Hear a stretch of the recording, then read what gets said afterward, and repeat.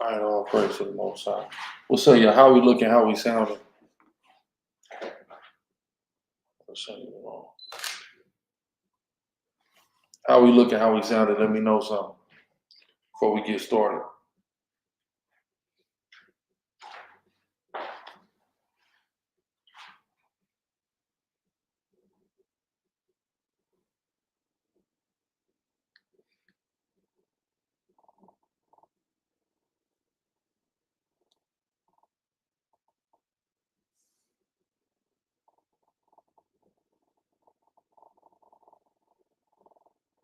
Okay, good. How we sounding though?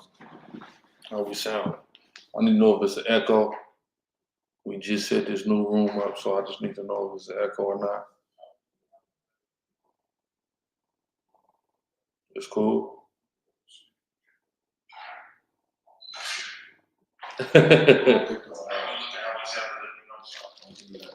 Rogue has that on? Okay. Yep, sorry. Okay, boom. What about now?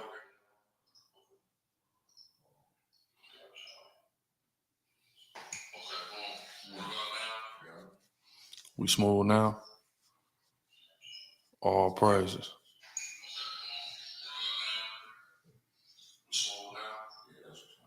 Sound clear? All praise to the Most High. All right, man. So, we got the new setup. This how we finna be doing Mondays right here on the Urban Gorilla channel.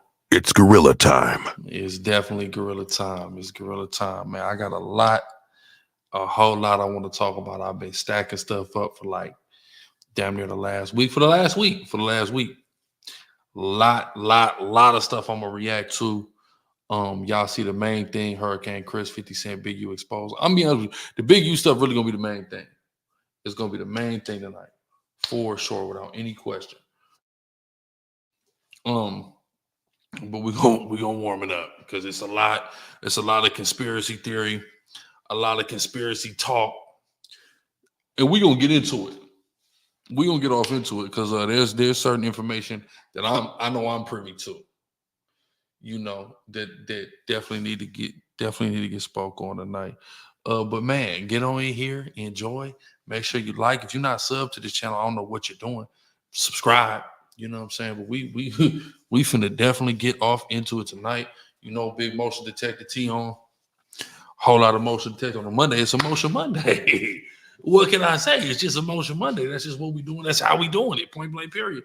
So yeah, man. Let's get off into it. I got quite a few things I want to talk about. This is the first thing I want to talk about tonight, though. There is a word in the English dictionary that has been going viral today. Oh, it's been going viral. Now, it's a sister I know, and shout out to her. And she the first person I ever seen with this word in her name, in her IG handle. Again, big up to her, but I never knew what it meant. I had no idea, Dre. What's the deal? Y'all don't understand, Dre, man. That's the woman with the plan right there. I'm telling you. But this word, it's been just everybody been saying it everywhere. So I want to just start off today by defining this word and and teaching everybody how to pronounce it. So we're not pronouncing it wrong. It means a reserved, modest, and shy use typically of a woman, right? She's reserved, she's modest and shy. And this is how we say the word. Demure. Demure. One more time. Demure. Demure. So don't miss me. I wasn't saying demure. I was saying like demure, demure. It's demure. All right. So let's make sure first and foremost that we got that straight. Now you got some young ladies like Sexy Red posted today. She ain't demure. She a hoe. So she's making it clear. So let's not misutilize that term. Let's make sure that term is pronounced properly as demure, and it's only being utilized towards women who fit the description. Let's make sure we do that, right? I'm glad that this is now a term.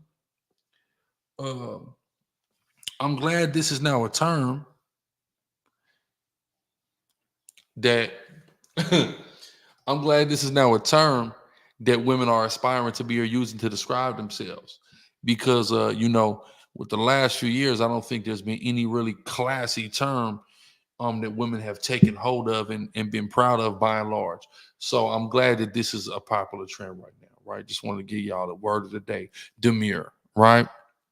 So we're going to head all over to Instagram right now. Number one, if you're not following me on IG, you're not following Gorilla Hebrew on IG, I don't know what you're doing, right? So get on over to at GRLA Hebrew and make sure you follow me. First things first, right? This is a recent post that came on to the Shade Room, and it's about Ice Spice. Now, Ice Spice, I'm gonna be honest with y'all. I'm not no like gigantic Ice Spice fan by no stretch of the imagination. I'm not a fan of her music. You feel me, or nothing like that. But there's a but to that. The but to that is I have taken concern about her rapid, drastic weight loss. I've been concerned about that. Oh, you not mad at? Hold on. Let me get you together.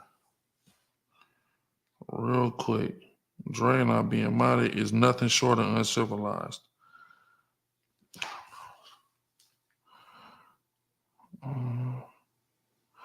Nothing short of uncivilized.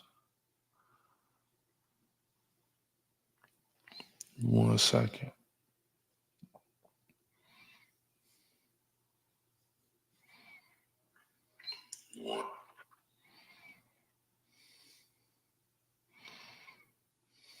Where's she at? Boom. In there. All right, there's your strap. You got it. Praise the Lord. So, boom. I'm going to be real with you. I'm pretty concerned about this weight loss, right? So, this was a post, and she said, I guess the quote was, I wish I never learned the word Ozempic. And I'm going to be real with you. I never heard the word ever in my life before Drake dropped it in the recent diss song. So I feel like ever since Drake, like I really feel like the Drake versus Kanye whole thing was an Ozempic commercial. I really feel like it was, because I never heard of it before that. And since then, I see it and I hear it absolutely everywhere. Everywhere. I'm driving, I'm seeing signs, Ozempic this, Ozempic. Okay, cool. So, right, she says, I wish I never learned the word Ozempic, and I share her sentiments. So I made a comment, right? And this is just like within the last 2 hours. I made a comment. We got to blame Drake. But I said, if you agree, we need thick ice back ASAP. Right? Like if you agree that we need thick ice back ASAP. And the reason I said that is because truthfully, I'm concerned for sis' health based off of the drastic weight loss she's went through. Some people would look at that as, oh, that's healthy or this and that. But I remember a time, man, in pop culture where we would see people have drastic weight losses like this, and this is typically tied to, eating disorders, drug abuse, things of that nature, things that aren't good, aren't conducive for anybody's individual health. So I was concerned. So that's why I said it. Now, of course, it's been mischaracterized by somebody. But I'm happy that the sister came and left a comment, because it gave me an opportunity to leave to give clarity to anybody who would come later and maybe take this comment the wrong way. So I said, but like if we agree, we need thick ice back ASAP. So sis said, Lady of Judah, she says, as a Hebrew leader, it shouldn't matter to you whether she is thick or not. Now, that's an opinion, right? And some may think that opinion is valid. Some may think that opinion is invalid. I really don't care. That's all a matter of opinion, right? But I had a response to that. So I said, as a Hebrew leader, I shouldn't be concerned for this young lady's health, because that's what you're telling me, right? When I said we need thick ice back, that original ice, that authentic ice, that fresh off the block in the Bronx ice. That's what I'm saying, the authentic Ice Spice. I said I shouldn't be concerned for this young lady's health in an industry where drug use is rampant and corporations try to turn our sisters into anorexic clones. And that's a reality. And these eating disorders, this pressure, if she's signed, let's find out who Ice Spice is signed to, right? Look at Drea. She said she over there trying to get them crossover dollars. And that's the reality of what's going on. This is what happens. And I definitely want to speak about it. Let's go here. Let's just go Ice spice, right? Share this tab, right? So this is what happens, right? Let's take a look at who is she signed to? 10K Capital Polydor, right? Is Polydor the parent of Capital? At the end of the day, it all goes, it don't even matter what happens. At the end of the day, it all really just goes back to one company. All right. What's the one company? UMG, right? UMG. And UMG goes back to who? Vivendi, right? Kanye has talked to you, ad nauseum about that, right? Ad nauseum about Vivendi. Let me see something. Universal Music Group. Can I go to Vivendi from here? Look at this. Traded as Euronext Amsterdam. That's crazy. Do we got a parent here? Look at that. Vivendi, right? 20%.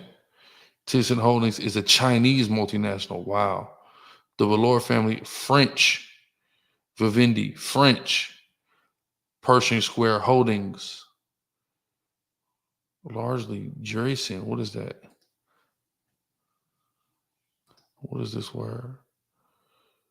Is a self-governing British Crown dependency. Wow. You see this? There's a lot of real old white Anglo-Saxon and or Franco-Western European money, right? So oftentimes what happens in these situations, let me go back here, is that pressure get put on them, right? So for example, what's this? K. Michelle.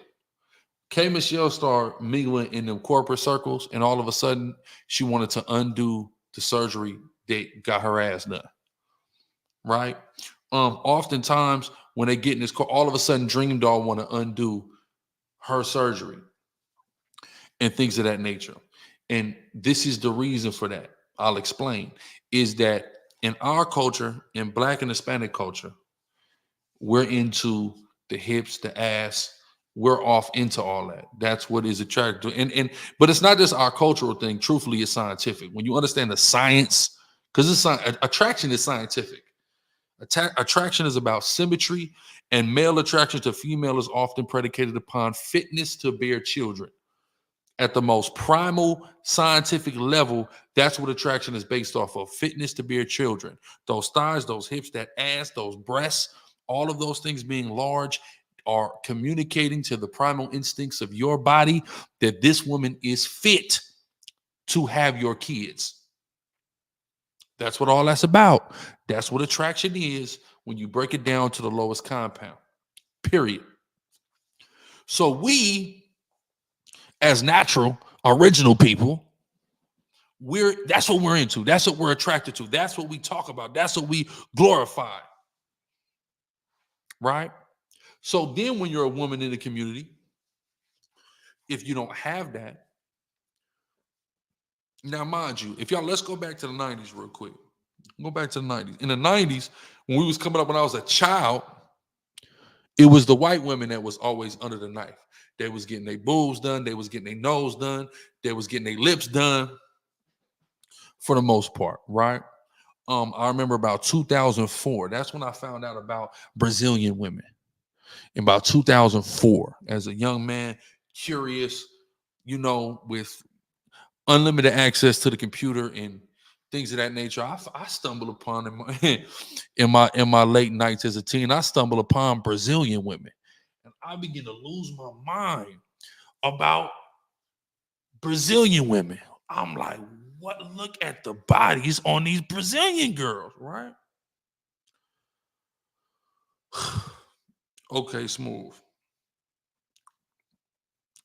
So I'm losing my mind about the Brazilian women. So to my pops at the time, he's traveling all through South America. He's in Colombia, Venezuela, Peru, Brazil. He's all down there, right? Ecuador, Panama, etc. He's all down there.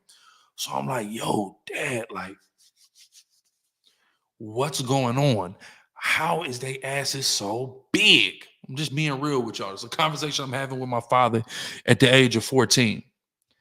And my pops tell me, he said, well, son, Down there in South America, when the girls get about 15, you know, they be a little chubby and their parents pay for them to get the surgery to reassign the fat in their belly to their ass.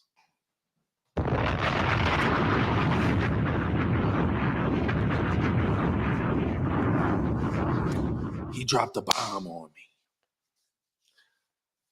Now, mind you, we know what a BBL is now. Everybody knows what that is now. 20 years ago, people did not even know the name of the procedure, let alone popularize the acronym for it. My pops dropped the first bomb on me. Okay, so that is what they're doing in Latin America. That's where they're getting some of those asses from. Because, of course, some girls are natural. We all know girls who naturally come like that. And now, because surgery has become so normalized, now you think the girls who came like that didn't come like that, and you accuse them of having surgery, which is not really an accusation. If you get it, you got it. If it looks, to me, it's all about if it look good or not. Point blank. If I like the way it looks, I don't care if it's natural or GMO, baby. That's just me, right? But so he told me that, so I'm like, okay, boom. So now that's glorified. So now a lot of we as a culture have shamed a lot of women for lacking in the department of body, right? If they weren't curvaceous, they ass wasn't big, things of that nature. We a lot of times shamed women, and of course, this led to a craze of surgeries. You know, now the thing with Dream Doll, because Dream Doll, she recently kind of went viral speaking again. Oh, ODM Slim in a bit. Let me drop a bomb for ODM Slim. Drop a bomb for my brother ODM Slim. Yeah, we're going in tonight. I'm going all night. Peter Woodall. I got that coffee on there. I got straight Dunkin' Donuts. I got 4 of these. I got 3 more in the fridge. I'm telling you, I'm ready to go tonight. I ain't been live on this channel talking about the BS, the Shade Room, No Jumper, Universe B. I ain't been on it in a few weeks. I said, man, I got to get on. I'm going all the way in tonight. Got my new setup. We cracking. Right? So, boom. So Dream Doll, right? So I'm coming back from New York one time to Atlanta. I get on the flight, American Airlines. Dream Doll's on the plane. Now, I don't know it's her. I know I'm finna board, and I see something looking amazing from behind. And I seen she looked back, and I'm like, oh, it's a little Spanish thing, like a little Latina looking real right with the, you know what I'm saying? I ain't gonna lie to you. That's what I was thinking in my mind. Then after I board, she's sitting in the row behind me, right? Slauson, you know it. And look, let me show you what I already got loaded. Slauson girl, who I love. Let me show you what I already got loaded. I was already finna shout you out today too, so I'm glad you came through here, because I'm definitely getting ready to get to this post and this impact, and definitely give you your much deserved flowers for being a true grassroots, on the pavement reporter, authentically native to this LA, man. So we definitely gonna get to you in a second. So shout out to my sis, man. You feel me? So boom, I'm getting on the plane. She's sitting in the row behind me. So when I'm going to sit down, I'm like, it dawned on me who that is. I'm like, Dream Doll. Okay, boom, cool. That's Dream Doll. So I'm like, boom, I ain't gonna cap too. She was on me too. I don't care what nobody say. She was on me. So do I gotta tell? Put a one in the chat if I really gotta tell this whole story. Because I'm gonna put somebody out there. Well, actually, I'm not, because I don't know the nigga name, but put a one in the chat if I need to really tell the whole story.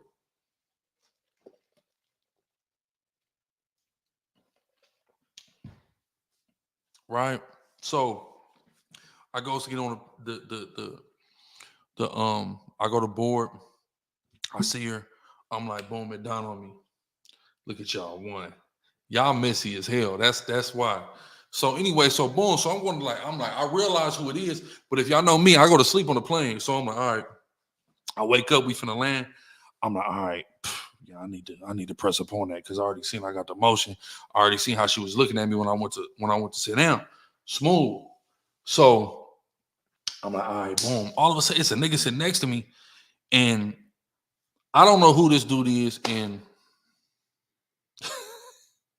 I'm gonna just be real. There's a lot of guys throughout this country, like, y'all know gangs have become very popular. And due to like the rise of the Bobby Shmurdas, Nipsey, and stuff in the last like decade, Crippin became popular again like it was in the 90s. If y'all remember in the 90s, Snoop, the East Siders all in, they made Crippin like the ultimate thing. Crips was all over the country. Right then, early 2000s, Lil Wayne, Game, Dipset came out. It became all about being a blood. Then about 10 years ago, like I said, Bobby, Nip, niggas like that, they made Crippin, popular again. And you don't believe me? Just go look back. Look at the trends. That's what happened. That's what happened. I remember, man, listen, it was a nigga I used to know. I remember I used to be on the Yahoo chat 2001, 2002. It's a nigga on there. So I'm a young kid, right? And this is the check niggas pedigree. Cause yeah, I was full-fledged banging all the way back then. Right? I don't know what niggas is doing, 11 and 12. You feel me? I definitely was pressing the turf all the way back then. So I'm on the Yahoo chat banging on niggas. You know what I'm saying? Whatever, in the house late, bored, whatever, boom, I'm banging. A nigga tap in with me, boom, oh, what's up? I'm from Fine Line Hoover, boom, I'm from North Carolina or South Carolina, one of the two, right? Well, I'm Fine Line Hoover, okay, boom, boom. So I logged in with him. All of a sudden, the nigga hits me up like, oh, the quality look good? Oh, praise. See, I got the good internet over here at the crib. At the school, Xfinity giving us BS internet. At the crib, it's A1. So, boom, all of a sudden, the nigga hit me up. It's a website came out, High Five. Y'all remember High Five? Years later, nigga find me on High Five. I don't even know. I never even really I barely use it. He hit me up. All of a sudden, the nigga banging Westside Paru out there in Carolinas. I said, wait a minute. Nigga said, yeah, everybody switched over to Paru out. All the Crips switched over. But why? When I went on his High Five page, you know what I saw on there? The game. So the Bloods got popular. So a lot of these niggas, they switched over. That's what happened. But Crippin is popular again. Crippin got popular again. Okay, cool.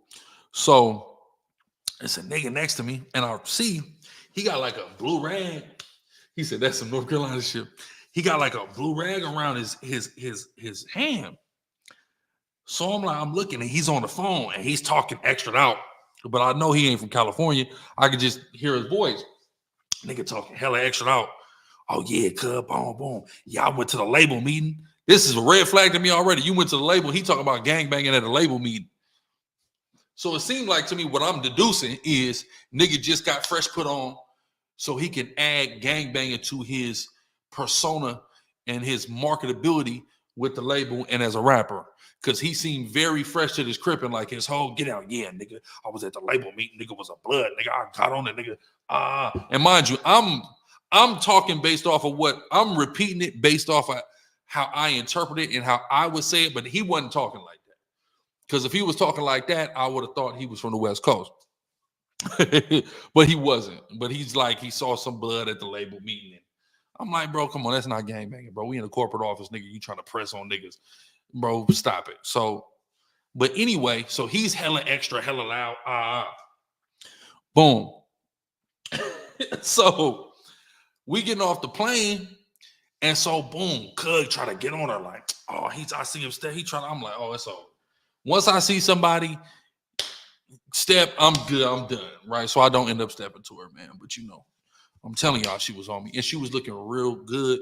No makeup, good in person. There's a lot of girls I've seen in person, and I vouch like they look just as good like they do on the internet. They know catfish, right? Anyway, so I say all that to say there's this whole like notion of girls trying to undo their surgeries and boom, boom. But a lot of it happens when they get to a certain corporate level and they trying to get in certain doors and they start getting around certain white people, frankly. And then all of a sudden they want to undo having a fat ass or big hips, etc. Dream Doll and K Michelle being prime examples. They want to do that because they feel like the white people that are around that are giving them bigger checks want them to fit into a certain mold. And like Drea said, want them to get the crossover money. Gangland name, what's the deal? Right? Shout out to everybody tapping in. Drea, ODM Slim, Gangland name. Listen, man, appreciate y'all. Y'all niggas cracking out that content. You feel me? I just had to get some things straight. I'm back on this too. I'm doing all you gotta understand. I'm multifaceted with this, right? One day I'm teaching the Bible, giving y'all the breakdowns. The other day, man, I'm breaking down all the bullshit. I'm telling you, I can do whatever. So anyway, what happened? So yeah, so that's that whole concept. So I think that's what Ice Spice has fallen victim to. I think she's fallen victim to that same type of corporate indoctrination, and I think that that's an unfair pressure to put, because we have to understand that our culture and other people's cultures are different. Our standards, our norms are different, and it's very detrimental when somebody's shamed into or encouraged to do something unhealthy in order to fit into another person's box, into another culture's box. And I'm afraid that our sister Ice Spice, she might be falling a victim to that. So again, and this is the problem too, because some of our people don't understand, as a Hebrew leader, it shouldn't matter to you whether she's thick or not. And I don't disrespect the sister. I respect her opinion totally. And I understand why she might feel that way. Right. But I have my reasons. So again, I said, as a Hebrew leader, I shouldn't be concerned for this young lady's health in an industry where drug use is rampant and corporations try to turn our sisters into anorexic clones. We've seen this stuff happen. We've seen it.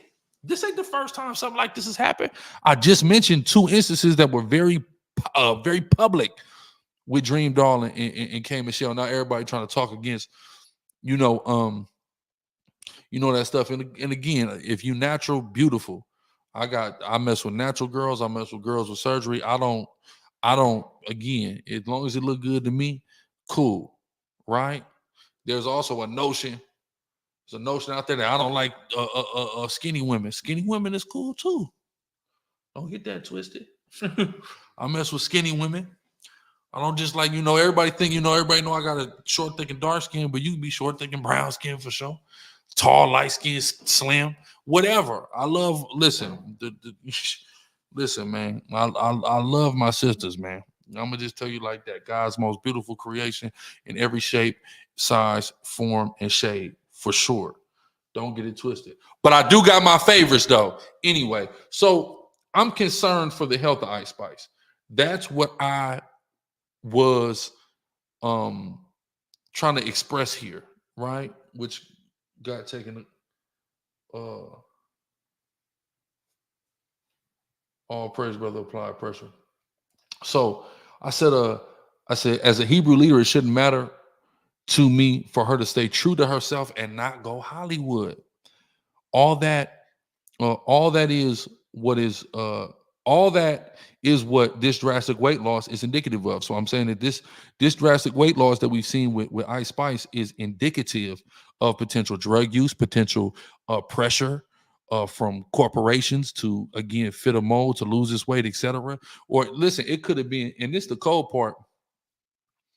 I remember if you watch a movie, what movie? I think Knocked Up.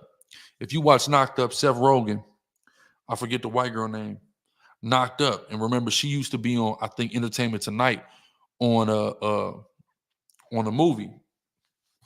And they were like, yeah, if you can just take your weight, subtract it by 10, weigh that. That's a real, that's real. That's when you start getting in the room with these white folks, they got a whole different standard of beauty than we do.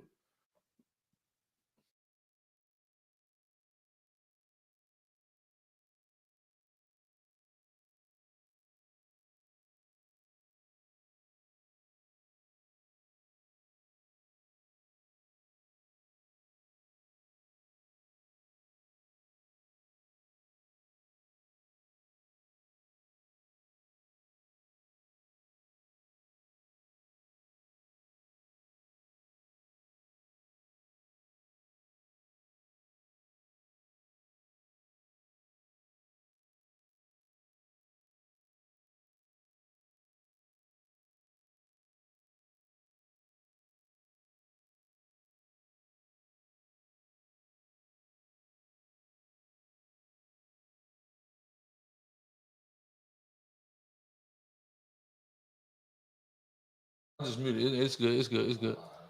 It's good. My fault, y'all. My fault, y'all. Appreciate y'all. So, But I remember a time when Ice Spice was performing when she first came out, and nobody was feeling her performance till she turned around. So that is, a key element of who she was. So to slim down, and this ain't just a small weight loss, right? Let's go to let me see if I can type in Ice Spice before and after. Like, can I? Let's visit this.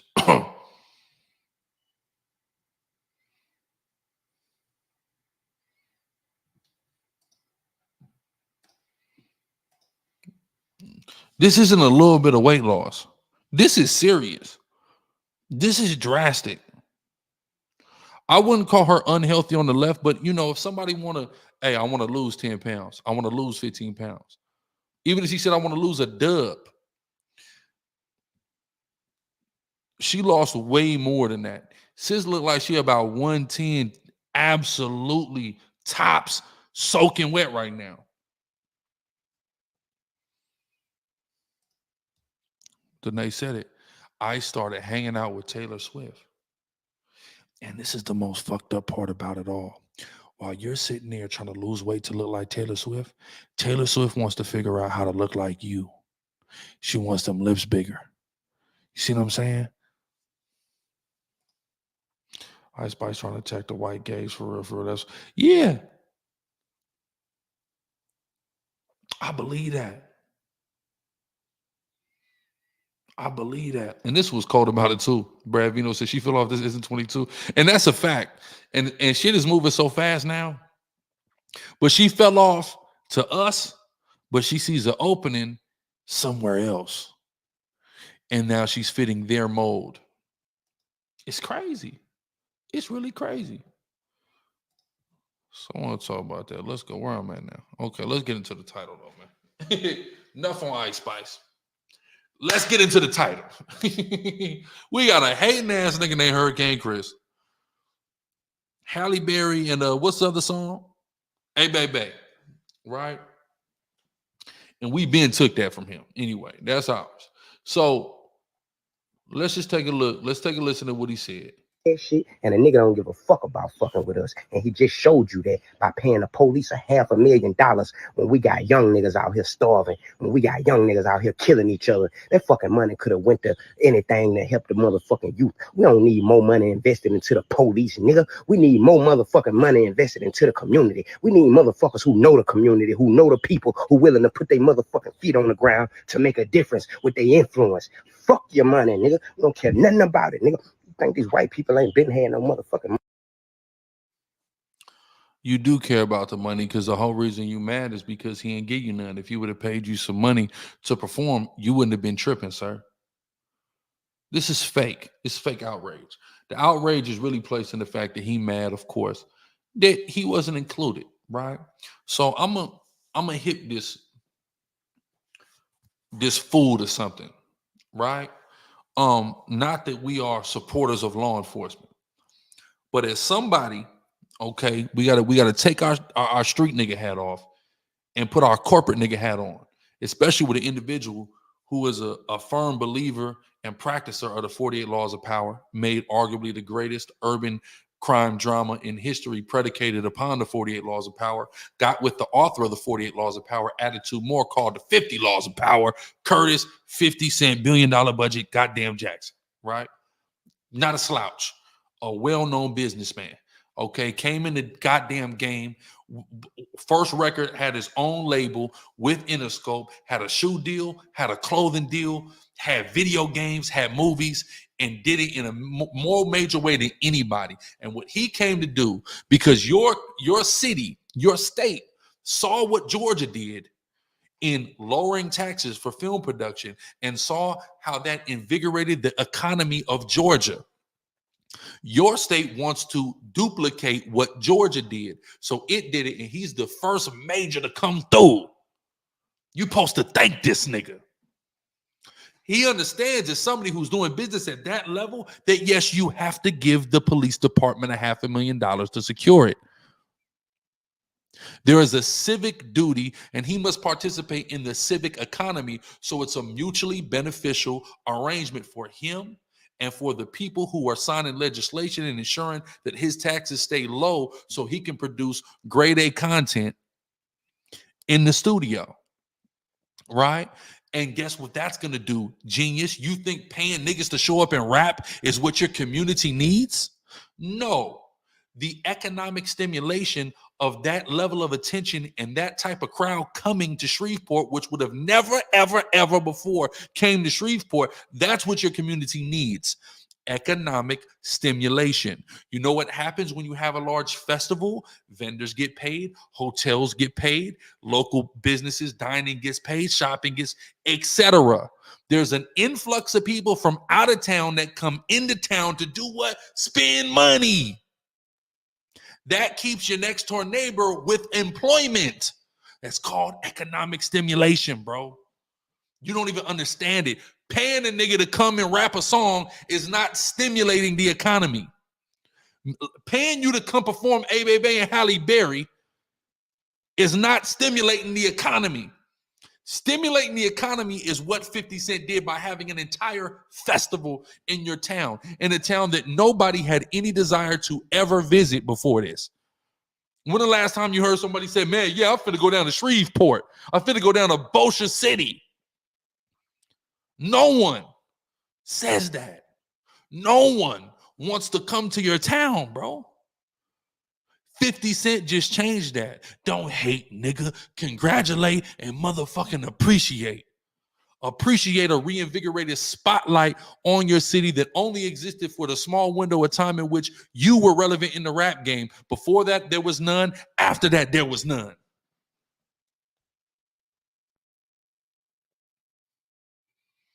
This shit is crazy. So look what I said. You just blew the opportunity of ever making it happen, acting like an emotional little girl on the internet.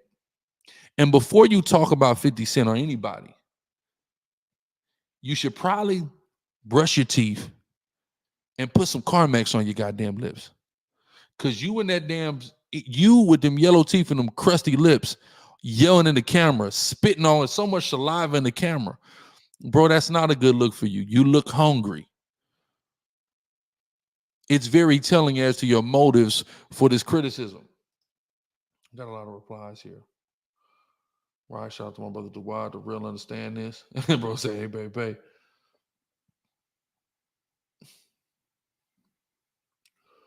Now, facts, 50 making this an annual thing.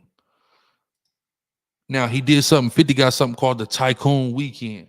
That's a big thing he was doing in Houston. He just had brought it to Atlanta earlier this year as well. February, he had a Tycoon R&B concert with Chris Brown headlining. He's invigorated economies for sure. And it's important. Like he said, people are like, oh, well, you can't do that in New York. Man, but it's not that you can't do it in New York. You could do it in New York, but does New York need another festival? Does it? Now, somebody else, shout out to Sister Tay. Now, Camo said this. He said, but I feel his frustration. I'm from Shreveport too, but you're right. Emotionalism doesn't bode well with 50. I said, he also not thinking about the stimulation that event just brought the actual economy, which benefits the average person, which far outweighs the rappers. A lot of our people do not actually understand economics and how they work. Like, for example, here in Atlanta, the World Cup finna come here, I think 2026, if I'm not mistaken. Let me confirm.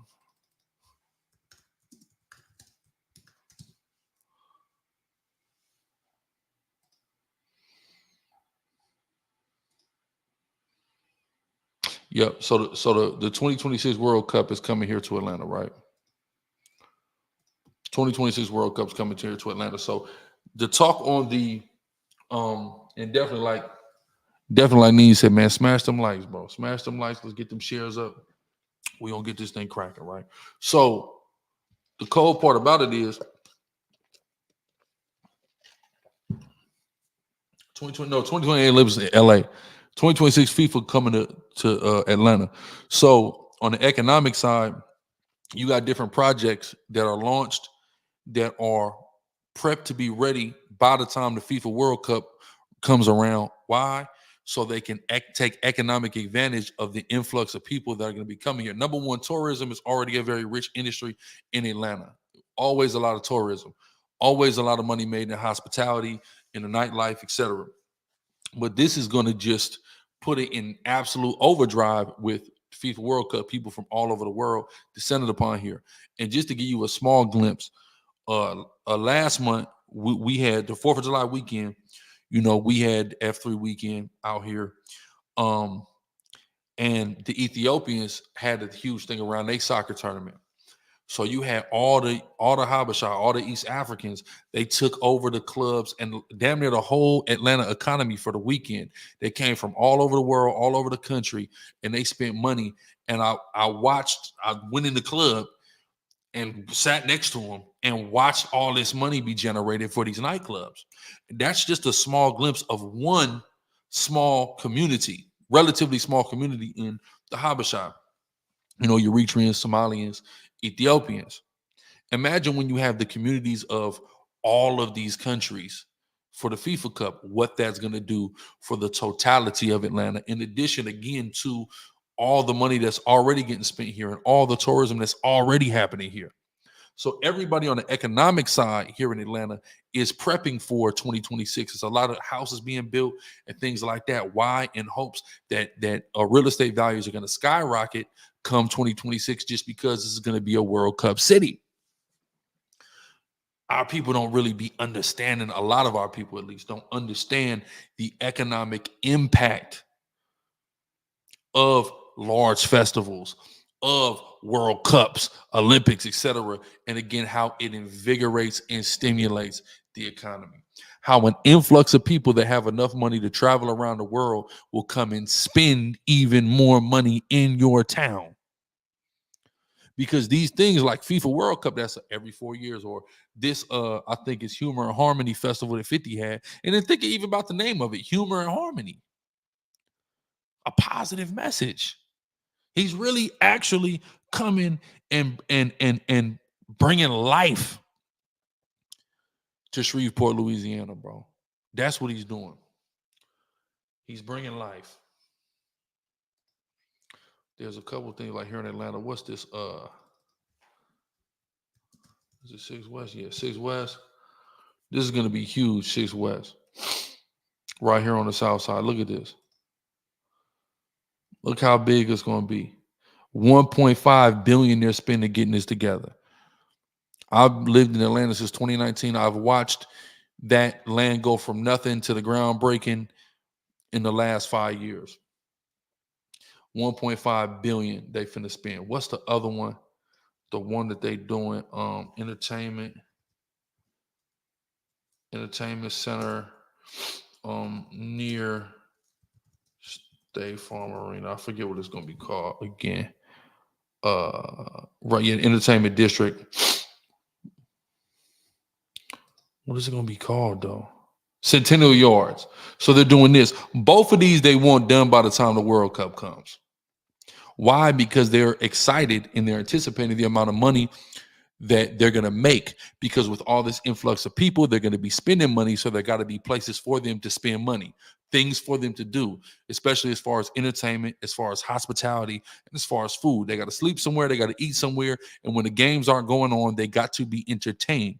So you create places that can accommodate those things, and they're going to come and pour their money into it. It's called, again, economic stimulation. So when all these people come for the Humor and Harmony Festival, let's see how many days it was.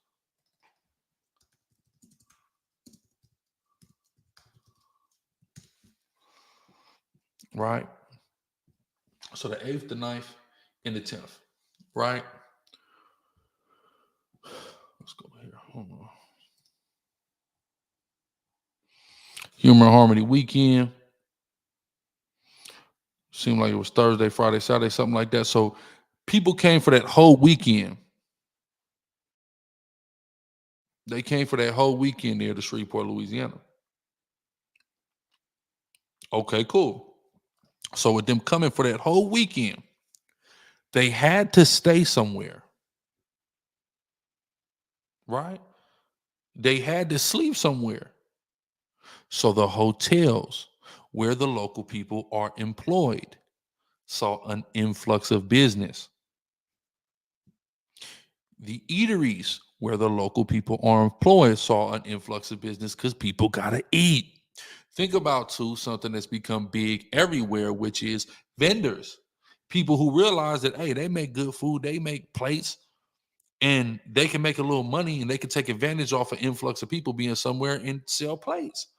So independent entrepreneurs, mostly coming from our black and brown communities, were able to go out there, I'm sure, and get them some money because people gotta eat. And then when the festivities are going on, people got to do other things throughout the city.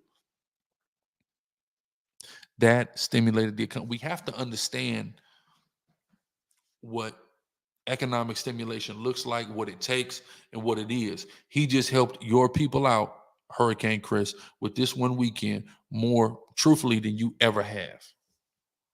You have never brought the economic impact, and you will not be bringing or ever bring the economic impact that 50 Cent is to the area with the construction of the Junior Film Studio there in Shreveport, in addition to an annual major festival there. Just never would do it, bro. And instead of hating, bro, you need to just be happy. Look at this, Tanya. Look at this. Con Chief SoFi Stadium in LA made a killing during the Super Bowl. 1,000 for park. I remember how much money we paid. We paid like $120 to park to go teach outside the Super Bowl at SoFi Stadium. Let's just look at this. How much does the Super Bowl bring to a city? An estimate of 60% of all Americans view, okay, boom. The game generated in net direct income to residents. Okay, so what is this? Okay, 2023. So it said $150 million came into the economy that weekend for the people who lived. That was 2023. So I think that was LA. No, Super Bowl 23 was 22 was LA, right? 22 was LA, 23 was Arizona. The minimum impact each year is an estimated 300 million, but can reach up to 1.3 billion, right? See, look, so this nigga, they're saying it's 150, but they're saying 1.3 billion was generated for Glendale, Arizona, right? But even if it was just 150 million, that's 150 million extra dollars. Now, I'd be at every Super Bowl. I ain't missed a Super Bowl since the Atlanta Super Bowl. So I think the Atlanta Super Bowl was the year I moved to Atlanta, which is 2019. I ain't missed the Super Bowl 2019. The pandemic Super Bowl in Tampa I went to. And when I say I went to, I was in the city for the weekend and there to teach. I didn't go into the actual game, just to be clear. But yeah, Atlanta. Let me see something.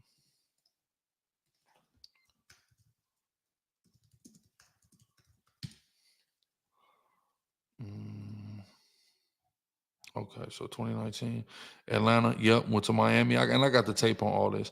Atlanta, Miami, or Miami Gardens at the Dolphin Stadium. Tampa, right? We was there. That's the pandemic Super Bowl. SoFi Stadium, Inglewood. We was there. State Farm, Glendale. I was there. We was there this year at a Legion there in Vegas. So you can literally see the economic impact. I was the day before, or was it the day before? 2 days before that Friday. Was it that Friday? No, it was that Saturday. The day before the Super Bowl, we was out kicking it across the street. They got a whole like entertainment plaza like right across the street from the stadium out there in AZ. Cracking. You see all the influx of people there. It was going down. So it really invigorates an economy, these types of large events. This is the biggest thing that hits your town, bro. Be happy that he did that. And just because he ain't book you this time don't mean he ain't gonna book you next time. But the coldest part about this is I found a guy. The brother name is Big Fella Zilla. And man, he has something to say about Hurricane Chris. I perform. And shit, I know one thing. In my city, I'm the hottest in this bitch right now. I'm 7 years and running. For real, man. Shout out to 50, man. Hurricane, I don't know what you want, what you done popped this morning, what you done did this morning that made you get on here and say some shit like that. Man, you tripping, man. It wasn't really about no money, it about opportunity. Being able to shake hands with people that you wouldn't be able to shake hands with. Come on, bro. If you're an artist and you ain't network and promote yourself out here, it's your fault. Hold on. Shout out to 50, bro. So that is an authentic Shreveport, Louisiana artist, and he performed. So Hurricane Chris flat out lied. Then he took it past even Shreveport and said the whole state of Louisiana. Fredo Bang responded and said he performed too. So Hurricane Chris woke up mad, lying, simply because he ain't get invited to the party. How you gonna hate from the outside of the club? You can't even get in. That's my question. He should have just pulled up and enjoyed the weekend. But it's so much hate. It's so much hate. So much hate in our people's heart, man. And that's what Mike Rubin was talking about. But to counteract the hate, let's talk about some love again. Big up to my sister Slauson Girl. Let me drop a bomb for her.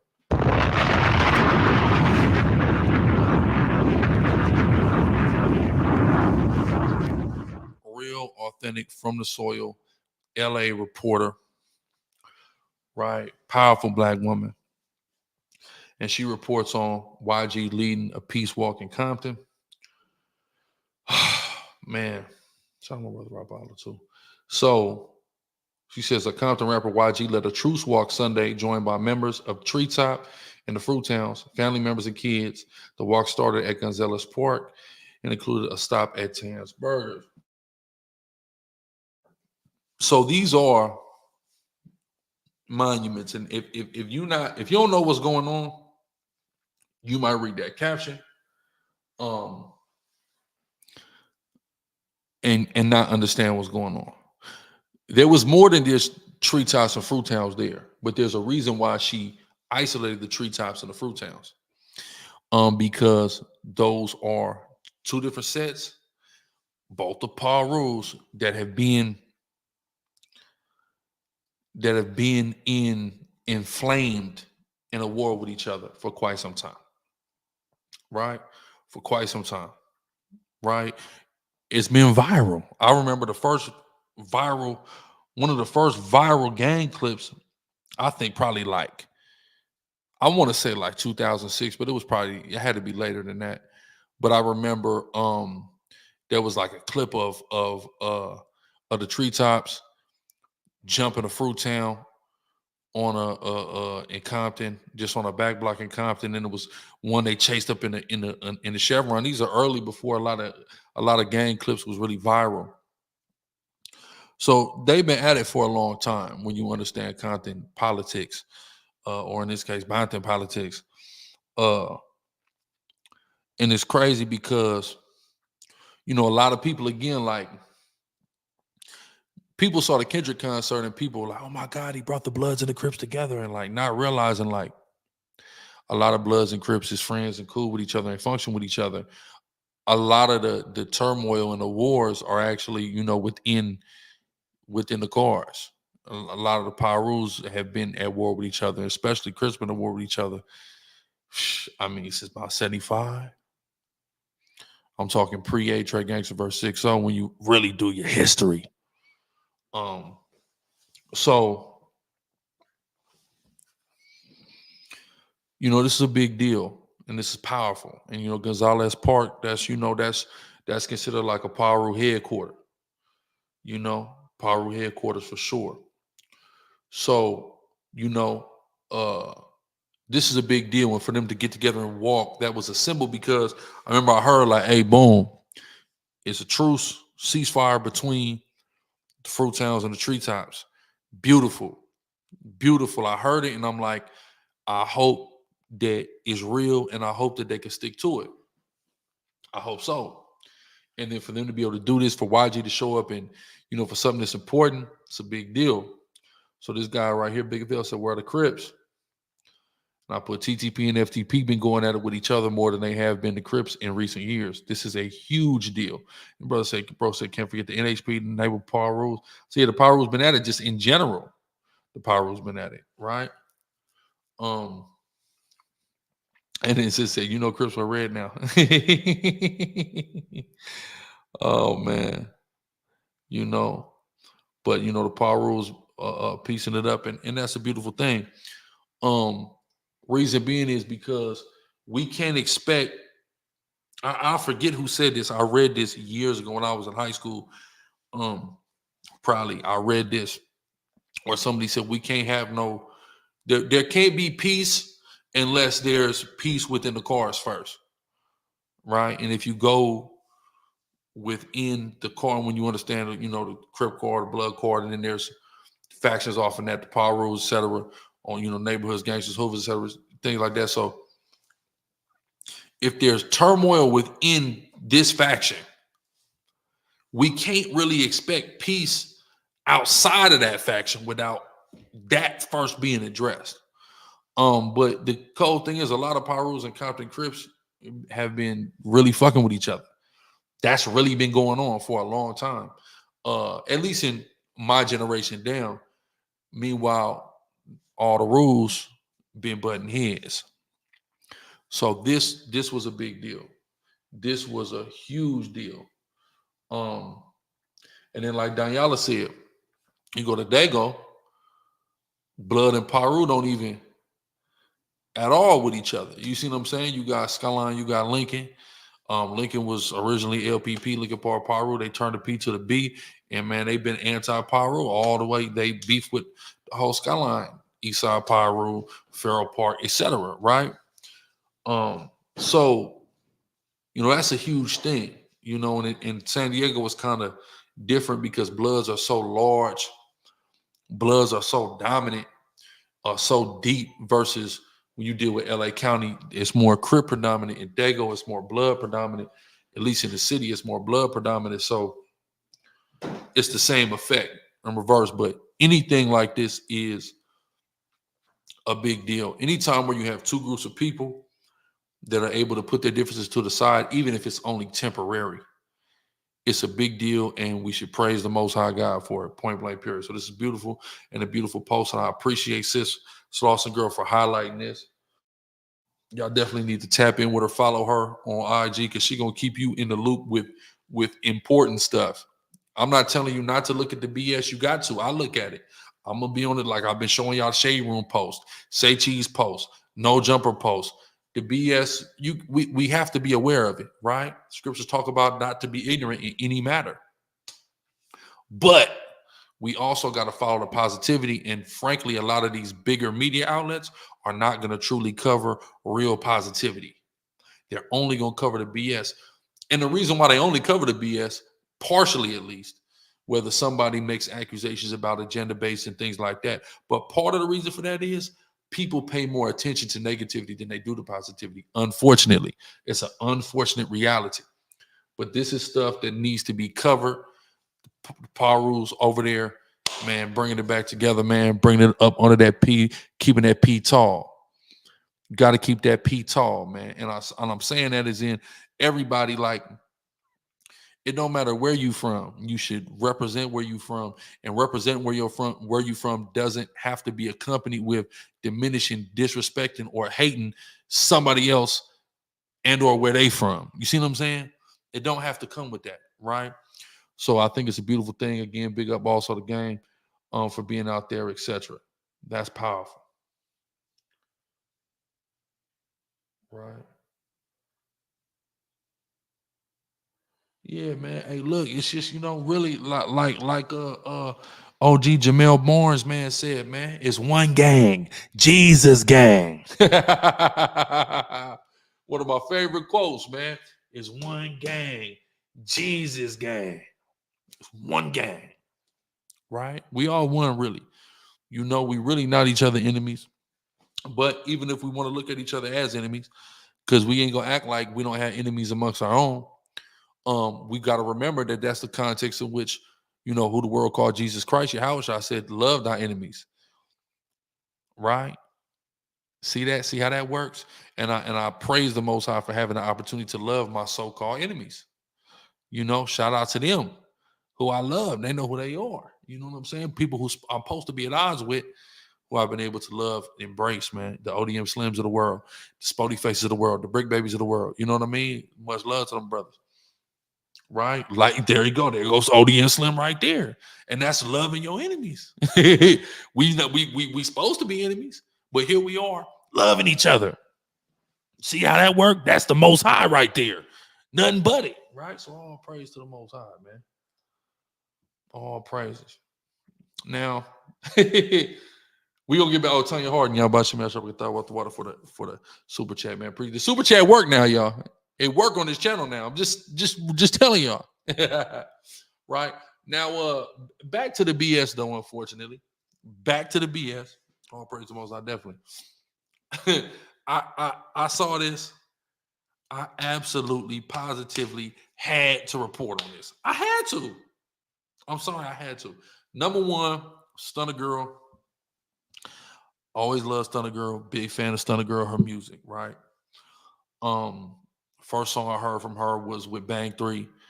Was called, I think it's called Draco, if I'm not mistaken. The first song I heard from her, and I tapped in with her and I felt her. If you from this West Coast, Stunner Girl, if you familiar with Stunner Girl, you from this West Coast, she remind you of 100 girls that you grew up with. 100 girls you grew up with, came up rough, a little tomboyish, but still a super pretty girl, you know, hella hood, you know, probably did a little, you know what I mean, was on the blade a little bit, doing a renegade thing, or, you know what I mean, something like that. Like, this is, I know so many girls like her, and there's certain areas that have extremely large pockets of girls like that. She's up out of Sac. Sac is one of them areas. Fresno, Dago, these are areas where there's a million Stunner girls. Maybe not that look as good as her, but as far as who she is and what she represents. So when I see a girl, a young lady like that, I always, you know, embrace and love them because it's so reminiscent, again, of so many girls I grew up with.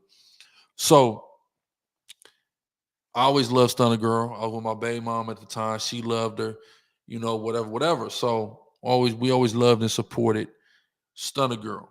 All of a sudden, you know, I mean, I never really saw her do, but you know, I saw her on social media talking about how she got a man, a husband, etc. Beautiful thing. Then, you know, I tune on to the homie show, Back on Fig. Right? Look at Bird's Eye, right? My rear from Sac and another from Oakland.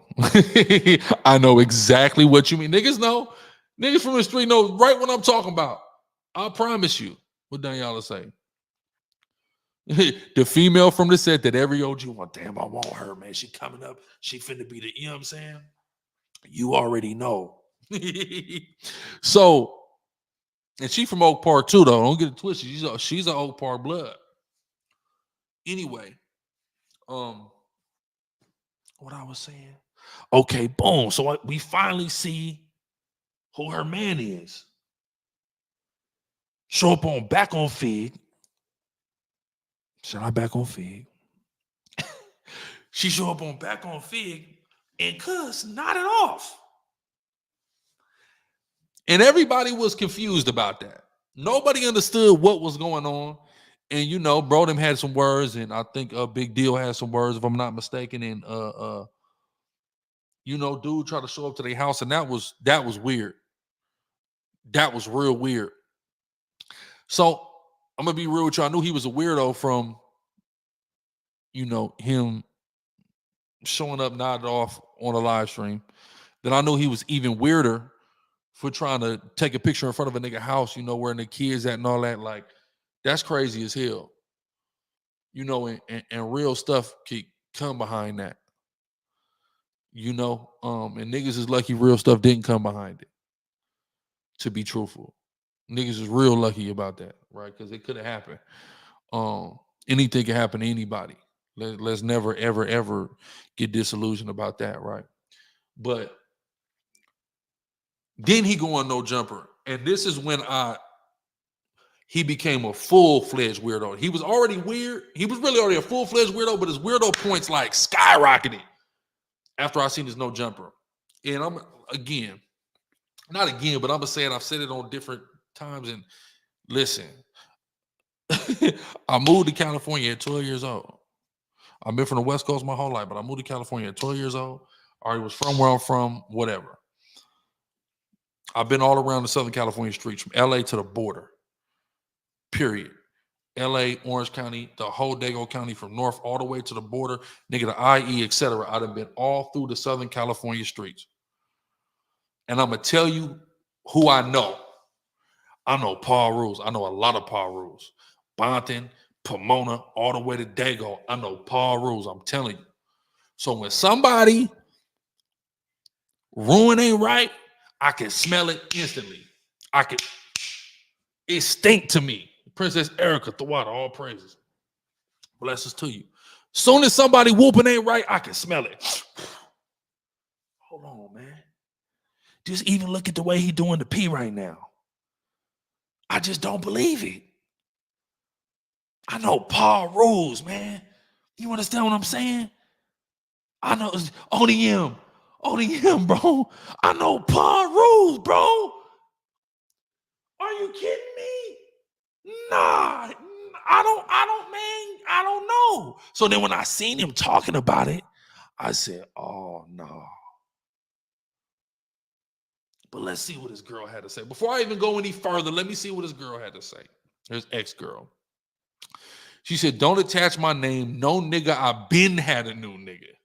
Ooh, she been had a girl. What? You been had a new nigga? She said, take the pee off your face. You're not from Bompton. Which I knew. Let me drop a bomb for it though.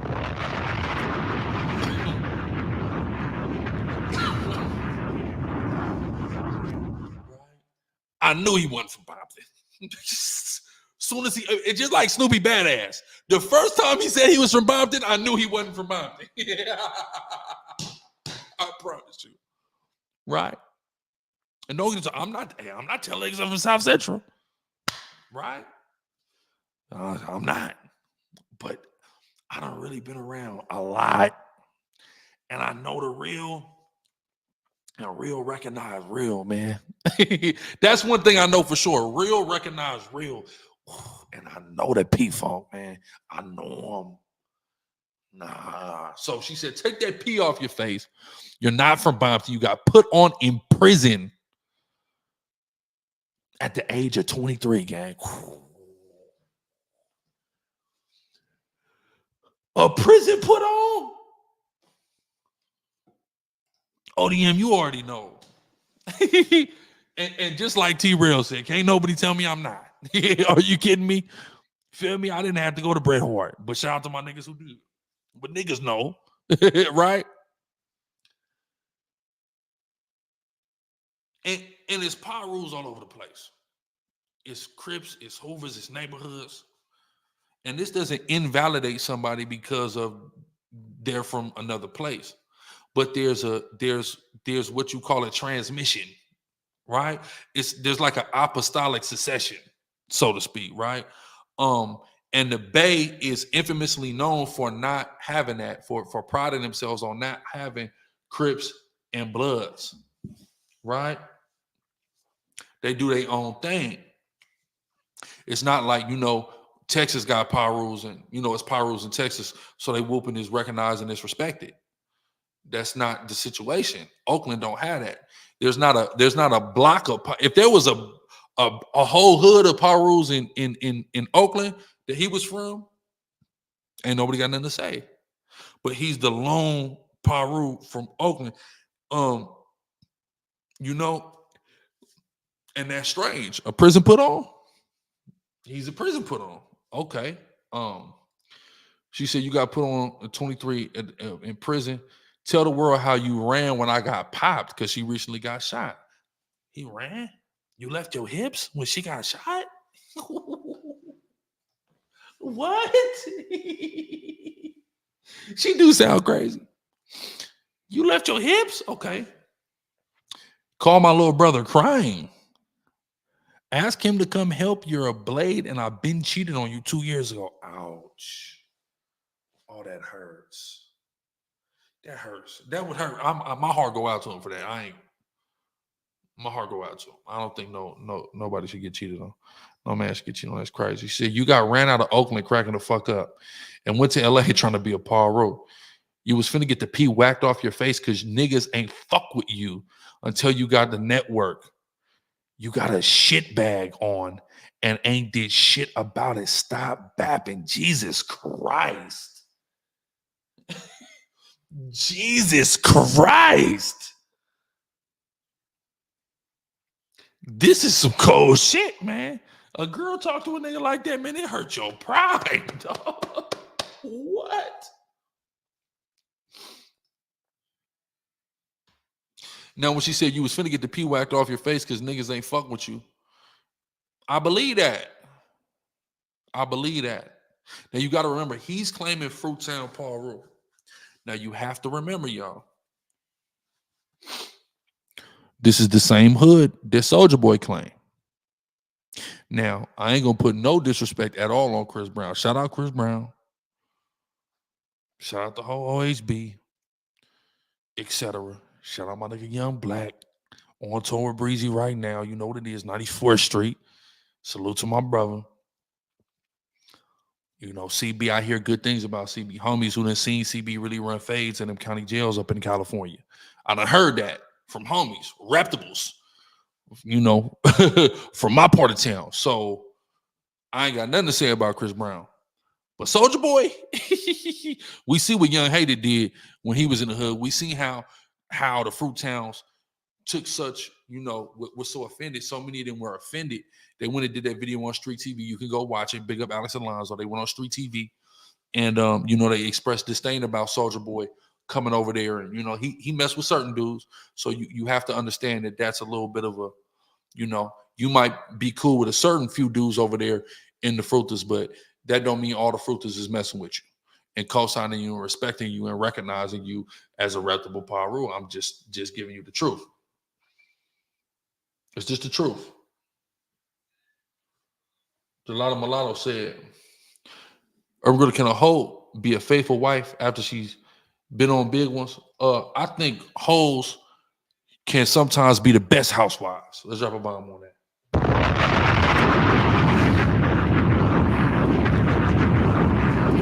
I think hoes can sometimes be the best housewives. For sure. I believe that. Right? I think that, you know, they need to be cleaned up and be rinsed off and loved, because we don't dehumanize Black and Hispanic women over here because of their past. What you say? Life, man, let's get it. Whether we together or not.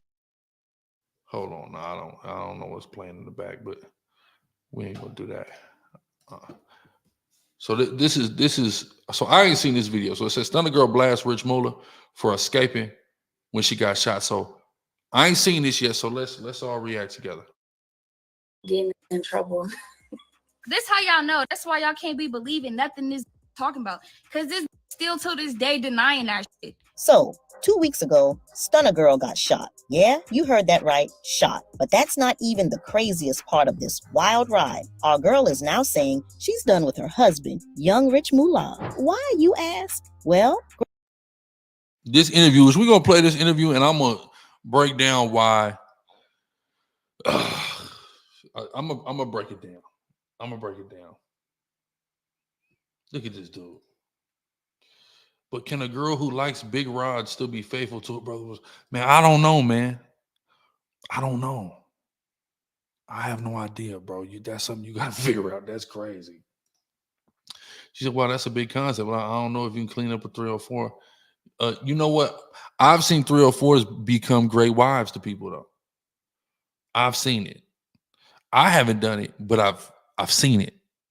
I've seen ex-hoes become great wives to people, man. Really appreciate the fact that a nigga would look past all that and love them, you know, and love them back and really serve them and have been amazing wives to them. I've seen it, man. You know, person said, can we do a poll? First off, pause. Hold on. Scary hours. It's scary hours. Talking about can we do a poll? Whoa. Let's not get derailed. Let's get back to Stunner Girl real quick. Grab your popcorn because this is where it gets juicy. Stunner Girl claims that when she got shot, her man took off running and crying. I mean, talk about not standing by your woman, right? She's feeling some type of way about it, and honestly, can you blame her? And get this, Stunner Girl didn't just break up with her man, she dragged him for filth. She's out here spilling more tea, saying things like, I'm gonna be honest, she too fine to be running when she gets shot, man. You gotta stand tall. You gotta be a knight in shining armor, man. That girl is beautiful.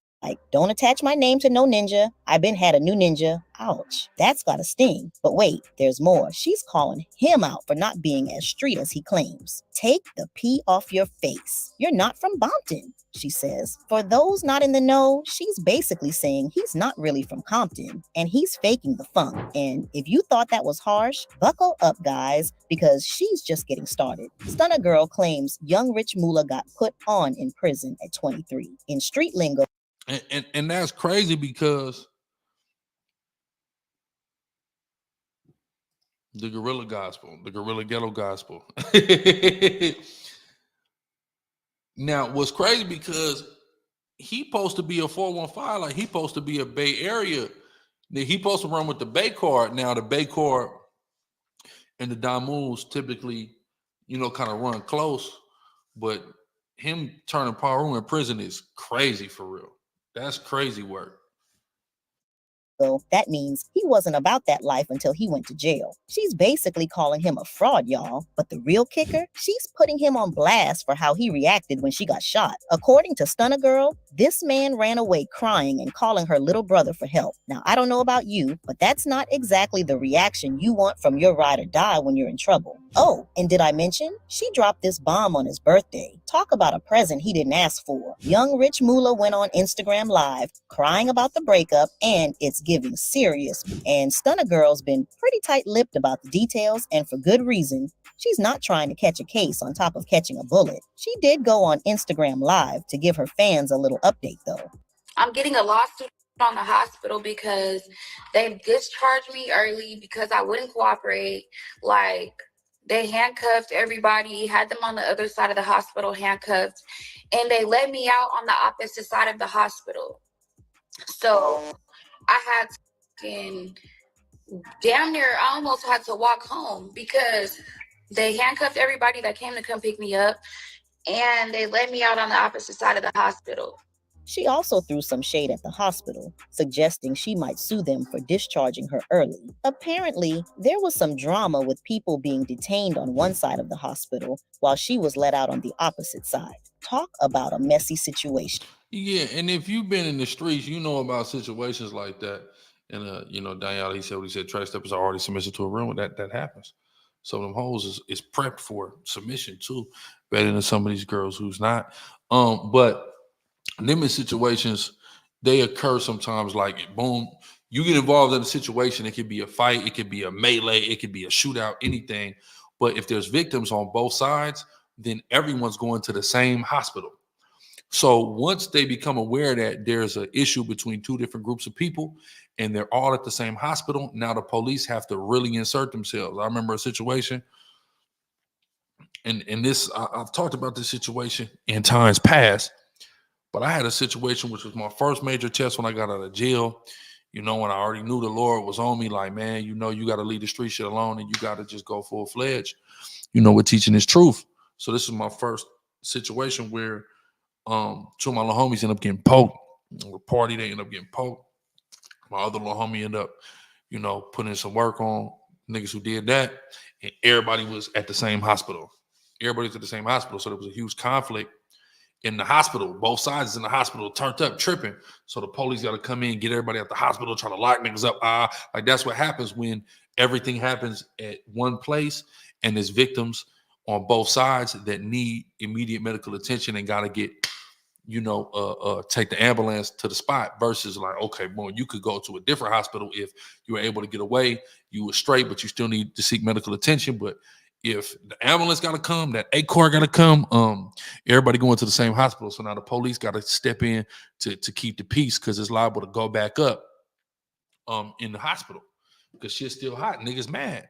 Ain't nothing like seeing your home. When you see your homie in the hospital bed, if you don't want to ride immediately, use a bitch. You don't love that motherfucker if you don't feel like propelling into action, seeing a homie in the hospital bed. And then to know, like, okay, they're right there too. They just in another part of the hospital. They could be in the same hallway, the next floor. Nigga, let's get these niggas.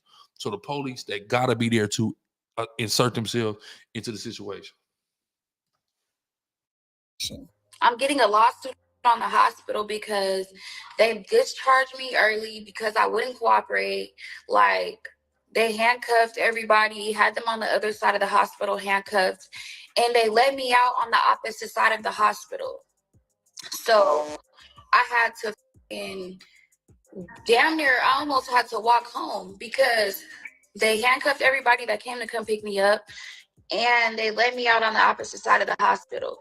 Here's where it gets really interesting. Stunna Girl is adamant that this shooting has nothing to do with any rap beef. She's frustrated with people trying to connect this to some industry drama. She insists that her... I highly doubt it have anything to do with rap beef. Who is she beefing with that's going to shoot her? Who?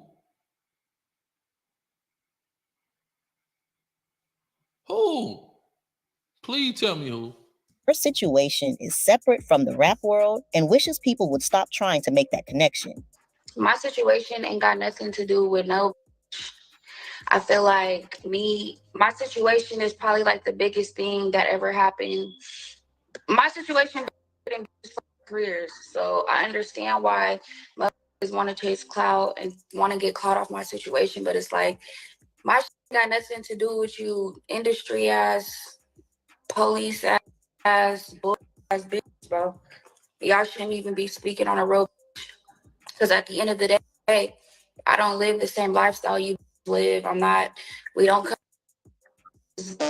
you know, we just ain't grow up the same. So a motherfucker celebrating that I got shot is like, you don't do enough.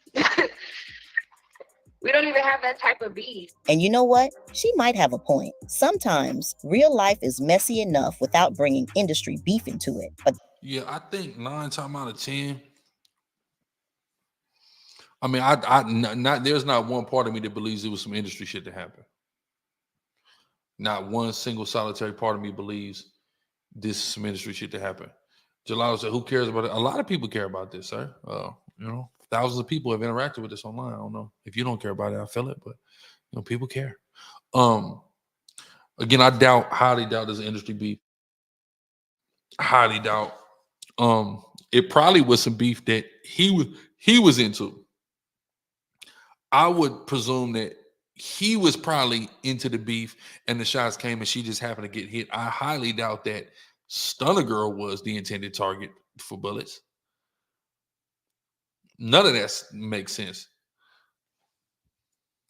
that's not stopping the internet detectives from trying to piece this puzzle together. One fan said, "That's a valid reason to leave. He should be protecting her and helping her to heal." Others are giving Stunna the side eye. It's crazy how she put him on a pedestal until he ran when she got shot. Now, that's a fair point, too, because she really did. I ain't gonna cap. It go both ways because, again, I looked at dude always as a weirdo from the jump. Not always, but as soon as I heard him talk, or really as soon as I seen him pass down on back on Fig. From that moment,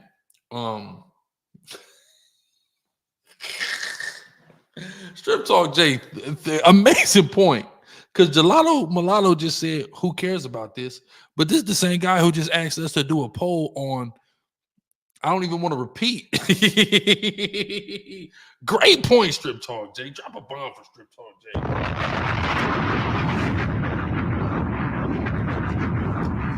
So, okay, so as soon as I seen him at back on Fig passed out, I felt like he was a weirdo. Then when I heard him talk, then when he posted a picture in front of Bronham House, he was even weirder. Then when I heard him talk, he was even weirder. So before any of that, before we ever really seen him or were introduced to him, she always went so hard. Her man, my man. Always, right?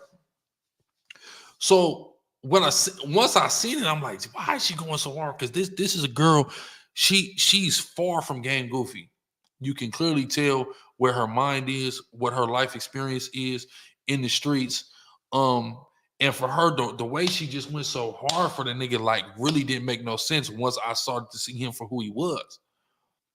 But on the other end, hey, this is the nigga you fucking with, so you should go hard for him. You see what I'm saying? But like this comment says, it's crazy how she put him on a pedestal until he ran when she got shot. He was the hardest nigga in LA until he wasn't. All of a sudden, he's the coward that got ran up out of Oakland. I'm glad she's okay, but the egg is on her face. The fact that she laid up with him this whole time. He had a colostomy bag, but now she speaks ill of him. Not taking care of it is crazy work. This says a lot about her and her character. Her admitting to cheating for 2 years may send him over the edge. No, that's crazy too, because I'm almost forgetting that you said he got a colostomy bag. That he got a shit bag. That's a big deal. And then you saying like he never did something, never did nothing about it. Now, if he's an intricate part of your career and you guys had a network, Red Rum, which Red Rum was an OD ass name for a network anyway. Like, that's just overblood. We're going to call the new network Red Rum. That y'all was whooping too hard, man. What did FYBJ say? Y'all over whooped with Red Rum. But the cold part of this is, right, the whole situation, the cold part of this is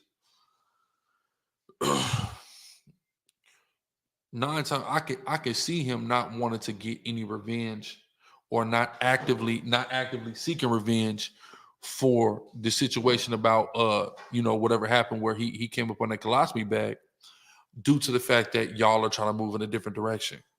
So to weaponize that against him is crazy. But I mean, y'all already know that's what girls do. That's what girls do. Girls are going to do that, when that breakup happens and she wants to demean you, she wants to take away from you, she's gonna it's like the police. Anything you say or can and will be used against you. It just is what it is. Again, like she said, you wanted to get that pee whacked out. He probably was on drugs, feeling sad. Man, the homies don't fuck with me. Well, the homies don't fuck with you, nigga, because they don't know you. You got put on in prison. You're not from Boston. They don't know you. You see what I'm saying? Well, it's important to have your own homies. Even if you could be from, again, you got LA gangs everywhere. Everywhere, right? Houston, over deep in Houston, right? But they still have their own stuff too. The Foreign Park Crib.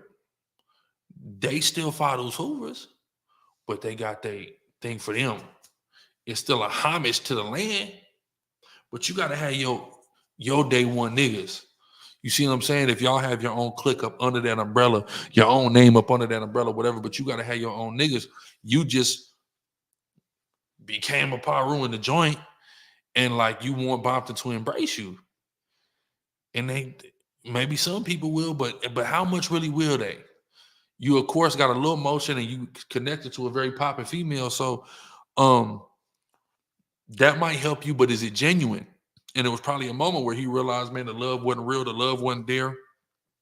He's probably off drugs and feeling hella sad and sorry, and he confided in his woman, man, I want to get this pizza on my face, man. The homies ain't fucking with me.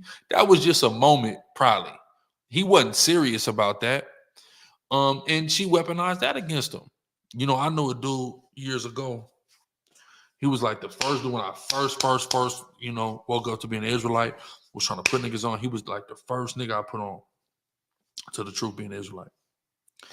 And around that time, we like 18. I'm like finna be 18. We like 17, 18 around that time. So he wanted gangbang. He starts expressing how he always wanted to gangbang. And how hard he used to think Crips were when they wore blue flannels and shit like that. I'm telling you what he said. So I had the bro around who at the time was banging DVC and Ocean D Valley Crip. Right? And Bro ended up getting put on. Who always want to get put on? End up getting put on DVC. And not too long after, he ended up going to jail. He ended up going to the county jail. And when he got out of the county, he like, man, I got put on this hood and ain't nobody write me. Ain't nobody put no money on my books. Fuck that. I ain't better to bang that. And he turned something else. I can't even tell you what else he turned. But I'm like, bro, like nobody knows you. Nobody, of course nobody wrote you a poop. What they gonna write you and say? They don't know you. You're not really from over there. You know, you got put on and you thought that was enough. Like that little, and I want to say he had like a 2-man put on, if I'm not mistaken.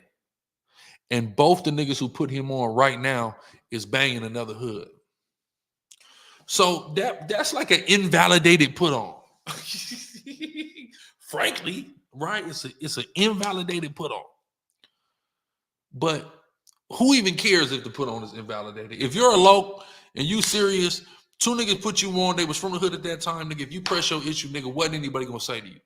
See, that be niggas' problem. They be looking for too much outside validation. You gotta be from where you from, nigga, on your own 10 toes, nigga. Fuck that, nigga. And who I gotta see about it. That's how you get, that's your mentality. I am who I am based off of me. I don't gotta call nobody. I don't gotta name drop nobody. I don't need nobody to send me a letter in jail, nigga. I'm from where I'm from by my motherfucking self. That's how that gotta work. And when niggas see that, you know what niggas are gonna have to do? Salute and respect it, period. Even if they packed you out. Respect him, because he stood 10 toes, man. He stood 10 toes, bro. That nigga ain't playing, nigga. If a nigga from that hood felt like, nigga, I ain't never seen you in the hood, nigga. You ain't from the set, nigga. Boom, what's up? Line it up then, nigga. I ain't from where, nigga. What? See, a nigga will get, I'm not from where? Hold on, man. Let me call the homies. Don't you know such and such? He said, I'm good. Nah, fuck, nigga. I'm not from what, nigga? Let's do it, nigga. The fuck? That's how that's supposed to go. Niggas don't. Niggas wasn't bred for real in the streets. That's just what it is. Anyway, though. But yeah, so bro, all of a sudden he like, man, nobody wrote me and shit. Fuck that, bro. I'm turning some other shit. Hold on. Exactly. That's how it be in LA and Compton, Long Beach, in Southern California, bro. I don't need nobody to validate. No, I'm not calling nobody nigga. I'm from nigga, huh? Of course, you know, when I was doing that, when I was active in the streets, you know, but niggas be too like seeking outside. You got to be your validation. You, your validation, not nobody else. But anyway, so, if you believe in being from that FTP nigga, it don't matter if the homies don't fuck with you. And you got to get that to Snoopy Badass at least somewhat, but he switches up every day. He dissing his own hood. You know, but sometimes he got that right mentality where nigga, I don't give a fuck with none of the homies ain't fucking with me. I'm pressing the hood, right? Even though, of course, we gonna get to him in a second. But Snoopy Badass become very, very entertaining. I do want to say that. Overwhelmingly entertaining. Anyway, though. But yeah, so the nigga, he turns something else. Nigga, they ain't the homies, they homie that make it, nigga, you're not from over there. Right? You might be from there. You might got to put on there, but you're not. You see what I'm saying? You didn't grow there. What's the saying about growing there? You might go there, but you didn't grow there. Something like that. Bro said that's called a turf bug rainbow banger. Don't name drop. What name did you create? What is your name? Niggas, look, bro, niggas don't understand the importance of what is your name, nigga. That's the shit my little brother used to do. He used to run at niggas. If it's an older nigga, he's just my name. Until he finally got his name ringing, it was always, nigga, my name. Right? No, he is Drea. He's pure entertainment. I watch this shit the other day. I'm like, this nigga's becoming really entertaining. I used to couldn't stand this nigga. Now I'm like, because listen, y'all, I respect entertainment. A lot of y'all say what y'all want about Adam 22, say what y'all want about Wack 100. I like them. Them niggas is really entertaining to me. The Adam and Wack show, I do not miss it. I promise you, I will not miss it. And we get ready to get into it in a minute too. I will not miss the Adam and Wax show. It's too entertaining. Snoopy Badass has officially, he's becoming really entertaining to me. Right? So I'm tapping into his content. I'm gonna tell you who else who I couldn't stand, who's coming really entertaining to me. Loose Cannon. I'm like, this nigga, he's starting to entertain me. He's calling niggas sweetie pie and shit. It's funny, whatever. It's entertaining. I don't gotta co-sign everything everybody do to find their content entertaining. Because you got to remember, I appreciate you, gang, man. Yeah, I got about 50 some of them upstairs. I'm gonna do a whole vlog on just Astros House, I promise you. I'm gonna do a whole Astros House vlog. I'm not here standing up. Jesus, I got my size messed up. Hold on. Come on, man. Don't do me like that. I'm on TV. All praises. So, so bro, he becoming very entertaining. Loose Cannon, all these niggas is becoming so entertaining to me now. I don't even know what to do. You know, certain even individuals I didn't like. Bro, this nigga's entertaining now. I wasn't fucking with Loose or Snoopy. You know, but they're entertaining. Remember, y'all, this is the content world. We're creating content. We're consuming content. This is about content, right? The content cartel.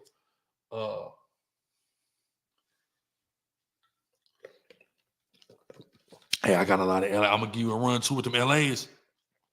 I got me some cold LA hats. I got an LA fit whole outfit, Dodger outfit I ain't wore yet. That's blue and orange. Loose Cannon make my hair hurt. No, he used to make my hair hurt with the struggle speech too, but he did a couple videos in the last couple days. I'd be like, man, Loose is starting to be funny to me, man. Loose is starting to be funny to me. Right? Let's get back to this though. I'm bugging. I forgot what I was talking about. Let's get back to Stunner. He was the hardest in LA until he wasn't. Okay, says a lot of innocent as she's painting herself to be. In her rant, she casually dropped that she's been cheating on Moolah. Say what now? And the fans are picking up on this. One follower pointed out, if she cheated on him 2 years ago, why TF, she expects him to take a bullet for her. Because she's saying that he didn't know. She dropped a bomb on him. And he was unaware of the cheating, which again is definitely not right. But I'm going to show y'all the minute I knew just how weird bro was, right? I'm going to show y'all. Got the homie here with me, blood, baby duck. Today I'm tapping in with my guy, Young Rich Moolah. Yeah, you know that. Bompton's finest, Young Rich Moolah, Tony. Hey, look, man. I'm going to tell y'all something, man. Like I said earlier, I know Paul Rose. I'm going to tell y'all something, man. If you from Southern California, it's certain things from being in the streets, and these are the streets from LA County, Dago County, stretching east all through the Inland Empire, from nigga Temecula to Victorville. That's what I'm gonna call it.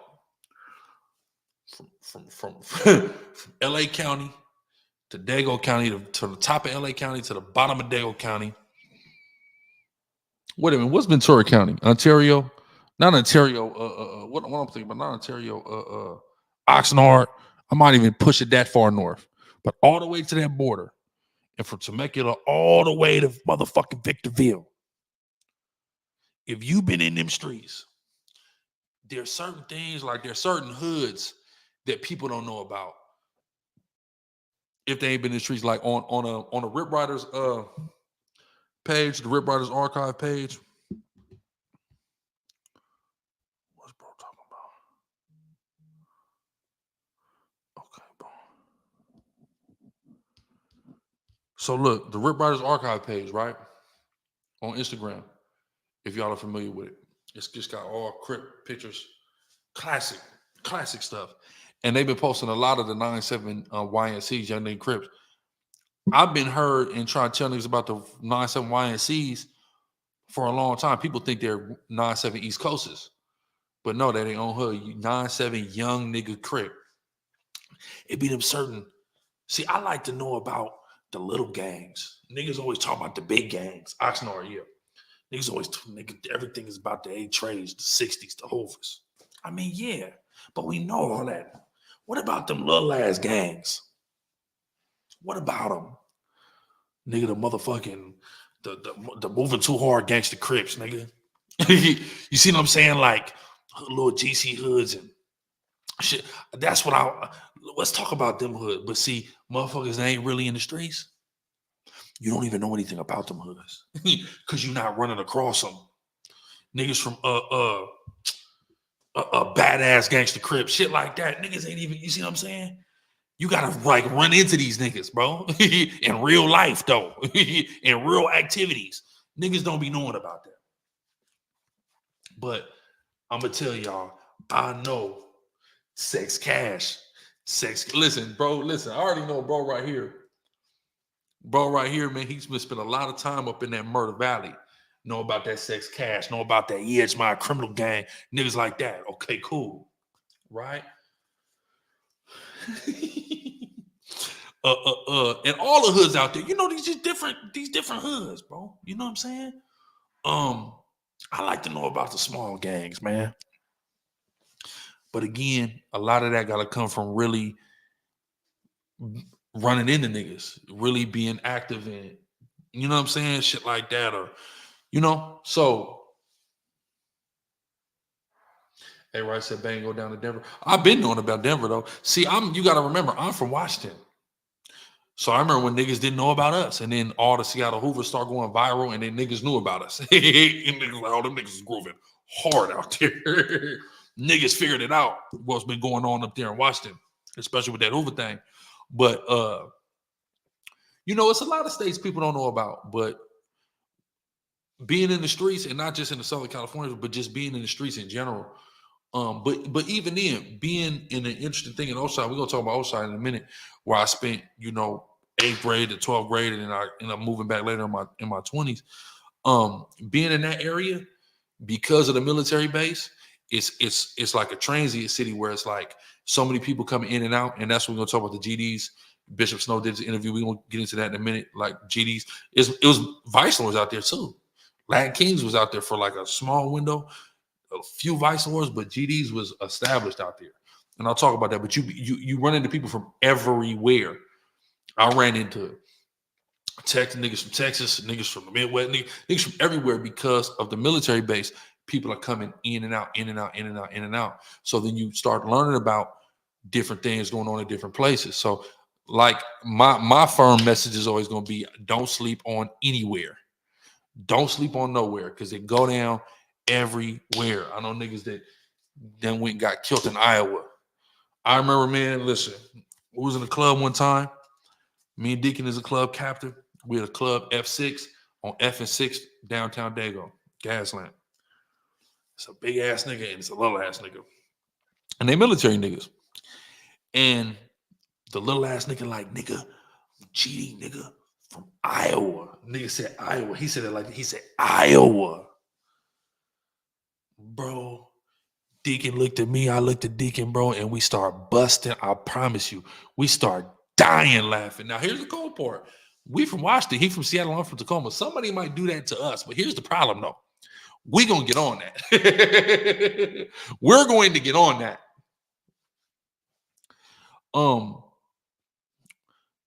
He looked at us, he was fucked up, we laughed. And he was so fucked up, we laughed. And he was like, we were like, nigga, you banging in the cornfields? He was like, I bury niggas in cornfields. But mind you, he's a little miniature ass nigga too. We got a thorough laugh about that. But then years later, Deacon knew a nigga from Seattle, blood nigga, that got killed in Iowa. These things, they happen. These things, they do happen. You know, so you can't sleep on nowhere. Just because you ain't been there or you ain't been to the street part, the hood part, you don't know. You really can't say, right?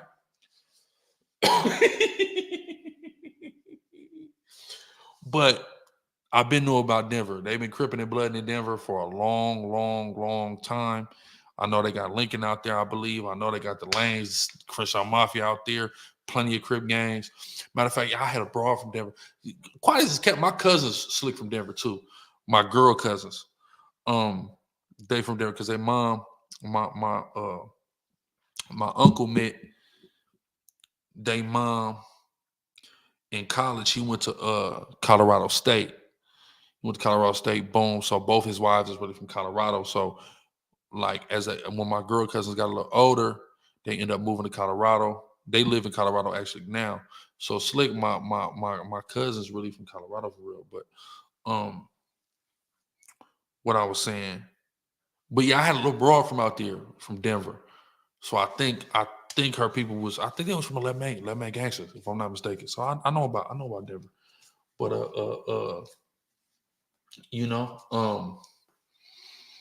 was saying so. But yeah, if you in the streets, you run into certain things. If a nigga say he from Bonton, I know niggas from Bonton for real. That's why I'm saying it like that. That's how they be saying it. And niggas from all over. Man, I used to be over there right there with the limes and all that. Getting me, you know what I'm saying, getting plenty of money. Man, me and one of my esteemed colleagues. So yeah, I know Bonton, West Sides, all that for sure. Looters, all that for sure. So when I hear motherfuckers be like, hold on, you from where? That don't sound like it, bro. So let's go back to this. No Jumper, coolest podcast in the world. And today I'm tapping in with my guy, Young Rich Moolah. Yeah, you know that. Bompton's finest. Yeah. No, I automatically don't believe him. I automatically don't believe him. Now let's take a look at his IG name. Young Rich Moolah, 50s. 50s? The Frutas bang 50s? Hold on. I don't think so. Y'all know what Chris Brown always say, right? 500, right? Okay. So let's just look at what is documented here. They say anything about their clicks. My buzzer from Fruitown. Look at this. No, don't say nothing about their clicks. I know. Matter of fact, just to show y'all. Where they hit ups at.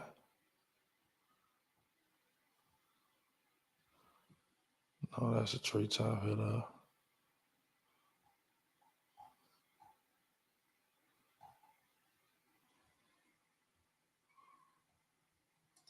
They want to hit us.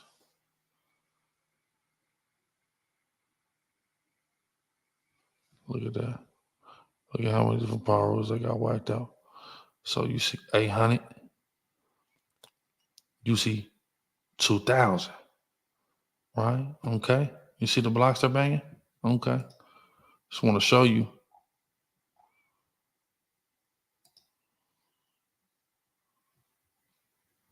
Right? They got the T whacked out for when they was beefing with the trees. Okay.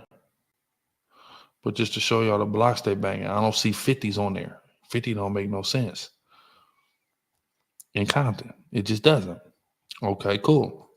Other than the South Side is banging 5.5 just because it's the SS, the South Side of Land Drive is 5580. But other than that, that just don't make sense. Right? So why am I pointing that out? Well, the 50s, that come from Oakland, where he's actually from. So how is he the Prince of Bompton? Let's see what he said. No Jumper, coolest podcast in the world. And today I'm tapping in with my guy, Young Rich Moolah. Yeah, you know that. Bompton's finest. Yeah. How you Bompton's finest? You're from Oakland, bro. You're from Oakland. Right? Just because you banging a Bompton gang, you're not qualified to be Bompton's finest. To be Bompton's finest, you had to grow in Bompton. I don't get to say I'm South Central's finest, nigga, because 25 years ago, nigga, I start banging a South Central LA gang. I don't get to say I'm South Central finest. I don't get to say I'm LA's finest because that's not where I grew up, even though I am from a street in a gang that's from there. I don't get to say, I wouldn't ever say that. You didn't come up in Bompton, bro. You don't get to be Bompton's finest. That's crazy. I'm already, it just don't make no sense. I'm looking at, automatically, I already, from the first second of hearing him talk, before I even get into his story, I already know this nigga is a weirdo. Young Rich Moolah, Tiny Duck, Fruitown Pyro. Now I want you to understand something. He's Tiny Duck. Let me give y'all some information for those of y'all from outside of culture. It go like this. Number 1 is big. Number 2 is little. Number 3 is baby. Number 4 is tiny. Right? So he's sitting next to a nigga named Baby Duck. He's number 3 in the line of ducks. He's Tiny Duck. That's number 4 in the line of ducks. And this is no respect to the duck line. No disrespect to the duck line. Because I heard on the most recent Adam and Wack show, you know, Wack really vouching for that, how the seriousness of that duck name from that Bompton. Hey, I ain't got no problem with that lineage and that name. But this nigga's a weirdo. I mean, and everybody can see it. So hold on. Got the homie here with me, Blood. Baby Duck, my Blood. Oh, you hear the way he's saying blood? Nigga, I know Bloods. Nigga, I know Thamus. I know Parus. It's just like when 6ix9ine came out and he was saying blood. It was forced. And that's crazy because you're from Oakland and niggas casually call each other cuz and blood in Oakland. Blood shouldn't sound so awkward coming out of your mouth. This is already strike 2 against him. We are 13 seconds into the interview. Let's start it back over. Hey, I'm tapping in with my guy, Young Rich Moolah. Yeah, you know that. Bompton's finest, Young Rich Moolah, Tiny Duck, Fruitown Pyro. Got the homie here with me, Blood. Baby Duck, my. The way he said Bompton and the way he said blood, those are red flags to me. No pun intended. No pun intended. It's a weirdo. Nigga, it's my homie Blood. No, Blood. It's my homie Blood. You know what it is? Fruitown Bompton. No, nigga, Fruitown Bompton, Paul. It's the homie Baby Duck from the set, Blood. Like, that's I know the Pyros, bro. I know them. I know the Pyros well, nigga. Like I said, from Pomona, nigga, the Bompton, nigga, the Southeast Sandy motherfucking ankle. I know the Pyros, bro. I know them.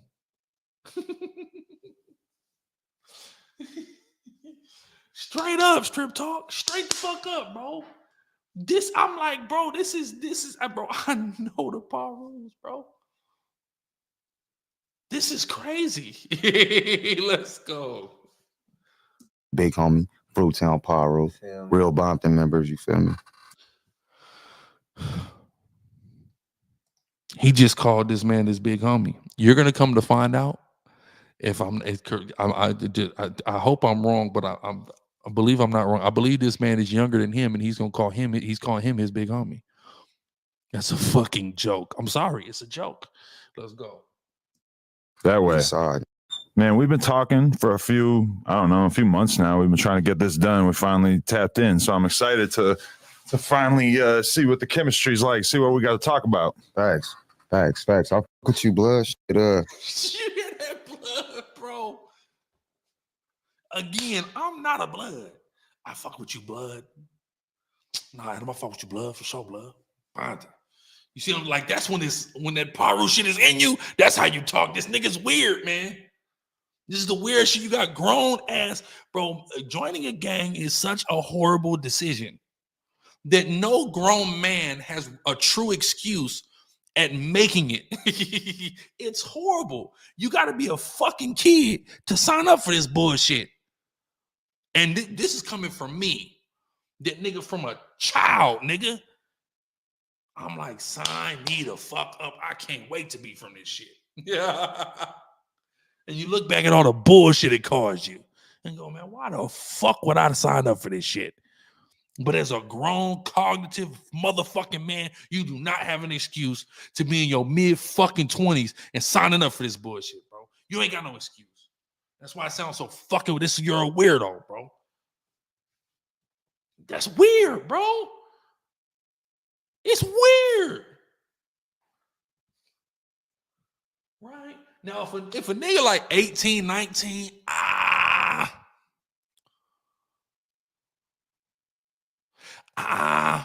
and again, there's always gonna be outliers. So there might be exceptions, niggas who are late bloomers. The true exceptions, though, I'm gonna be real with you. The niggas who I look at as true exceptions, if niggas moved from other places and they got fully just pulled into the shit and they a little older. Okay, I mean, I remember, I don't know what a nigga was gonna get put on. They was gonna put on something. I'm in these apartments. It used to be these apartments on Nevada Street, Oceanside, by the beach on Nevada Street. You used to have all the Crips up there, all the Oceanside Crips, but especially at that time, especially the Insanes was up there, Oceanside Insanes. And my girl lived in the apartments. I got a million stories about the apartments I could tell, but I'm just gonna give you this one. So I'm out there late, and this is when this is I'm in high school. I'm probably like a sophomore. So my girl, she hadn't spilled the beans to her parents like she got a boyfriend yet. So at that time, I wasn't allowed to come in the house, or she wouldn't even try to get me in the house. She just would act like I'm just a nigga that be one of the, because there's so many niggas used to be kicking it at them apartments. Like, I'm just a nigga that's kicking it, and she'll be out there kicking it with me, or her cousin, her sister, they be out there kicking it with me on the steps, whatever. So she had to go in the house. So I'm just like sitting on the steps for a minute by myself. And I'm hearing Boomer used to be a Mexican nigga. His mom was like the manager, but he ran with the Crips. So it was one nigga, and he like, I think he was in his early 20s, and he was hyped. He like, yeah, I'm finna go get put on something. I forget what he said he was finna go get put on. And I remember the Mexican nigga looking at him like, but bro, like, you really supposed to be already get put on like 16, 17 when you coming up. Like, you a little too old to be getting put on. I remember him saying that. But the nigga was so hyped, like, I'm finna go get put on. And I don't remember set click. I don't remember what he was finna go get put on. But he was finna go get put on something. Right?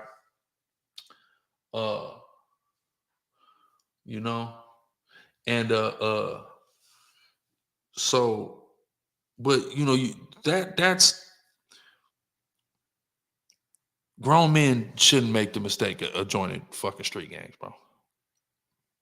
You have far too much data and information to understand how detrimental of a situation that is, how horrible of a situation and decision it is for you to have any excuse to fucking make it, bro. Straight up and down. Straight up and down, bro. It's just crazy. Let's go, though. I got some shit right now going on. Playing with a name on some shit, kid, right into it. Okay. On some kid shit. You feel me? I'm gonna get straight into it. Okay, I'm a real gang member of Fruitown Paru. Like,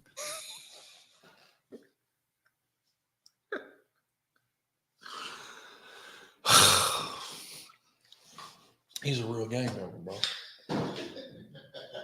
And listen, I'm not saying you're a member of the gang. I can't.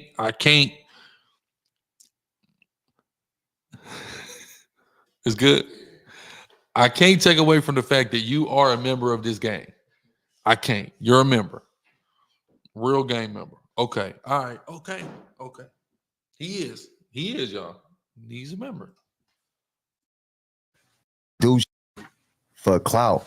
My whole thing be, don't make a peace treaty, blood. Get on the phone. Have my big homie get on the phone and then squash some blood. Act like it's bull. It's kids involved. I respect that because I'm a real member. I'm not gonna ever put in harm's way somebody's family, blood. Don't. But you did, though. You said you're not gonna ever put in harm's way somebody's family, but you showed up to a house that somebody's family was at and posted it and put it on the internet.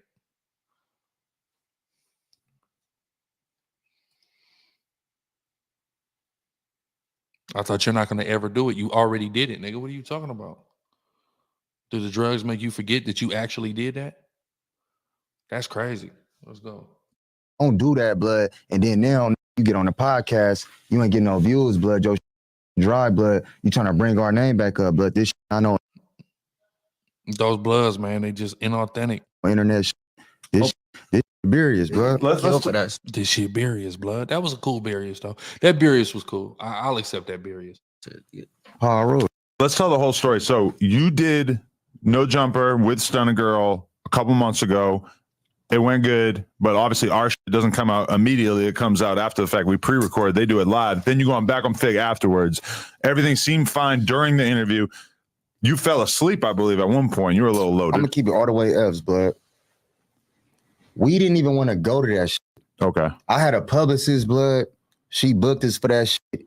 We didn't even know what type of setting it is. None of that. I ain't never heard of that shit in my life on East Side, on my brother. Never. So a nigga pulling up like just showing some love. Like I'm just looking at it like we showing some love. We lit, blood. Our platform big. Our fans engaged. I'm gonna show some love, blood. We gonna pull up, you know, let my wife do her thing. You know what I'm saying? It's the label. You know what I'm saying? We both run it independently. We gonna pull up, show some love. West Coast get there, you know, get there, blood, walk in there. It ain't what we thought it was. You know what I'm saying? Why? So on some real shit, bro, like Back on Fig, when we hear that, we thinking it's like maybe like some pimping hoe shit. Like, you know, we get in there, I'm a pyro, blood. Right. You know what I'm saying? I ain't got nothing against niggas. We ain't beefing with them, but I'm a pyro, blood. I ain't stepping in them type of gang settings if it ain't my homie. So see, and this just lets me know how new you are to being a pyro. And I heard niggas start pushing damn near 20 years ago, whooping and grooving. And I remember fucking with a lot of pyros on that type time, whooping and grooving. Whooping, moving and grooving. But it was, you had moving and grooving, and you had whooping and grooving. And then it was a SMG, swoop and moving and grooving thing. Niggas was fucking with Paul Rose. My homies from the land, locking in. I didn't understand it because where I'm from, we grew up, Paul Rose was the number one enemy. But, you know, on land time, which is, you know, what we all gotta you know, fall up under, homies was fucking with a lot of roosters. So to say, oh, we ain't going to nothing if it ain't my homies, like, nigga, Paul Rose and Hoover's got real deep ties. Real deep ties. Y'all know Blockstar, he went viral. You know, one of the accused killers of Pie Smoke. You know, free LeBro. You know, when he did his interview, what he talking about? How his family, his whole family from where? Most of Paul Rose from APB, shit like that. So, you know, APB, you know, real close with a lot of Paul Rose, things of that nature.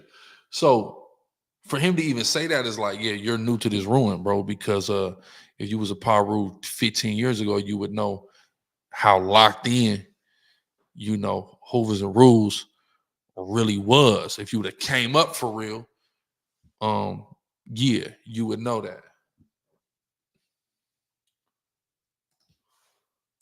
when shit like this happen, you feel me? We could instantly talk about it. Other get escalated. See, that's interesting because Further. I wonder when You know they what have I'm the saying? orange couches and the Back on Fig name, like for a lot of people, they don't really take it as a gang reference, but for people who are like really from LA, they look at it a different way. Yeah. I sometimes wonder, but that's interesting to see that you had like a little bit of a reaction to it. Yeah, you my didn't whole- like the vibe? Nah, my whole shit just be like, blood, I don't put myself in the situations to where I'm gonna have to do something to.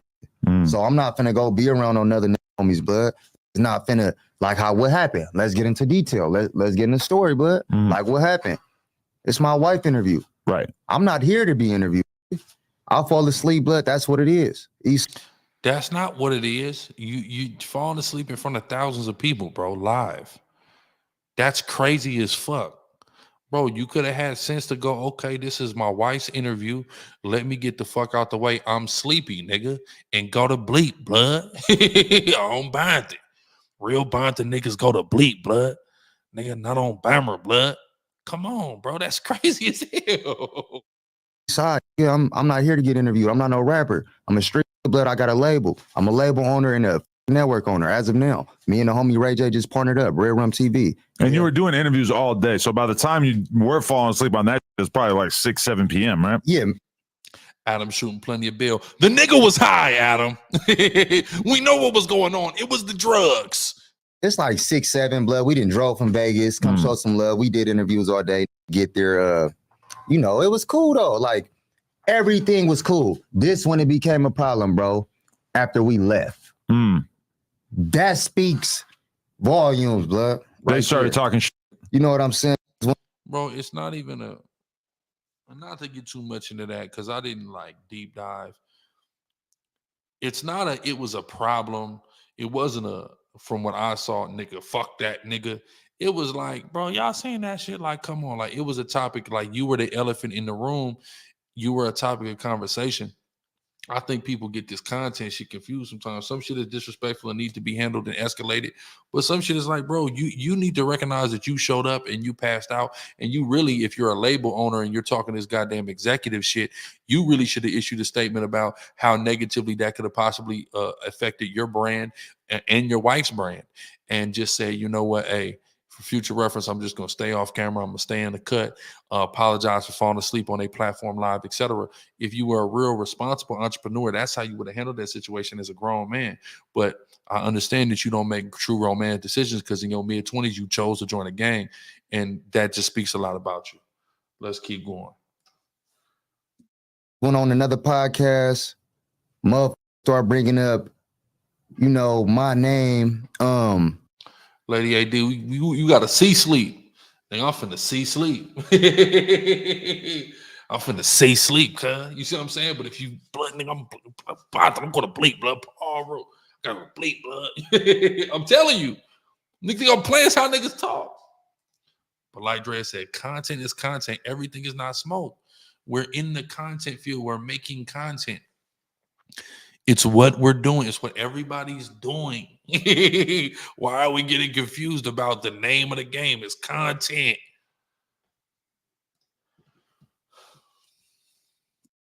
Initially, the first situation, blood, I went on a podcast talking about I was asleep, act like he came in the room, checked me.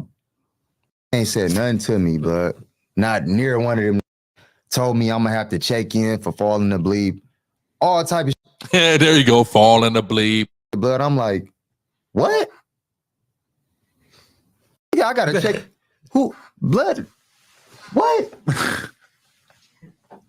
So I'm like, blood and them can't know I'm from out here, blood. Like, no, but you're not from out here though. You're from Oakland, and it's okay. Oakland is a hell of a city. Oakland is a place to be proud to be from for its rich Black history.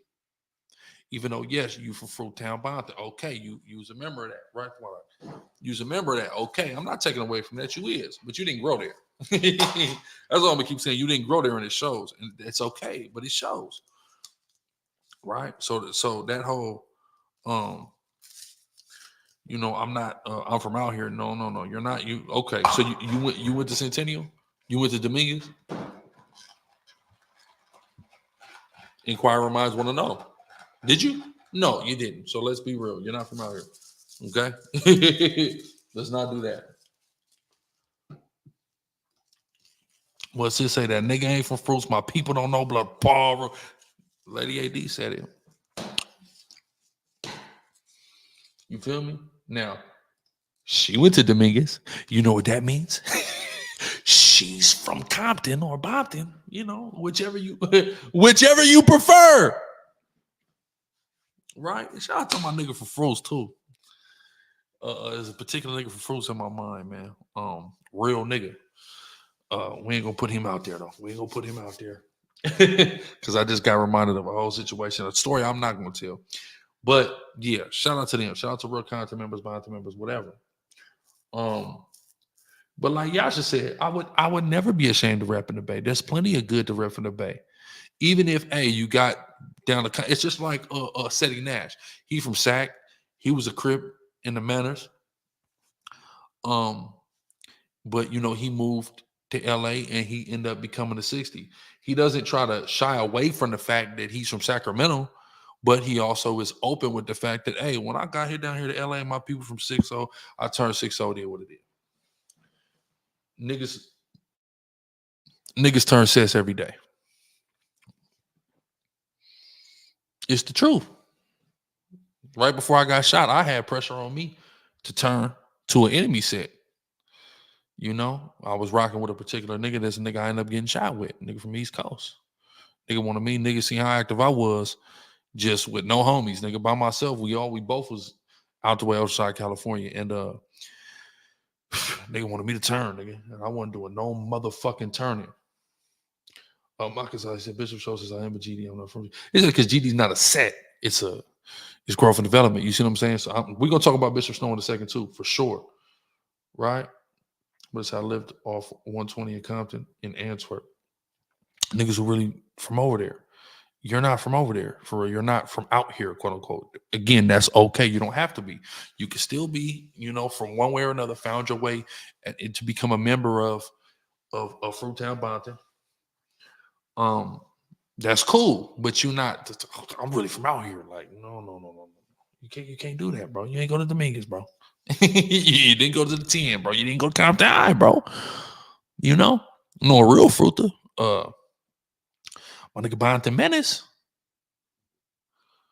Bonton Menace, Paru at Compton. I heard shout out my nigga Lil BG from Park Village, Compton Crippy. Like, bro, I'm always respect Menace. You know why? Because he was a Paru that went to Compton High.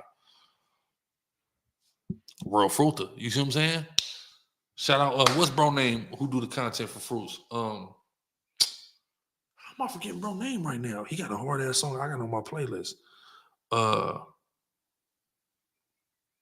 What's bro name? He was, hold on.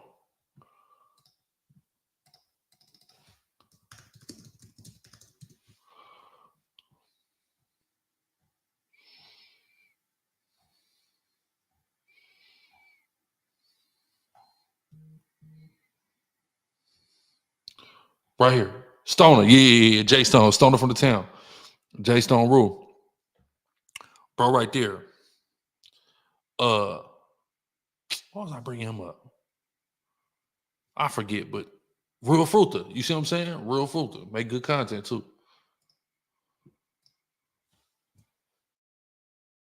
Y'all just had to just thought y'all heard the up north part about me. Like, oh, blood just grew up north. Y'all can't know I'm from out here. Like, nah, you're not from out here though. If you grew up north, you from up north.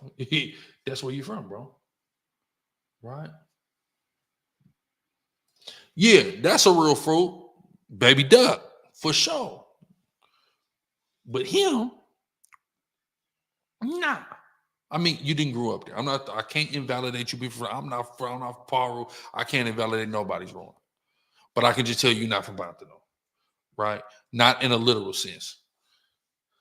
Like my whole family, my blood brother right here. Look at blood face. We got matching tattoos. Like they thought I was an out of towner. That's all it was, and pulled up to their crib on extras. Right. Yeah. So then, after you heard them talk some shit, you decided to just take it to a whole nother level. My phone starts blowing up. It was like the middle of the day on a Sunday. Somebody goes, look at Young Rich Moolah's Instagram. He posted a flick pulling up to T-Rail's crib. I was like, oh my God, this podcasting has officially been taken to another level. Yeah, because once the start, it wasn't. I'm gonna keep it real, blood. I'm not no boy. It wasn't really the T-Real. It was more the big deal, right? But that's your people. That's if you're a leader, blood, you're not gonna let your, just like my homies right now, they're not gonna talk all the time. Especially when we know we dealing with other gang members at my house. I'm not even gonna put my kids, my wife, nobody in risk. And now that's a fair point. I got to give it to him. That's a very fair point. If you a part of my team and you do that, blood, you don't love me. How the fuck you love me, blood? You got two that both got convicted here for murder. You on this talking about y'all gonna do something to us. Like, what? Where they do that at? Like, not over here. Right. Not where I'm from. We squashed it. Blood called my big homie. Blood got somebody on the phone. What they was talking about? So Big Deal called your big homie that is it. And had a conversation about it? T-Real, me and T-Real spoke on the phone, blood. I told Blood, like, he wanted to squash this. Blood wanted to squash this. Like, he hollering on some grown men, like, back and forth. I'm not no pump faking ass. I'm like, we could chop it up initially. I guess you know how it is. Just want to make shit more locked in and solidified. He called me back with one of my homies from the hood on the phone. You know what I'm saying? My big homie happened to be right there. Now, he said he called me back with one of my homies from the hood on the phone. Okay, so let me explain something to y'all, right? Now, Anybody who know anything know what? Chris Brown, Fruittown bonding, solidified again.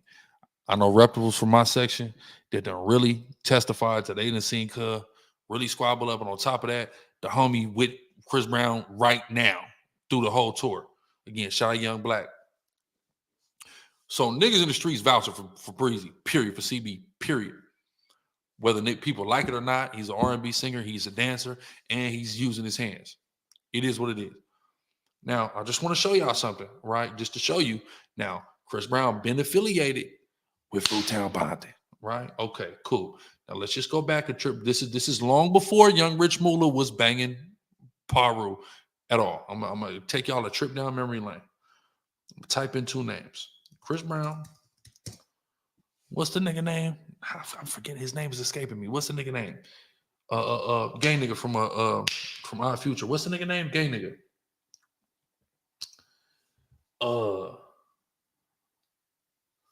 Right? What did Lady AD say?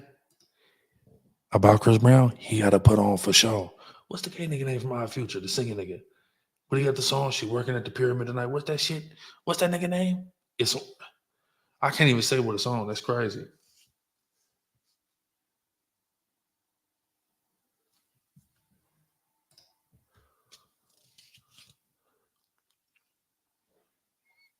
Static Inc. Exactly. It's about you. And I said that earlier. Are you gonna stand on your own 10 as a man? You by yourself, no homies. You. That's the question. Frank Ocean. She said Tyler, Frank, all of them. Frank Ocean, right? So all we gotta do is type in Chris Brown, Frank Ocean. Now watch this. Chris Brown, Frank Ocean. Let's scroll down. Where is this video at? I see T-Real doing a reaction, but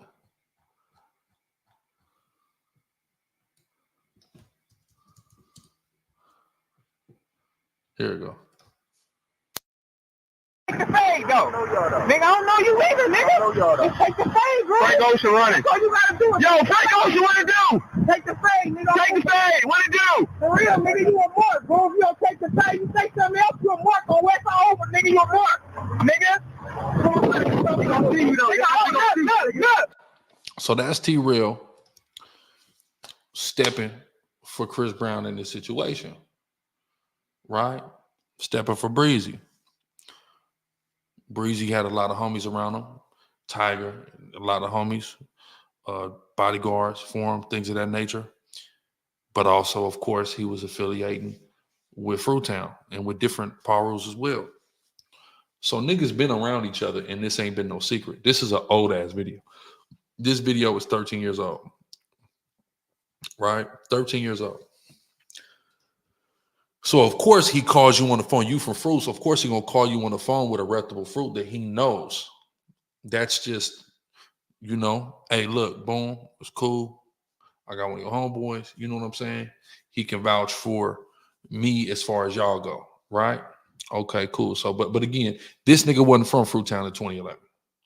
He wasn't, right? So he wouldn't even know this, even though this was viral on World Star. This got almost 1 million views, and this is a YouTube re-upload. This got millions on World Star. Everybody remember, maybe not everybody remembers this, but at this time, this was a big deal, right? So niggas been new and fucking with Fruittowns. Damn. I just lost sound on this. Hold on, I'll be right back, y'all. Right.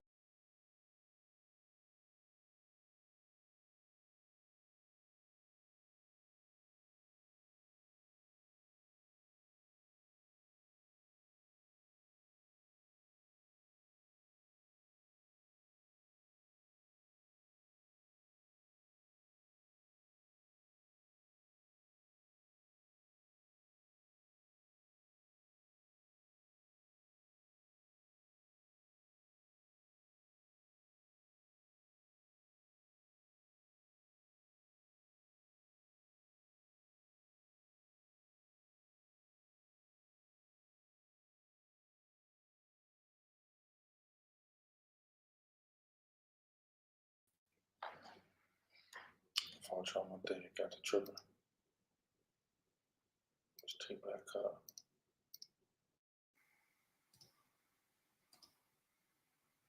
One second. I'm gonna get back into it. I'm out of where you stupid yeah. But you're not lying though. Where is young rich moolah? Boom. Okay, let's go. I'm not no pump faking ass nigga. I'm like, we could chop it up. Initially, I guess you know how niggas is.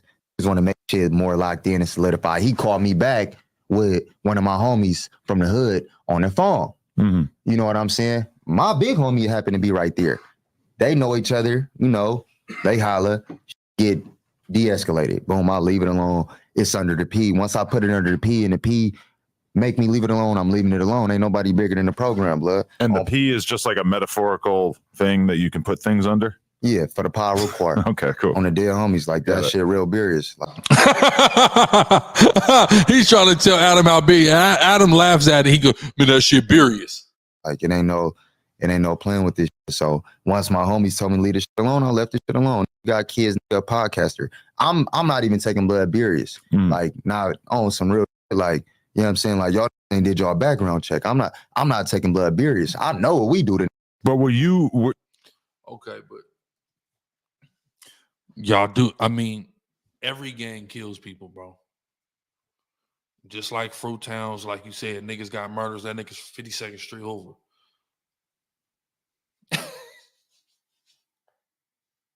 What are we talking about here? Everybody got niggas doing life for killing other niggas. What are we talking about? Come on. Shit's real serious for sure. Were you thinking that? Were you surprised that he was down to squash it so quickly when you did pull up to his crib, which to a lot of people would be kind of like unforgivable?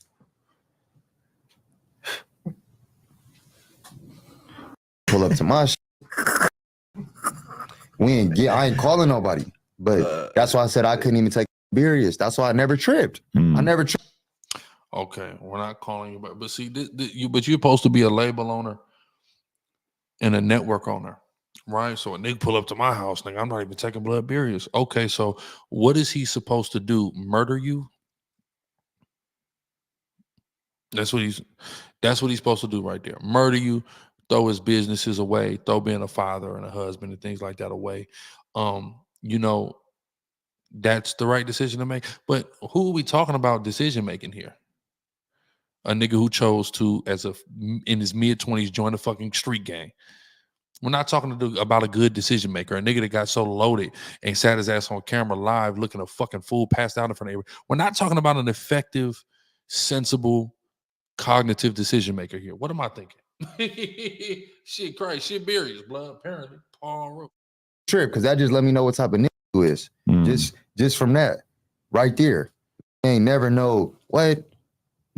I ain't and being from Oakland, getting put on a Compton gang in prison in your mid-20s, and then telling people that you're from Compton now, that tell me what type of nigga you is. Making nothing. We ain't doing no. Because nigga, I've been from a motherfucking LA gang, nigga, for a quarter century, and I ain't never just nigga. I'm the motherfucking LA's finest. What? I'm not from there. The fuck? Snake, no back door. That's that scary. I'm gonna let you know what it is off the dribble. We ain't gonna fake squash it. Then y'all go on podcasts and you on this fat ass in an argument. Now talking about some Thunder Girl husband had you spooked. Oh no, we still was gonna get up on there. I went to the spots. Y'all went to the spots. He said I had my burner on me. Y'all went to what spots? But it let me know y'all looking for me though. I like to hear that type of shit. You feel me? So now it's not no. I don't want to get no more phone calls.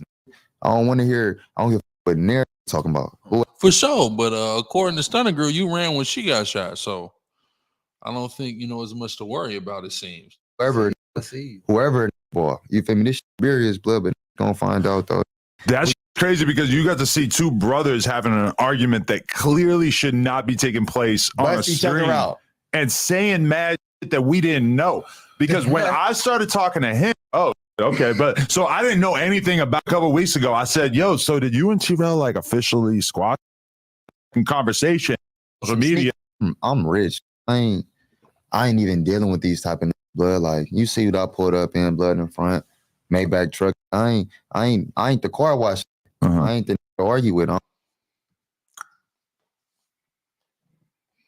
Maybach truck. Let me see something real quick. Let me just show y'all something.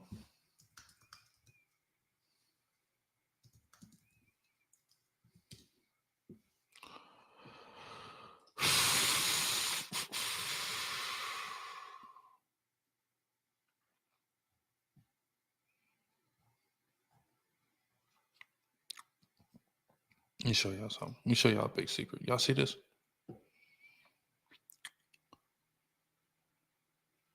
Statewide Auto, Sun Valley, California. Not too far from where he's doing this interview. Where he used to go to get the cars. Used to go in there. I remember we used to go in there and get cars. YG poster was signed on the wall. Mozzie poster signed on the wall. CML told Mozzie that his whole seen him in Statewide. You lucky she ain't let the cannon off. Niggas who been in the LA streets know about a place called Statewide. Right? Get what you want in there. You can get whatever you want. No job or credit needed. You see that? No job or credit needed. No docs. No credit. No cosigner. 100% approval. Nigga, we used to pull shit up off the lot in here. What is niggas talking about? He got a Maybach truck. He should have went to bleeping that motherfucker. That's all we saying.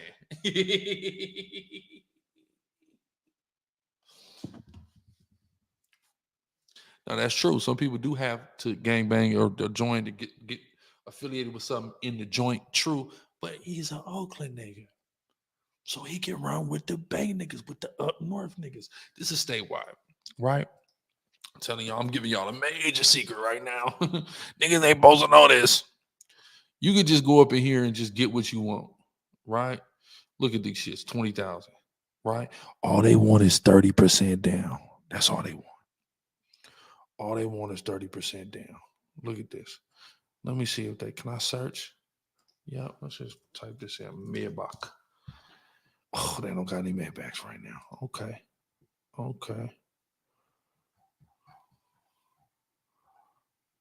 Watch this. Let's sort. Can I sort? Sort by, make my price. High. Oh, that's lowest. Price highest. The highest car they got in there is 25K. That is crazy. Yeah, I ain't gonna lie, Statewide fell off. But if Statewide fell off, that's okay because in Statewide good for they watch this. What's the numbers on it? What's the odometer on here? Do they got the odometer reading? Because Statewide is good for running them numbers back too. Right, look like they fell off a little bit. But just to show y'all, there's car lots. There's car lots out there where you can go pull some shit off the lot. You feel me? And it doesn't really attest to you just being some filthy rich nigga that ain't got nothing to worry about. That shit crazy. But I'm for surely hitting them up. Where we at? Boom. You know, Rich Moolah. I don't even do all that. Find out what come with playing with me, blood. And I ain't sending no threats to nobody, nothing like that. You know, like I said, you feel me? Like, you know what I'm saying? This just serious though. Need to figure out who they talking to though. So when you pulled up to his crib, you didn't see him or anything? Did you go like snoop around? You like we look went to look for blood. We got out, looked over that motherfucker, all type of shit. I was there for 15 minutes, but I'll show you on my phone. God. I took hella pictures. I was made videos, all type of shit. Yeah. I mean, like an internet nigga would. You took like somebody that doesn't have intentions of actually doing any bodily harm, violence, or crime to people. That's what you did, right? Because if I intended to hurt somebody and do something to somebody, I wouldn't want to be photoed at the crime scene. I wouldn't go out of my way to take pictures and to take video at the crime scene. And you talking about looking over the gate. If you wanted to go get somebody, nigga, you would have just hit that motherfucking gate. Niggas is playing. Stop it. Yeah, like Drake said, you went there and made content. Say that. Somebody made content about you, so you then in turn went and made content about them. Stop trying to make it gangster. It's all content. That's all it is. Content. Cool. Separate ones. You feel me? Like when that's before a mother called me and said, you know, you was family to the homies. You know what I'm saying? Like, okay, don't leave you alone. But now it's like, yeah, because niggas lock in. Niggas being locked in with a lot of fruiters. Like blood. For a long time, since before you showed up on the scene, nigga. Since before you start saying blood, nigga. Like, what you feel? How you feel? Ain't that a broken truth? So, you know what I'm saying? Going shit popping it, right? If it popping about blood, it ain't gonna be no talking about it. It ain't no talking. We gonna get to business. This the infamous Baby Duck. If you don't know, blood one of the biggest pyros. Cheeks, his big homies, they founded Fruittown. That part. You know what I'm saying? So it'd be like, you know, that should speak for itself. You feel me? Definitely. How long have you guys known each other? What's the relationship My like? blood brother. It's my brother. It's my little brother. For sure. So you're originally from LA? Me, blood. I want to know both of your stories, but originally blood, like here it come. Me blood. Hold on. For sure. So you're originally from LA? Me blood. I want to know both of your stories, but originally blood, like you hear all that? You hear all that breaking it down? He already breaking it down. Me blood. See, me blood. Oh, now hold on. Let's do this.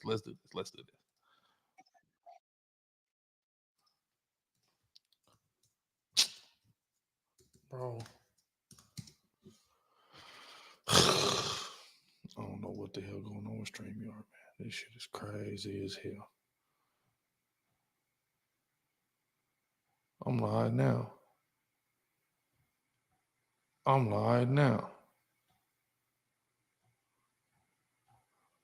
They used to type me into my no jumper came right up. This is crazy. There it is. So watch. Damn, hold on. I'll be right back on my StreamYard.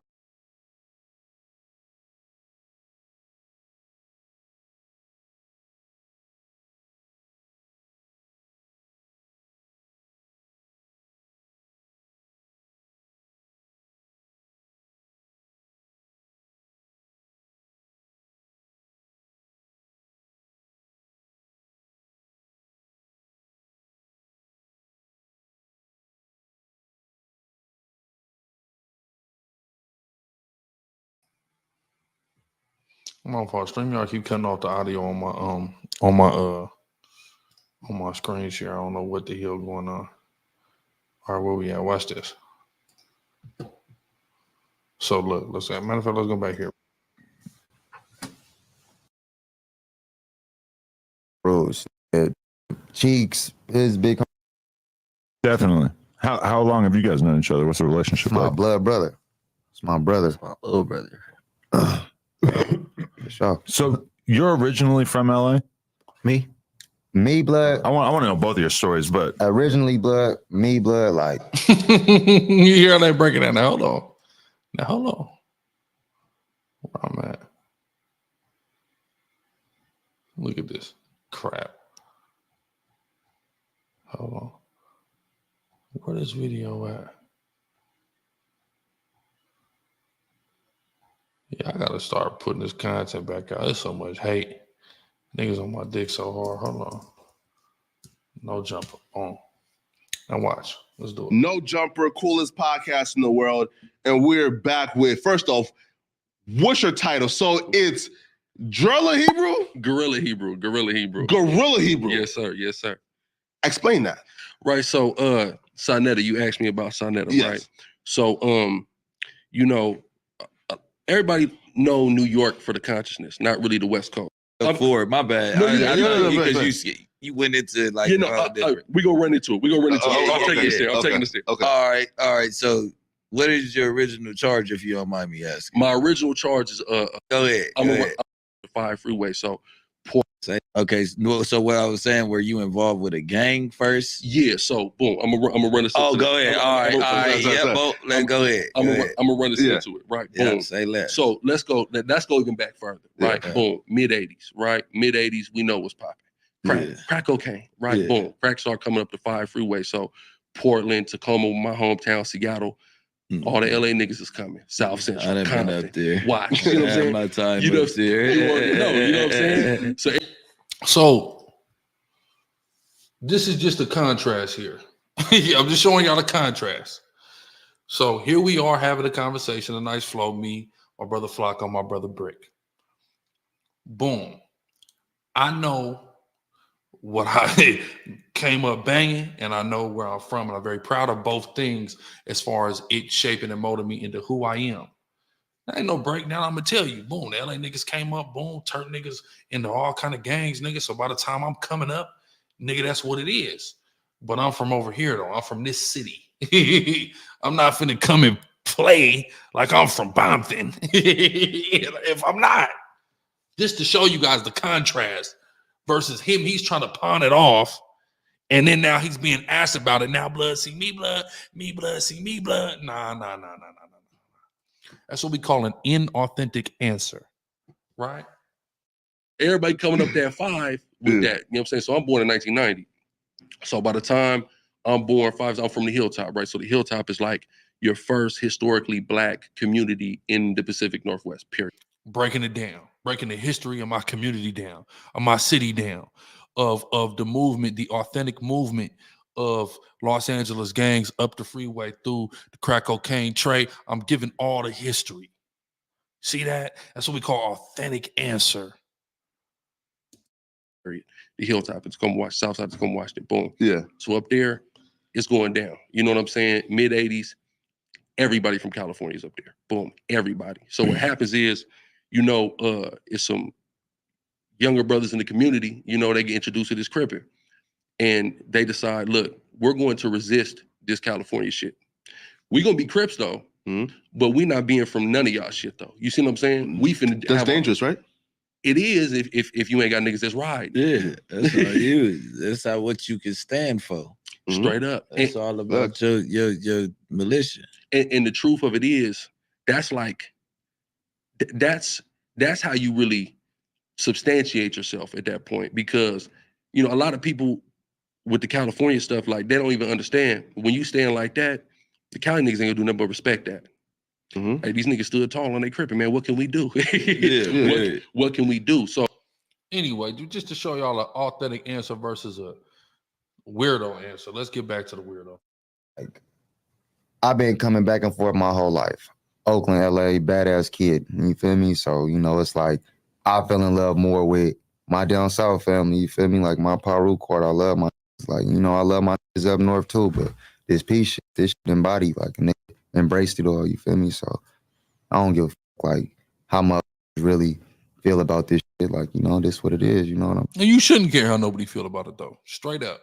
That's you. It's the decision you made, bro. I'm saying, like, hey, it chose that line long time ago, years ago, and it's been that for a minute. So who do you tap in with when you're up north? Me? Yeah. Me? Oh, okay. But I like that answer, because that answer tells you what you need to know, right? Proven, what's the deal? Who do you tap in with when you're up north? Me. You know why? That's where you're from, right? So that's where the comfort is. You tapping in with niggas when you get to LA, because that's not where you're actually from. In Oakland, you're not tapping in with nobody, because them is your streets, bro. You see what I'm saying? He's telling on himself right there. But where did the Stunner Girl connection come from? How'd you guys actually meet? I know her because back in the day, I used to be out there with the Mozzie and shit. Like, a couple of them niggas, Mozzie, I fuck with blood. Like, a few of them niggas, my niggas. You know what I'm saying? And we met along the line, like, thugging, just outside, thugging and shit. Like, you know how that shit be, blood. Getting money, young, she the hottest in her city, I'm the hottest in my bitty. You just like She the hottest in her city. You see how he forgot to put the B on it? Hold on. Watch how he forgot to put the B on it. just outside thugging and shit. Like, you know how that shit be, blood. Getting money, young. She the hottest in her city, I'm the hottest in my bitty. She's the hottest in her city, but he's the hottest in his bitty. But here's the difference. Her city really got bloods, yours don't, which is Oakland. And she's really a blood since she was a kid, Oak Park, since a child. So it actually would be more fitting for you to call she was the hottest in her bitty and you were the hottest in your city. That shit's crazy. You just lock in, blood. You know how that should be. I go to prison, get out, boom, it's already set up. I ain't gonna lie, my wife put me in a position like she made me step my shit up. Like it's CEO shit. Shout out to her. That's a good type of woman to have. Other than she cheated on you 2 years ago, but hey. No, we ain't doing no more street shit. So now I be trying to be bull blood, like with a lot of shit. Like I really be trying to like just be like on some positive now, like 2024, trying to get rich. You know what I'm saying? But it seemed like the devil knock at a door every time a nigga get on that. You feel me? Like goddamn, like for sure. So have you had to get? How long have you been with her? Me and Stunner been together 3 years. 3 years. Yep. And for me, I think I interviewed her for the first time in maybe like 2018. Interview on here. And base, like, but she's grown. And I watched it go up. And even now, still, you know, she ain't come to play. Like, questions in that last interview. Yeah. They're asking about Mozzie and shit. And I see her like clearly knowing a bunch of different street shit, and she just kind of clamming up. She ain't really. She'd never say some shit supposed to say. Like the baddies audience doesn't throw some drinks at a chick in the club.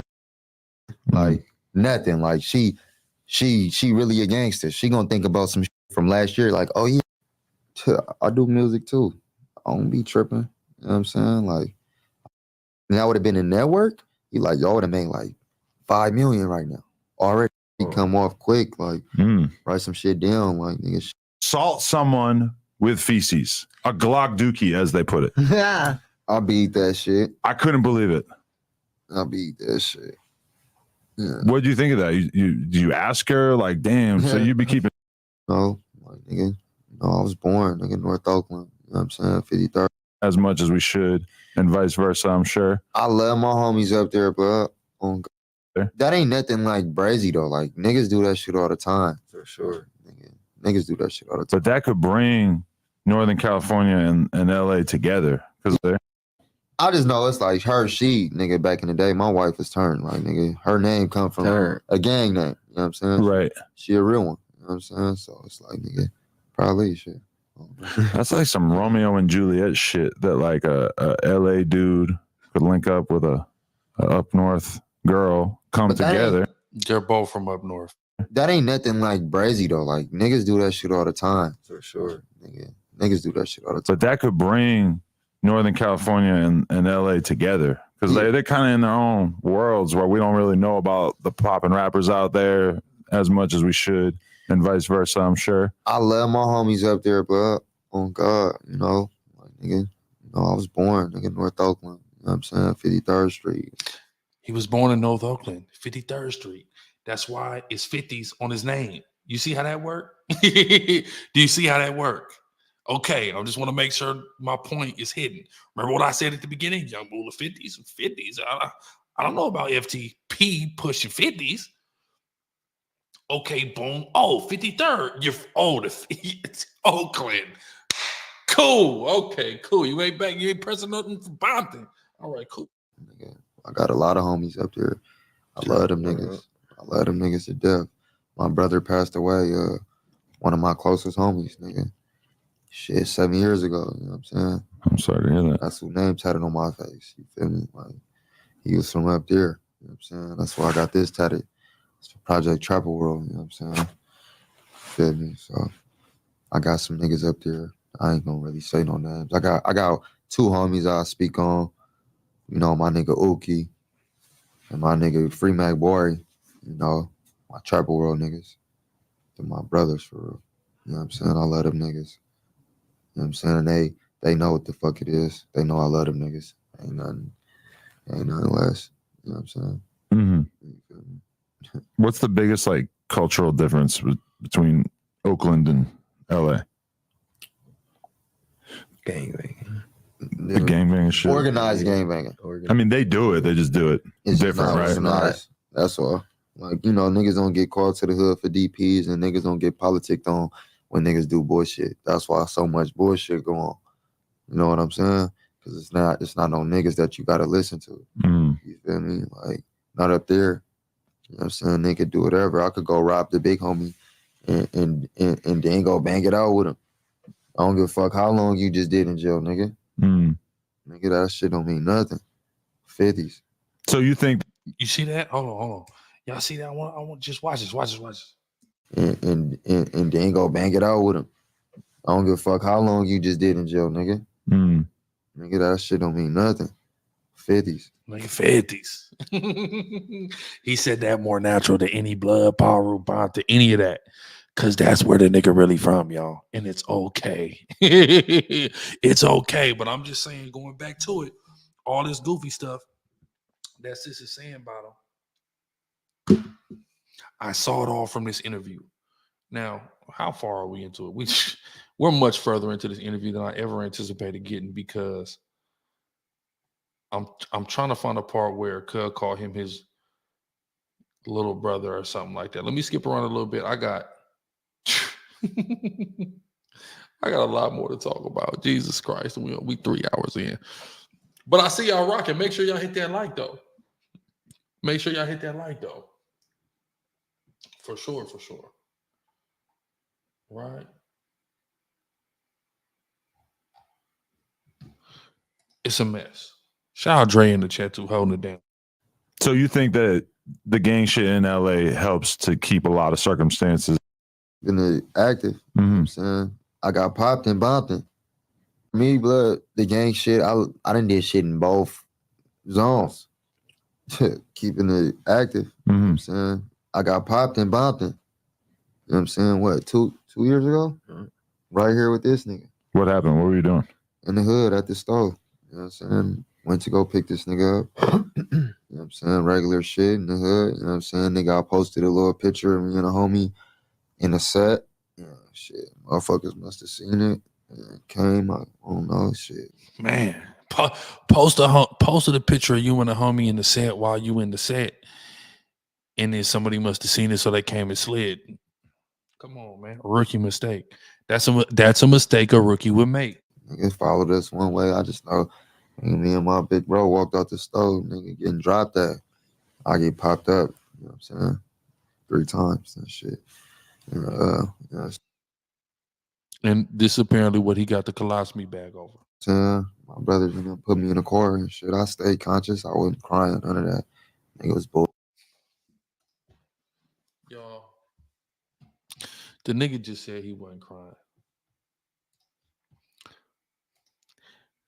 The nigga just said he wasn't crying. Cause you're grown, bro. Why are you clarifying whether or not you cried when you got shot?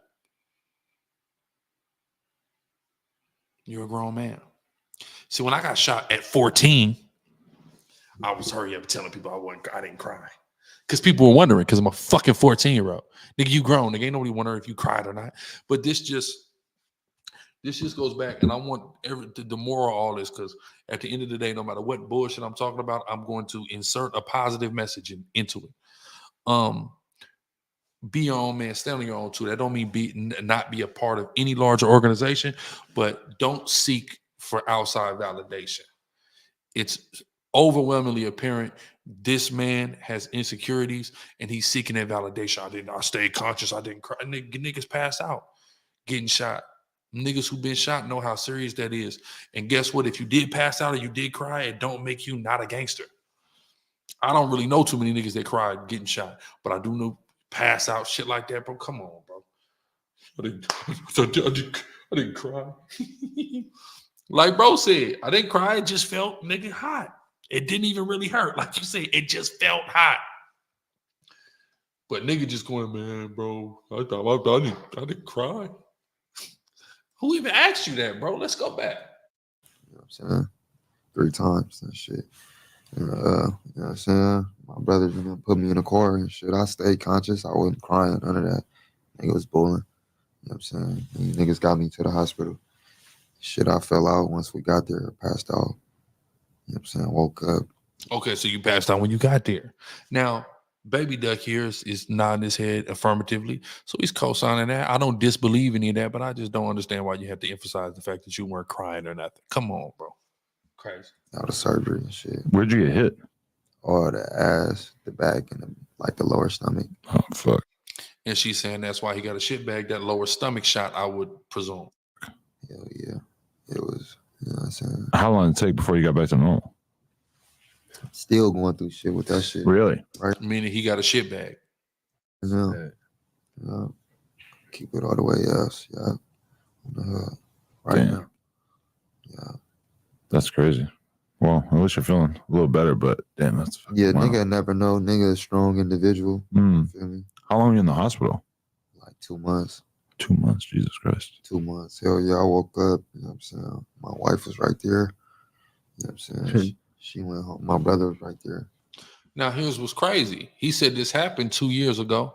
They've been together 3 years, and she said she'd been cheated on him 2 years ago, and he was in the hospital 2 months. He woke up, she was right there. That's scandalous. Because that seems like around the time he went down, she might have did that. Stunner, that's scandalous. That's scandalous as hell. You know what I'm saying? This dumb crazy ass nigga.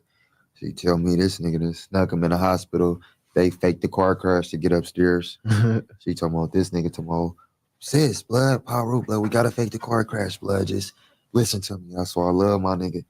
Like, he like, that's the only way we gonna get up there, blood. Power. You know what I'm saying? My niggas got up there. That's crazy. Yes. So, okay, what is you guys' relationship like these days? Here we go. Let's see what this is, because I could be wrong. Like in terms of just moving around and how close you are. I feel like blood,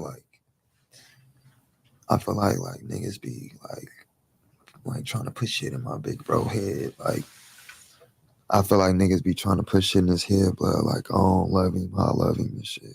You know what I'm saying? I feel like certain niggas that's mad that I am who I am and how I became who I am. Like, you know, niggas be kind of jealous of me, so. All this is telling me is, nigga, the fruiters ain't really fucking with him like that. That's all that means. You know, they try to fuck up our relationship, but blood knows what's up with me. You know what I'm saying? It's bulletproof. I get a nigga everything off my back, nigga, just like he did with me when I ain't have shit. You know what I'm saying? It's like, you feel me? Nigga, me and my brother did a bid together on some shit, coincidental shit, like, you know what I'm saying? Like, blood took care of me. You know what I'm saying? Bitches left me, all this shit. I ain't had nobody. Blood took care of me. That motherfucker told blood when we come home, we gonna be on. The chapter just now starting. So how much time you actually end up doing in total? I did 4 years straight. And how long were you guys in there together? Like 3 of the years. 3 of the years? That's like crazy. Blood was timing. coming to jail to come see me. Like, this nigga brazy. This nigga violate. You were getting in trouble so that you could go see him? Like, blood niggas was, you feel me, like on some weird shit, like trying to, you know, like think they could bully blood, whooping niggas ass, and they don't, like, you know, I come in here like, fuck you, like, what's up? So what's the easiest way to get back into the jail though? Shit, you just fuck up a piss test, or, like, if I wanted to get arrested right now, I don't know what I would do. I just tell that bitch I ain't coming in. You know what I'm saying? Catch me when you can. Shit. And when I'm out thugging or whatever, police pull a nigga over. That was stupid. Right. Oh, okay. So you're already on like probation or whatever. Yeah. So you could just fucking do some drugs and snort some coke. Boom. Piss test me. Gone. I'm going back in. This nigga said snort some coke. Yeah. Out of his nut. Yeah. This nigga done did shit like that. So, you know, that shit, like, it wasn't never measured. Like, niggas ain't never play with me like that. But niggas will try to, like, I'm a type of nigga that I don't go, like, if I'm in the bounty, I'm not gonna go to it doing with all my homies. I'll stay wherever I land. If I land with all Crips, I'm gonna get plenty. I fuck with niggas from neighborhood. You know what I'm saying? I fuck with a lot of niggas. You wouldn't have a fave with a neighborhood, though. You're from Bompton. What would be the problem with running into the neighborhoods in the county jail or in the bounty in 2020? 23, 24. Nigga, come on. You know what I'm saying? They fuck with my brother. It's mutual love. We don't beef with each other. You know what I'm saying? Like, I'll fall in the East Coast dorm or a neighborhood dorm because they got the majority of the jails. You know what I'm saying? They go fall in there. Most niggas that get pulled over, send a kite down the hall, get pulled to the dorm with all the homies, being there 20, 30 deep. I don't give a fuck where I land, I'm staying. So sometime that'll bite me in the ass. My question is, are you going to go to the hub and dub dorm? That's my question. You know, like, niggas stayed now.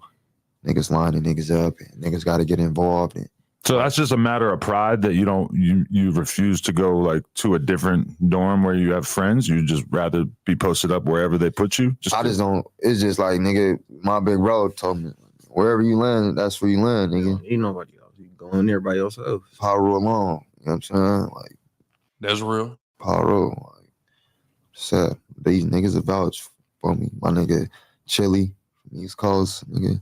They'll tell you, nigga, I stayed in the dorm with them niggas. My nigga Bam from Neighborhood Hundreds.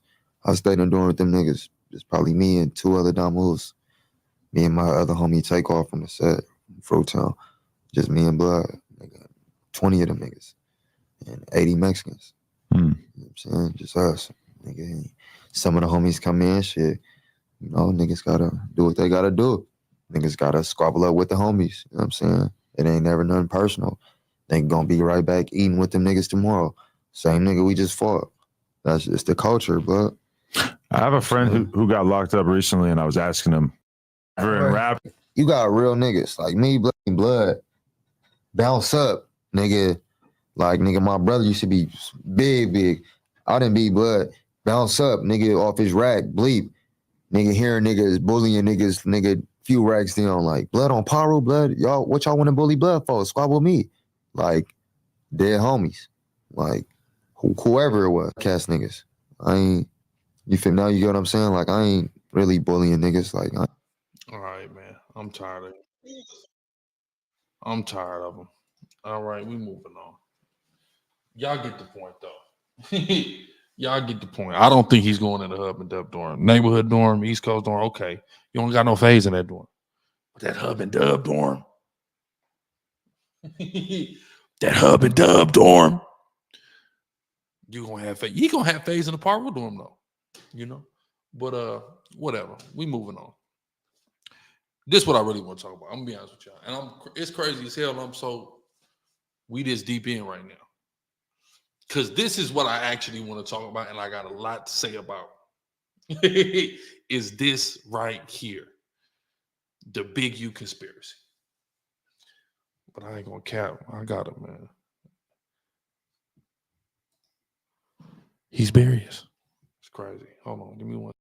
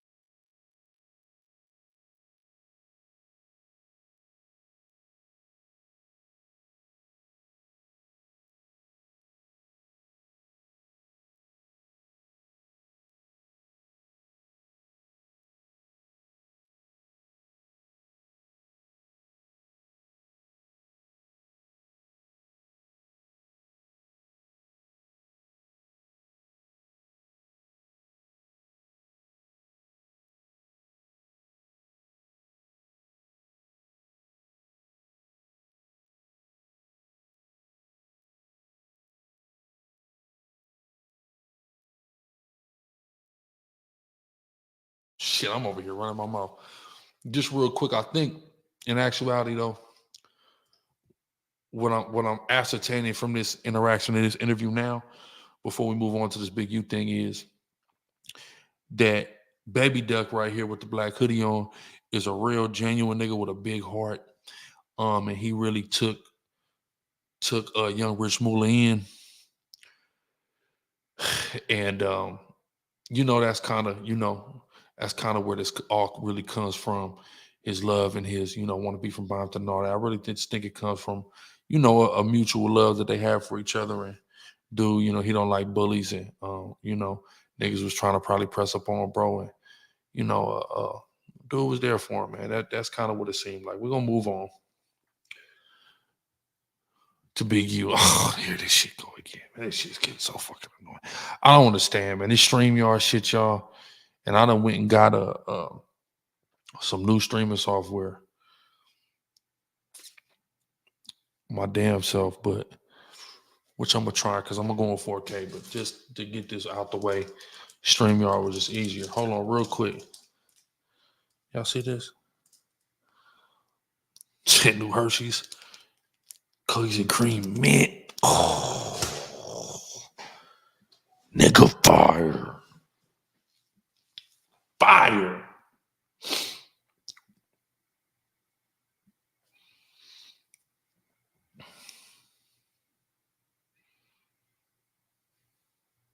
Yeah, Matabar, if it be the will of the Lord, definitely Super Bowl. Because Super Bowl supposed to be in New Orleans. If it be the will of the Most High. Let me see something. Can y'all hear this? Let me know.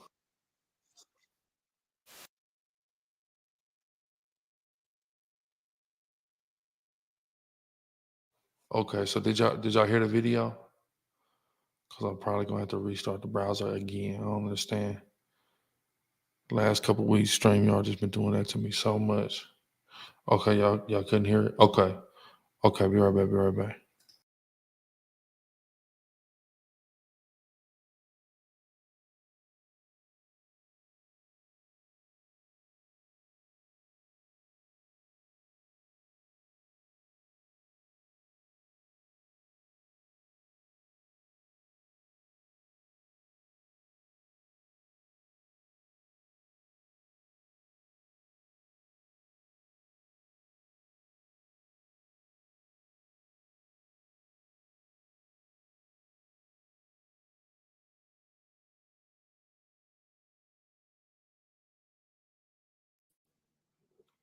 All right.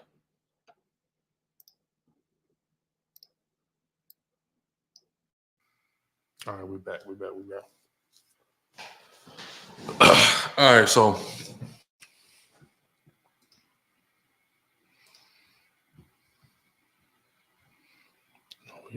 big you.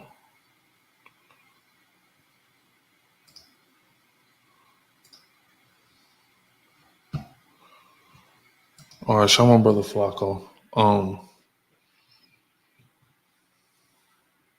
Yasha, it's not prohibited, but it can be a slippery slope and problematic. I know people who utilize them. So I mean, it's not a sin, but also you have to be careful of things that are habit forming. Don't replace edibles with smoking, is what I would say. Just don't smoke. Don't desire to get high, but edibles are here, and it's not wrong to utilize them. It's not like a sin, not a sin. Give me 1 second.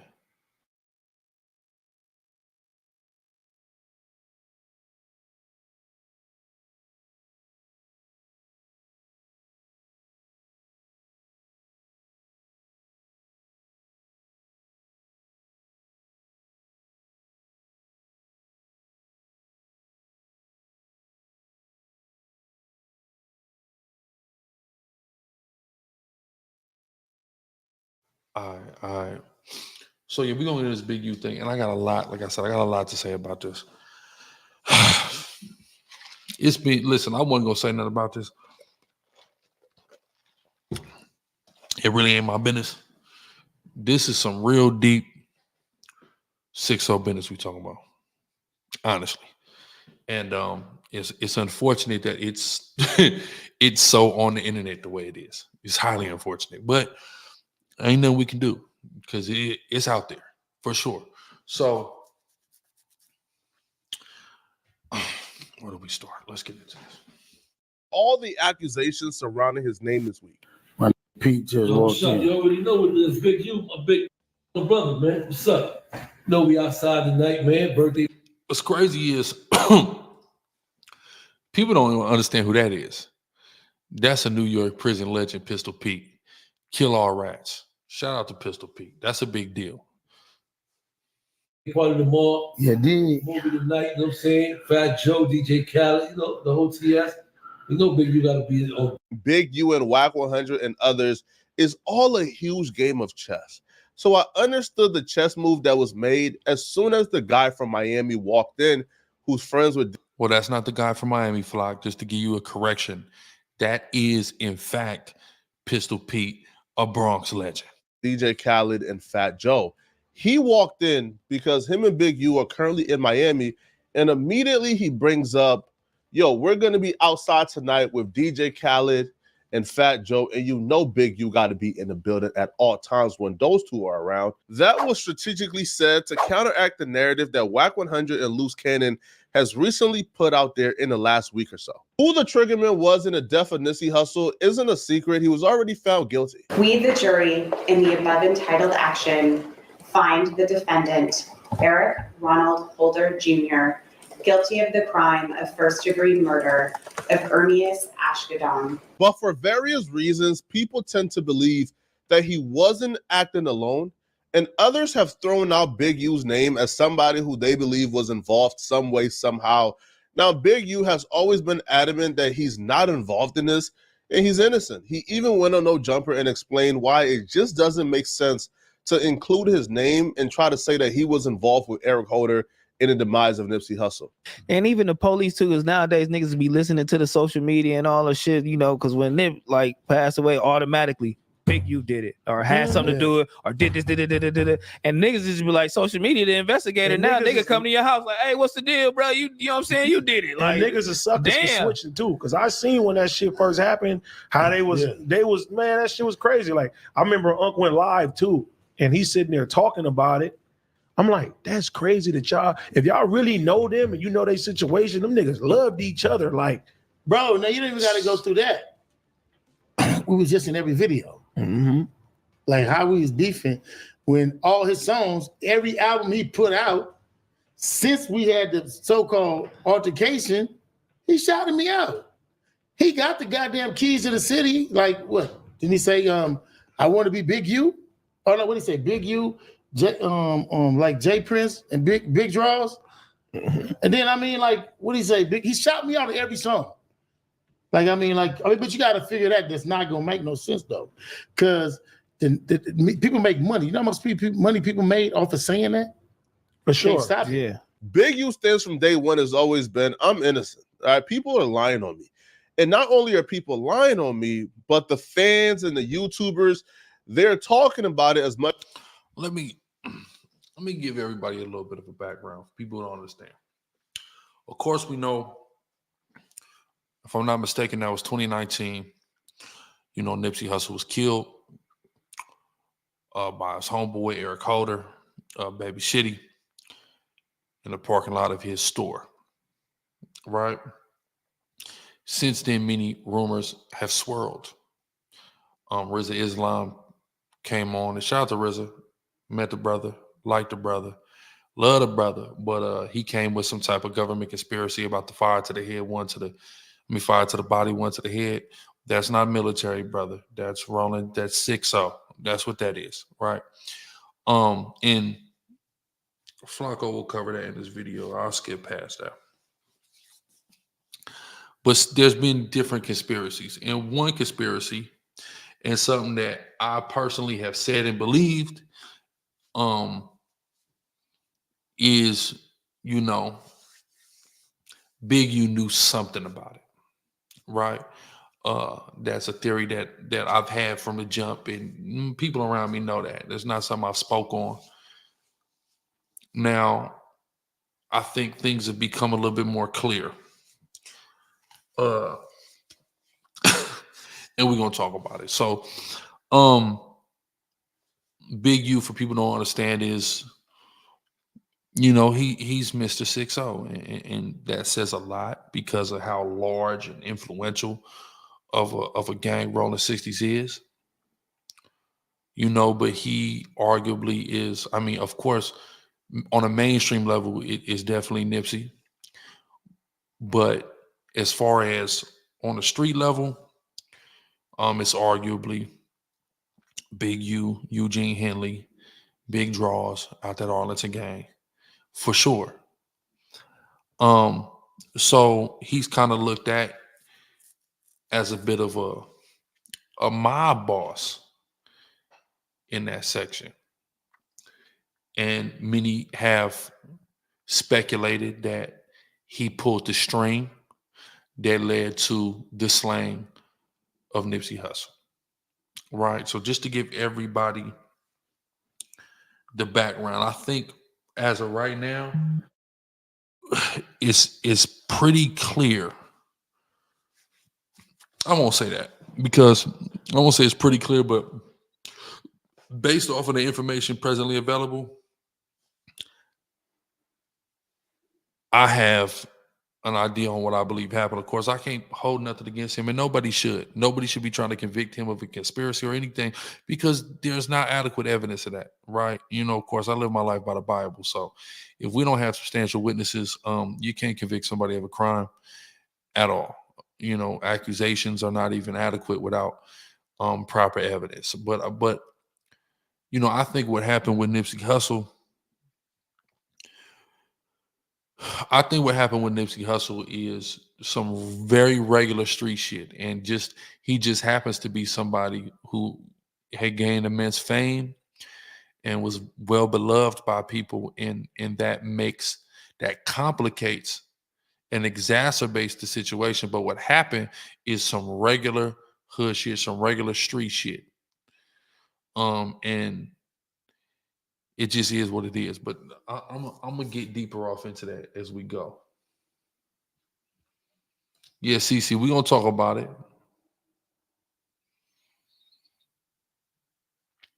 And this the whole thing when you said not necessarily on Nip, but Nip inserted himself with the conversation. And I think where Nip went wrong, I won't even say where he went wrong. And the reason I'm gonna say where he went wrong is because he remained true to himself. I once heard him say on TMZ that he's a neighborhood Crip first, meaning that is the first and primary thing that he identifies as. He identifies as being a neighborhood Crip more than just a Crip, more than just a black man, a East African Habesha, Eritrean man. He's a neighborhood Crip before he is anything else.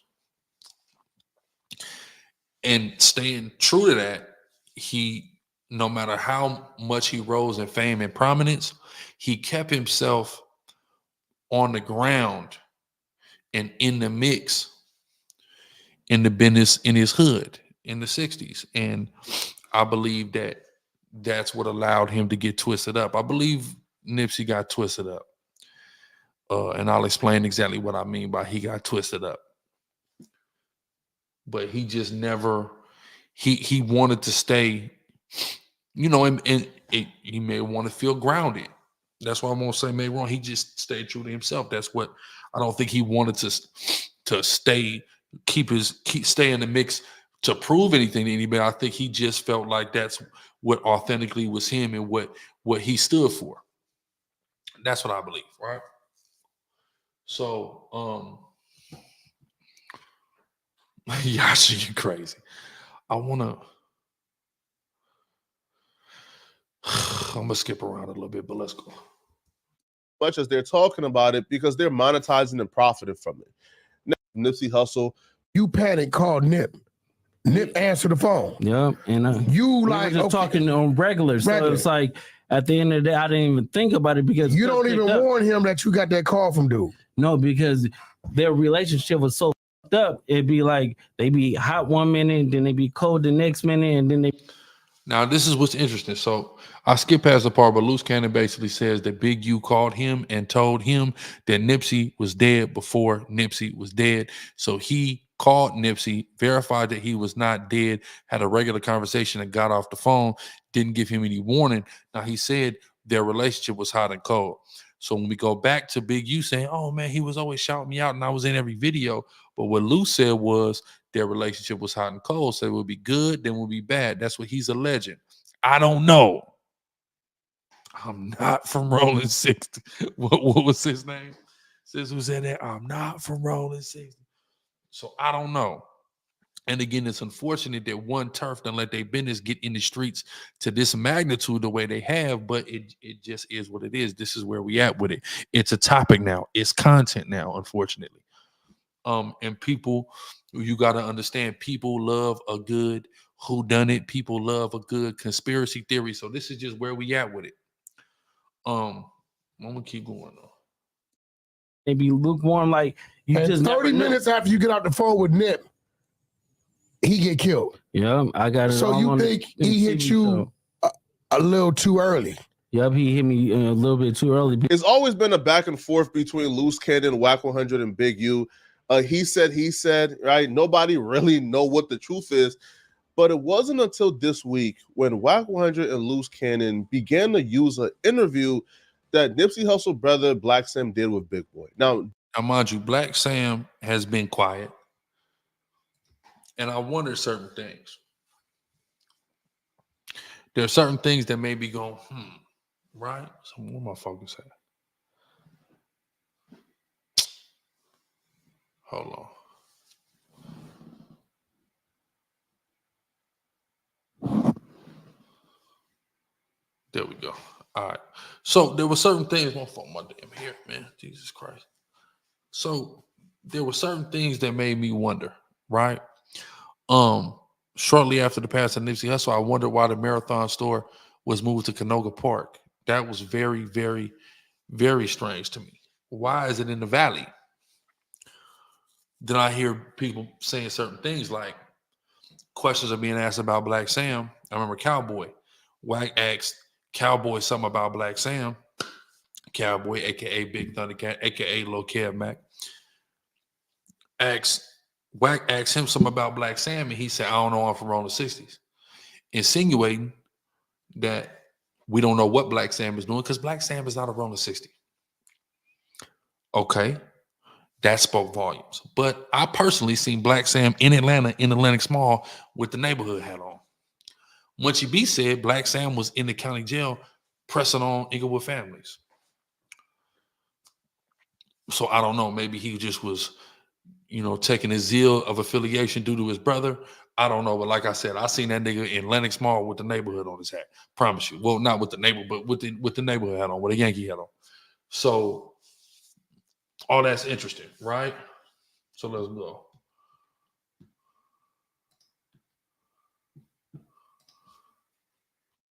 During this interview, Black Sam stated that he doesn't believe the death of Nipsey Hussle was random. And he also stated, that he believes that the DJ Khaled incident may have had a factor.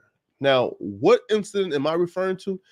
It apparently is an incident where DJ Khaled and Nipsey Hussle was in the hood filming a music video. Now, according to Nipsey Hussle brother, certain people was upset and didn't like the fact that Nipsey just brought DJ Khaled to the hood without checking in or tapping in.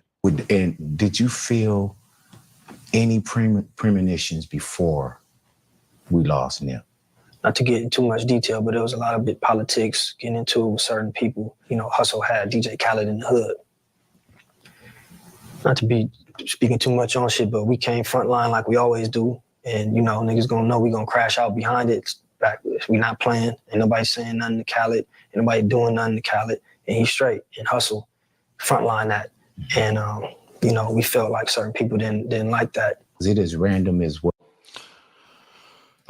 So let me break down what I take that as. It's been alleged. Okay, so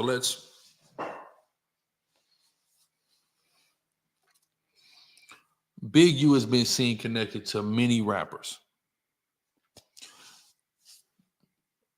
We can't explain why. I don't see him getting features for his artists. I don't know what business he's doing. So one can assume that the checking in or the friendly extortion tales may have validity. That there are situations and Big U is protecting people in these situations, but the but to that is this. And Loose Cannon said this. Now, CeCe said Loose Cannon is a nobody. He don't know anything. He was never around. And do I believe that? I do. But Loose may know some things from hearing some things. Now, I can't reveal all my sources, but I got sources in the 60s. I'm just putting it to you like that. I got sources in the 60s. Shout out to Brick Baby, Lil Shitty. I'm not saying he's my source because he's not, but shout out to that's my brother. Shout out to him. But, you know, some say that Big U would create a problem with an artist. He would mastermind, allegedly, a problem with an artist. And then he would come in and say the day, and that would endear the artist to him, cause the artist to give a bag, and him to profit, and him to be able to feed the hood. And that kind of be a racket that they were running, allegedly. I don't know the truth of that. Allegedly. Right? That really killed my hair to that. So, with that being said,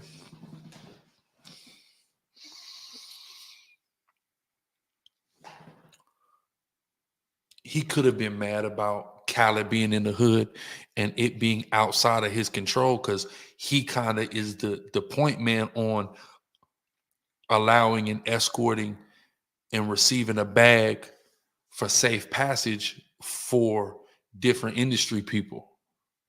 So now if you're just saying F me and the program that I got that feed me and feed the homies and feed the hood, and you're just walking niggas straight in and you skipping all the protocols, I can see why that would upset him if in fact that was true, right? If y'all are following me.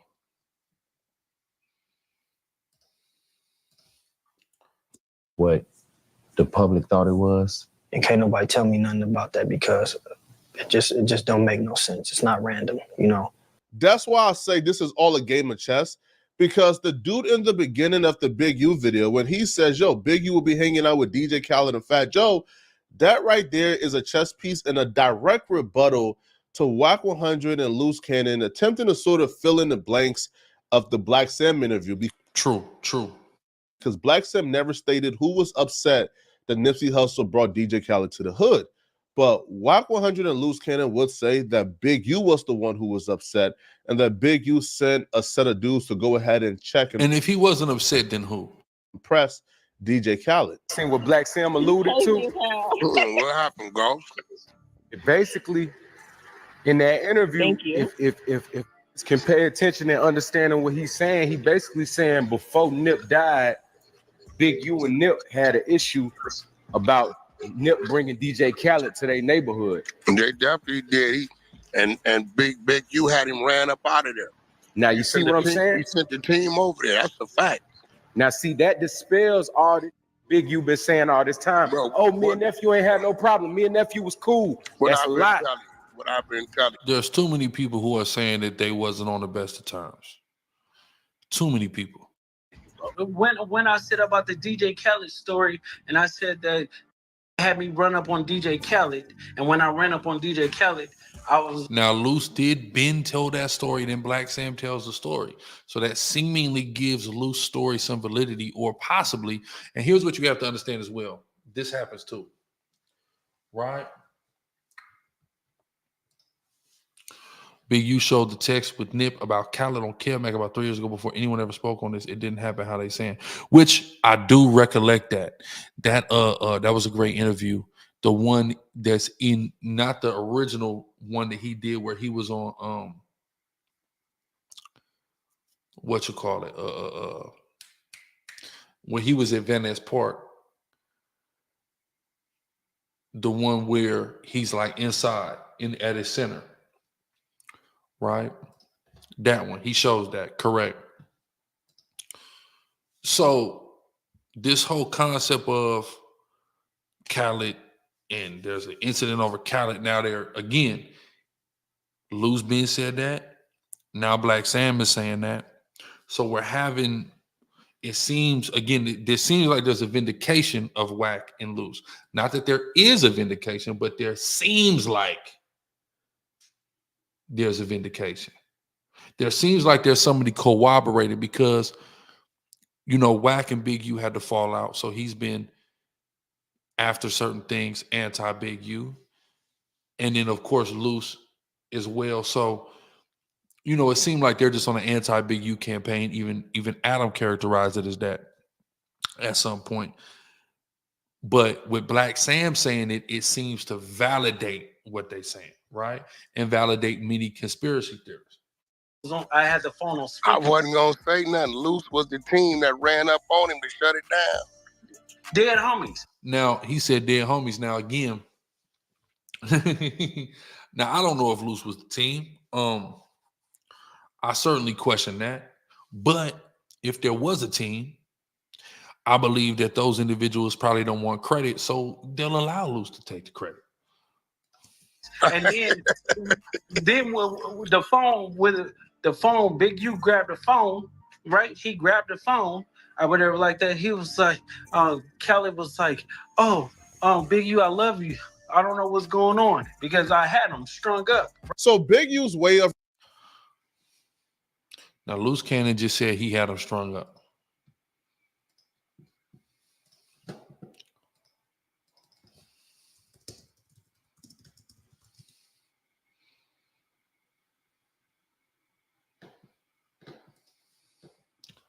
I don't know if he had his big ass A-Rab strung up. I just don't know.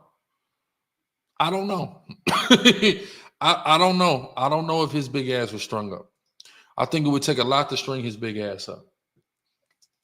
That's just me, though.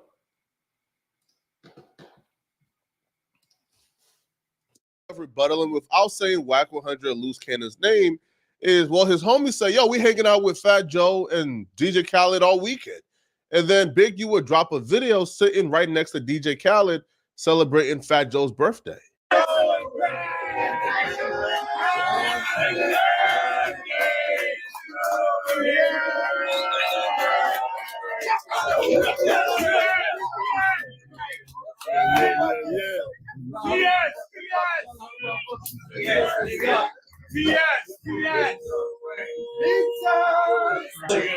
Happy birthday to Crack.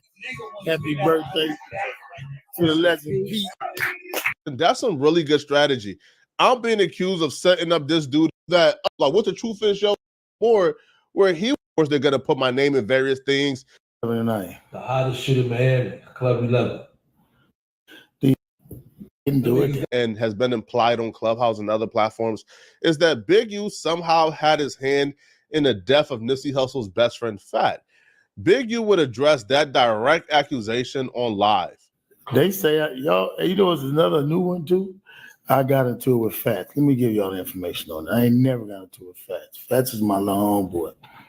Ever in my life, me and Fats ever got into it with nobody. Never, ever, ever, ever. So you got to figure that one out anyway.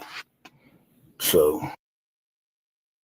Hold on, because CC brings something up. I want to share this now because we got to look at the totality of the scope of the situation as righteous judges, right? As the Bible commands. So look, this is where he shows the text message.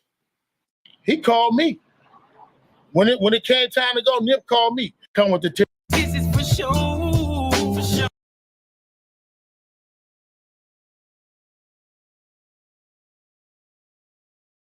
That come with the territory. You can't sit around and squawk about it. You can only know your truth. My truth is, he called me. When it came time to go, Nip called me. Nip was like, bro, you still got a contract. Execute the contract. You know what I'm saying? We never split. I still own publishing. You know what I'm saying? Right now to this day. When he did his deal, we signed his deal to Sony, right? We was always signed. And it's funny to me how kids say and don't realize that he was signed. We ain't never not been independent, really, be honest with you. And what independent means is you using your money coming up from the grind and grinding. We always was signed. We signed to Sony, and he tells these kids, but they don't understand what he means by that. He started managing himself, like with the money, with what he was getting from other people. You know what I'm saying? Right. So he created his vision. He was building his vision. Dude, when he signed Atlanta, he got ready to drop his project. I spent 4 days in the studio straight, back to back, talking on the album. He got 4 days of me telling hood stories right now for his project. Let me ask you this. But let me show you something else, though. Does Nip's crew know about all this relationships that you have with Nip behind the scenes? Man, I don't know what nobody know. I don't go talk to nobody about nothing. Let me show you. This is the last conversation me and Nip had. So he gonna show the last conversation. Right? But also, he don't know what nobody know.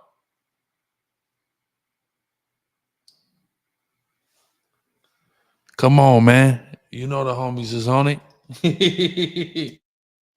You got to get in close. You see the date on there? See what that say? Tuesday, March 28th. This me and him talking. This me talking about DJ Khaled. I told him DJ Khaled had gave me his what you call him number, right? And I said I need to talk to Khaled. So Nip said at the video, did you talk to him? You see what he said? I ain't gotta read it. He said, did you talk to him? But I was doing an interview too. And I said, yeah. And I sent him a call cuz back after the meeting. Nip said, off top, let me know once he balances it. So look, it's obvious. Now you see the date on there, right? Now, how was me and him having a conflict? So it's obvious. If me and him talking, and then look, let me show you though. Not only that, let me show you why Nip took off the remember when he had that Grammy Award thing? Look what I told him right here. I said, we was talking about, I said, I just left he just said he just left. He said he on the way to wherever that shit is. Love about to finally get some sleep. I'm telling him, I said, Love, I'm about to finally get some sleep. And it said, I'll call you in the AM. This me, I'm in green. And I said, hey, cuz that pink, we got to fight. And I put laughing out loud. Tell my niece she got to stay out of it. I'm talking about Lauren London, right? And they were laughing. And then I called him the Pink Panther. When you seen him again, he didn't have that pink jacket on. Hey, look, I got that video shoot. On that video shoot, nigga. So, you know what I'm saying now? So, you know, he's establishing they was cool. Now, that situation about Khaled, he said he gonna balance it. Does that sound like a payday to me? It sure does. I ain't gonna lie to you. But it also doesn't sound like you and Nipsey had a serious conflict over it, right? Just to be clear. Let's go back though. Again, you know, unfortunately, we all in the 60s business. They done put the world in their business, unfortunately. Oh, that niggas telling y'all stupid for listening to any of that. But y'all been listening and responding to this. These niggas been saying for the last, this 6-7 years. That was a direct rebuttal from Big U to the viral Clubhouse audio of Wack 100 detailing an alleged altercation between Big U and Fats a week before his death. Now, from everything I've gathered online, folks have been saying that Fats was killed while working security at a dispensary. It was a drive-by. They're saying it was over weed. I'm not sure. All right. Can I be real? If I could be real. Can I be real for a minute? I'm going to be real, right? I got to be real. You know, many people believe RSC stands for Rolling 60 Crips, but, you know, it also stands for ruthless, scandalous, and crafty, right? I ain't gonna say too much. I'm just gonna tell you that you know, there's mysterious circumstances surrounding some of that, from what I'm hearing, right? And I'm not hearing this from nobody on the internet. I didn't hear this on a YouTube video, right? There's a lot of little funny shit, and you know, shout out to Officer Lahat in my organization in SICARRI. You know, before he learned about being an Israelite, like right before, you know, he was detailing to me some things that he was going through in the 60s, you know, a place where he hails from it. You know, he knows all the people involved. And you know, some homies getting twisted up by other homies and stuff like that. You know, I even know about certain 60s, you know, having that, you know, you ain't a real one. There you go. Look, he said it. Look at CC. Look at CC. Look at CC. Ruthless, scandalous, crafty. You're not a real one unless you. I remember I heard them gutters. Shout out to my nigga Brick Baby, man. Gutter heels, but I heard them gutters was really pushing that you ain't a real one until you kill one. That's what I heard. You know the slogan. So what's crazy is we got the scandalous reputation, but when it comes to twisting homies up,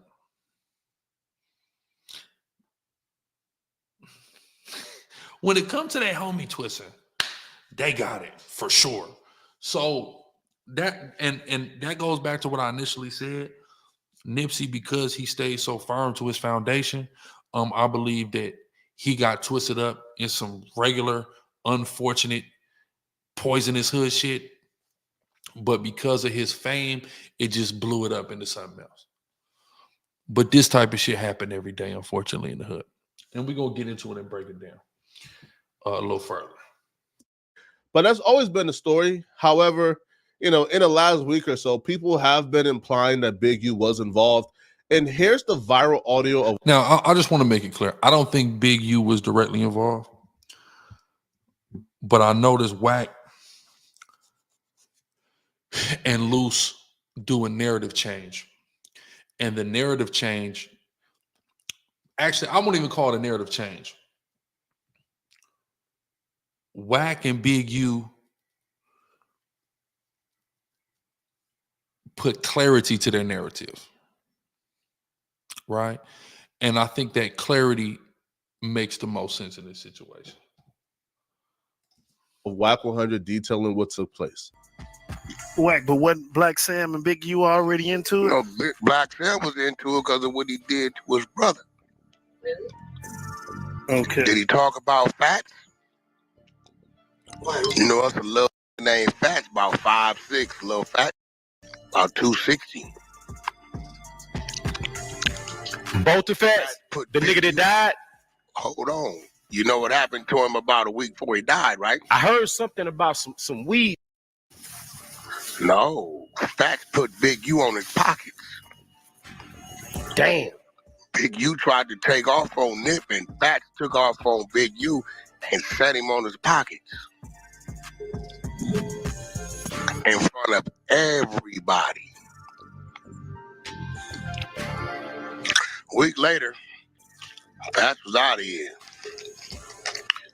Think somebody might have shot him. I don't know what happened. To be fair to Wack 100, he never outright said Big U is who is responsible for Fats. He didn't outright say it. Death. He just detailed an altercation, then said Fats died a week later. Now, some can. That's interesting. Say he was implying it, but because he never directly said it, it's hard to really hold him accountable for saying it.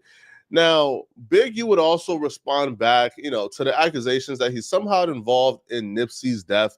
He would say that when Nipsey passed away, he wasn't even around. Like, he was out of town. Okay. Oldest trick in the book, right? To be out of town when something happens that you orchestrated or coordinated. It almost makes you look more guilty than being in town. Again, not saying that you're guilty, but being out of town means nothing because, of course, you didn't pull the trigger. So, of course, you're not the killer. You ain't got to be in town to have orchestrated something. You know, I think that frankly, honestly, I think what Big U needs to do, and what he should have been doing this whole time, is being silent. And this be the problem in, you know, this modern day 2024, like this internet shit. Older niggas especially is too old to be getting caught up in this shit.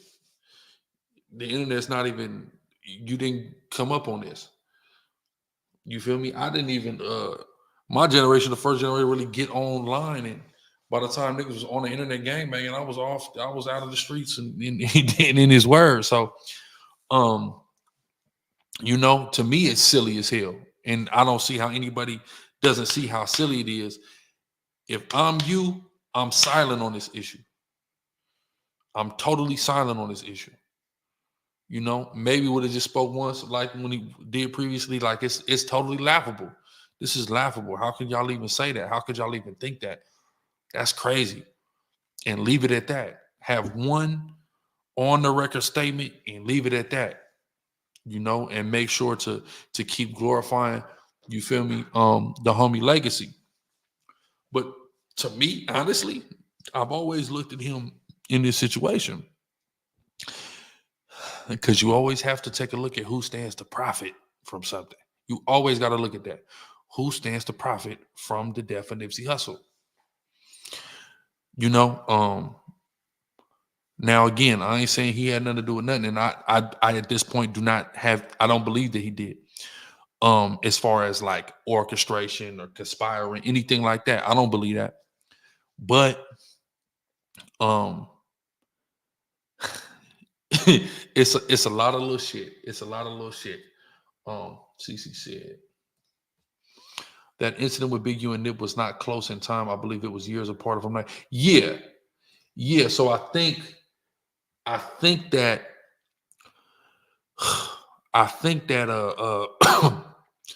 you know, people are like trying to build a body of evidence, and like Lou said, it's this hot and cold relationship and shit like that. Bro, self from an AC, but not 60 me girl, cool 2013. You already know. You already know. You feel me? You already know. But I listen, you know what I'm on. I'm loving, you see me, I'm kicking with 60s, 40s, 50s, you know, five session, I'm like ODM Slim. I'm loving all my people, period. All Black and Hispanic people, period. I don't give a fuck about none of that. You know what I mean? You know, we all gonna respect each other and love each other, and that's how we going. And if there's any disrespect, well, then we got to deal with that. You know, simple as that. You know, because none of us deserve to be disrespected. But this internet shit, this shit ain't it. Having to do these lives, and I mean, I feel it because it's a hell of an accusation. But you're doing your thing. You know, you really doing activism in that community as far as, you know, your football programs and stuff like that, and you're a pillar amongst the 60s, and not just on some gangbanging shit, bro. Fuck getting on the internet talking about any of this shit, for real. That's what I would be on if I was him. Not longer than that. Longer than that. But I ain't gonna trust. 100 word, bro. You probably think Big U, is guilty. If you believe Big U's word, bro, you probably think all of this is just nonsense. It's probably in your best interest to go out of town after you put a hit in on somebody, right? And you don't exactly, Flock, exactly want to be anywhere around when that hit actually, gets orchestrated, right?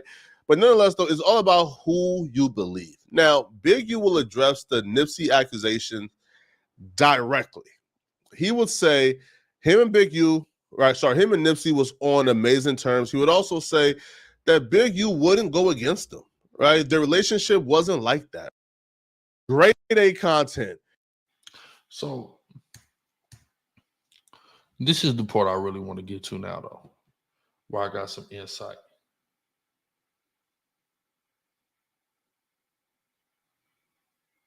Watch this. Who knows? Now, when Big U says, I got something earth-shattering coming, what I would assume that means is he's about to probably, do another documentary exposing, or, bring somebody on and have them say something about somebody else, right? So I don't know, right? I just know this is going to be some grade A content when it finally drops, right? Now, another female from LA called Mika, she gave her. Now, just to give y'all the background on, he finna play the Mika clip. Mika is the girl who was, naked in the hotel with Wack, who recorded Wack naked in the hotel room. That's who Mika is. And if I'm not mistaken, Mika's out the jungles, right? Her opinion and said a lot of things regarding. Now, she say interesting things and she brings certain things up. And I'm going to speak on those things because these are things that you've been in them Southern California streets. You done heard. This situation with Wack 100, Big U, and Nipsey Hussle that I didn't know. So I thought, it'll be interesting for us to take a look at it. Now, y'all, I don't know, bro. I don't know if Big U sent shitty, but when that shit with Nipsey first popped off, when it first happened, everybody in LA thought Big U sent shitty. We all thought that. You can put me on that list too, because I thought that too. We all did. And niggas know that. Niggas who were around me at that time, that's exactly what I was saying. Now, that's one of the things is like, why though? Why did, because I wasn't in LA at the time, so I really can't speak on that. But why did everybody in LA think that? That's one of the questions. Like, CC, man, dude, hold on, CC. Because the way you talking, he says one of these niggas need to pull the police reports from the Black Sam Big U shooting and the Fats murder. Had to be years apart. I don't believe it was a week apart. It was so long ago. Yeah, nah. I don't think all this stuff. But like I said, if somebody says there have been so many incidents and there's been, the relationship has, no pun intended, been a roller coaster between them niggas. You feel me? Then, that I guess they can say that. But I don't think these incidents was all up on each other like that. You feel me? I don't think so. I think because there's a specific incident that I'm getting ready to highlight that's years before any of this shit. She sort of like expounds on. I would hope so, but yeah, there's one of the things that I do want to know. Why do everybody in LA, or why did everyone in LA think that? Because as Big U stated, as you guys just heard, because Big U got a Godfather of the '60s persona. That's just kind of like you remember the Godfather got them puppet strings. You feel me? That's kind of bro persona. Nipsey Hussle was shouting him out, in a lot of the songs that took place after their one altercation that's well documented. So if he was shouting him out, if they were running together, if they were cool, what about their relationship had people thinking that Big U did it? That's what I want to know.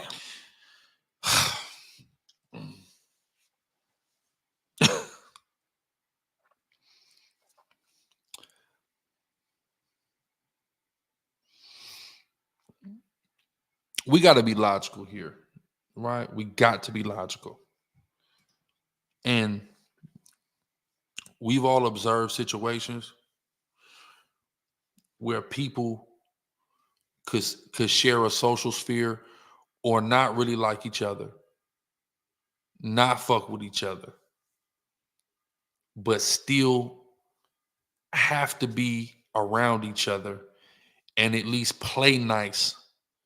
But sometimes that's gonna boil over. We've all, maybe we all ain't, but I've seen that, right? So just because they seem cool, that don't mean they was cool. And there are some people that understand that who they are and what they mean to what they're a part of is so important that they try not to do it while people are looking, and they maintain that fellowship to a degree, but really they both know they really not fucking with each other. And that's possible. I'm not saying that that's what happened. I'm just saying it's definitely possible. It's possible for them to have seen cool and not being cool and then really being beefing. You got couples that been breaking up for years, but their kids don't even know it. Or, they showing up to the family functions, all smiles, all, you know what I mean? But really they hate each other. This happens. We've seen it in different dynamics, between two people. We've seen it. I've seen it at least. we thought it was Big U, and then we thought people was like, no, it wasn't Big U, da da. And then it was like, oh yeah, it was the government. Like, come on now, that's what the world was saying, the government on some weird shit. But all of LA, yeah, we. Nah, the only person. LA know better than it was the government. The streets know better than the government. I'm gonna skip past RZA because he didn't know what he was talking about right here. For sure. And none of what he said here came to fruition. But shout out to the brother regardless. Let's get back to Mika. Virus. We all thought Big U did it. We already felt like it. Cause like Black Sam said, I didn't even watch that interview. I honestly didn't. I saw a couple of clips or whatever. But living in LA, I remember when Big U and Nip got into it because Nip didn't want to be under his label no more. Because Big U was trying to Big U had bought the Crenshaw label, the Crenshaw brand and shit like that. And yeah, basically trying to extort Nip and had him in a fucked up ass deal. So when Nip finally got out of that deal, you know what I'm saying, he went about his way or whatever. And Big U didn't like that. And so they had I don't know if she has the details of that business down because Big U is maintaining. Well, first he said he didn't have no publishing, then he said he did. So, but I think more so he said he has publishing on it. So I don't know. I don't know if she had the details of the deal. My city or whatever. This is just me living in LA. I know this. And then I remember when Nip started working with YG, and he had brought YG to the 60s. And when he brought YG to the 60s, I remember Big U was trying to pop shit about it. Like how you bringing this whoop-de-whoop nigga to the hood, this and that. And Nip peeled out his shirt. And he was like, nigga, I'll get down for cuz whoop whoop. And Nip had to run phase to have YG in the 6-0s. But he did that. Now, that's what I want to talk about. Because there's a music video. She's talking about the music video. This music video right here, we muted. And I just want to make clear this music video came out 2011, 13 years ago, right? Now, I heard a similar story, but not that it was over YG. So we all know it's well documented that Wack 100 and Big U was once very close. Wack 100 and Big U have both attested to the fact that Wack has spent considerable amount of time in the Rolling 60s at Big U's house. Brick Baby has even attested to seeing Wack 100 at different points in time in the 60s at Big U's house, though Wack 100 denies it. So Wack is a Paru that apparently has been allowed into there. So the version I heard from the homie from 7-4 was that the DP that Nip got over this music video was not about YG, but rather about the homies. And I'm gonna show y'all a few reasons why a DP could have came. Right? Let's go here. So this in Compton, Bonton. But right there, that's in the 50s, right? That's in the Fados Hovers. So I'm gonna show y'all something. See that Hover straight? Okay, all that's cool. But look, I'm gonna show y'all something and reasons why anger and the DP could have potentially came, to a Rolling 60 over this video. You see that? I want to show y'all this. You see that right there? That's a middle finger. You want to know what the other sign probably is? Don't worry, I'm gonna show you.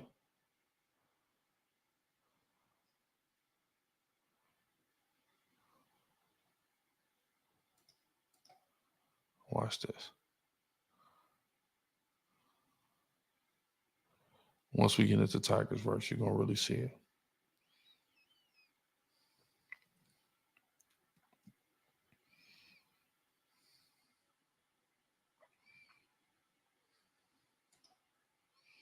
What's that? What's that right there? This a neighborhood. Okay, right there. Okay. That's cool. That's Fados, all that, but they're gonna get upset about that right there. See that? Okay, cool. You see him throwing the middle finger. What you think that other sign was? He was throwing the lane. He was throwing the F lanes. Hold on, but what's he doing? Hold on. Hold on. Watch this. What's he doing, guys? Now again, we got a neighborhood Nip Hustle featured prominently. Like bro said, that's that Last King's Tiger. Y'all know why we like Last King so much? You see what I'm saying? People don't understand the gang nature behind a lot of this, and you know what's going on. This was a great song. We all loved it. We was rocking to this like a motherfucker. But you see what's going on? You're not gonna have a gang of Hoovers in a place, a neighborhood, and not get dissed. Unfortunately, it's just the reality of the situation. Unfortunately, that's just not gonna happen. So I was told by the homie from 7-4 that the DP came because of this. The homies dissing. Had nothing to do with, you know, about them Paru. You know, but I definitely heard the story that boom, Big U had an issue, politicked on Nip, and Nip had to have a DP behind this music video. Right? For real. We got another one? Okay, smooth. Okay. Okay, smooth. All praise. So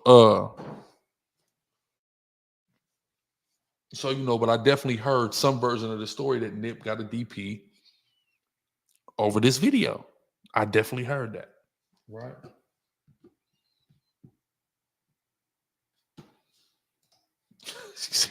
I was in Chief Chat. It was 4 a.m. in Atlanta. He coming out the store with a candy bar. Amazing, right? Let's go.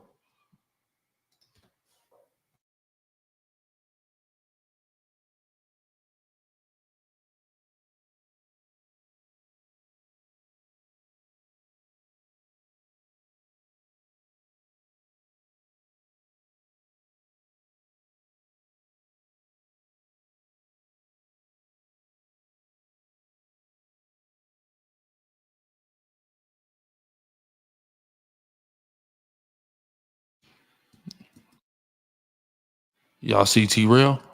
Watch. T-Rail right there. You see him? Okay.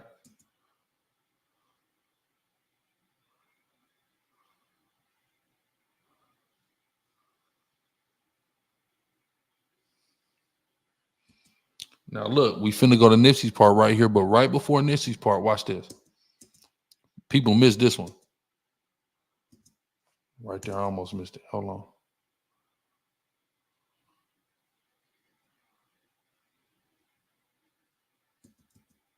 Right here. Come on. You see that? 6 dudes, Harvard Park Brim with the NAC whacked out. So Nip is in the video where you got multiple Hoovers, dissing neighborhood, and then you have a prominently featured piece of graffiti from the Brims, dissing neighborhood. So I, again, the homie from the set, from the city, from the land, reiterated to me that this got Nipsey a DP.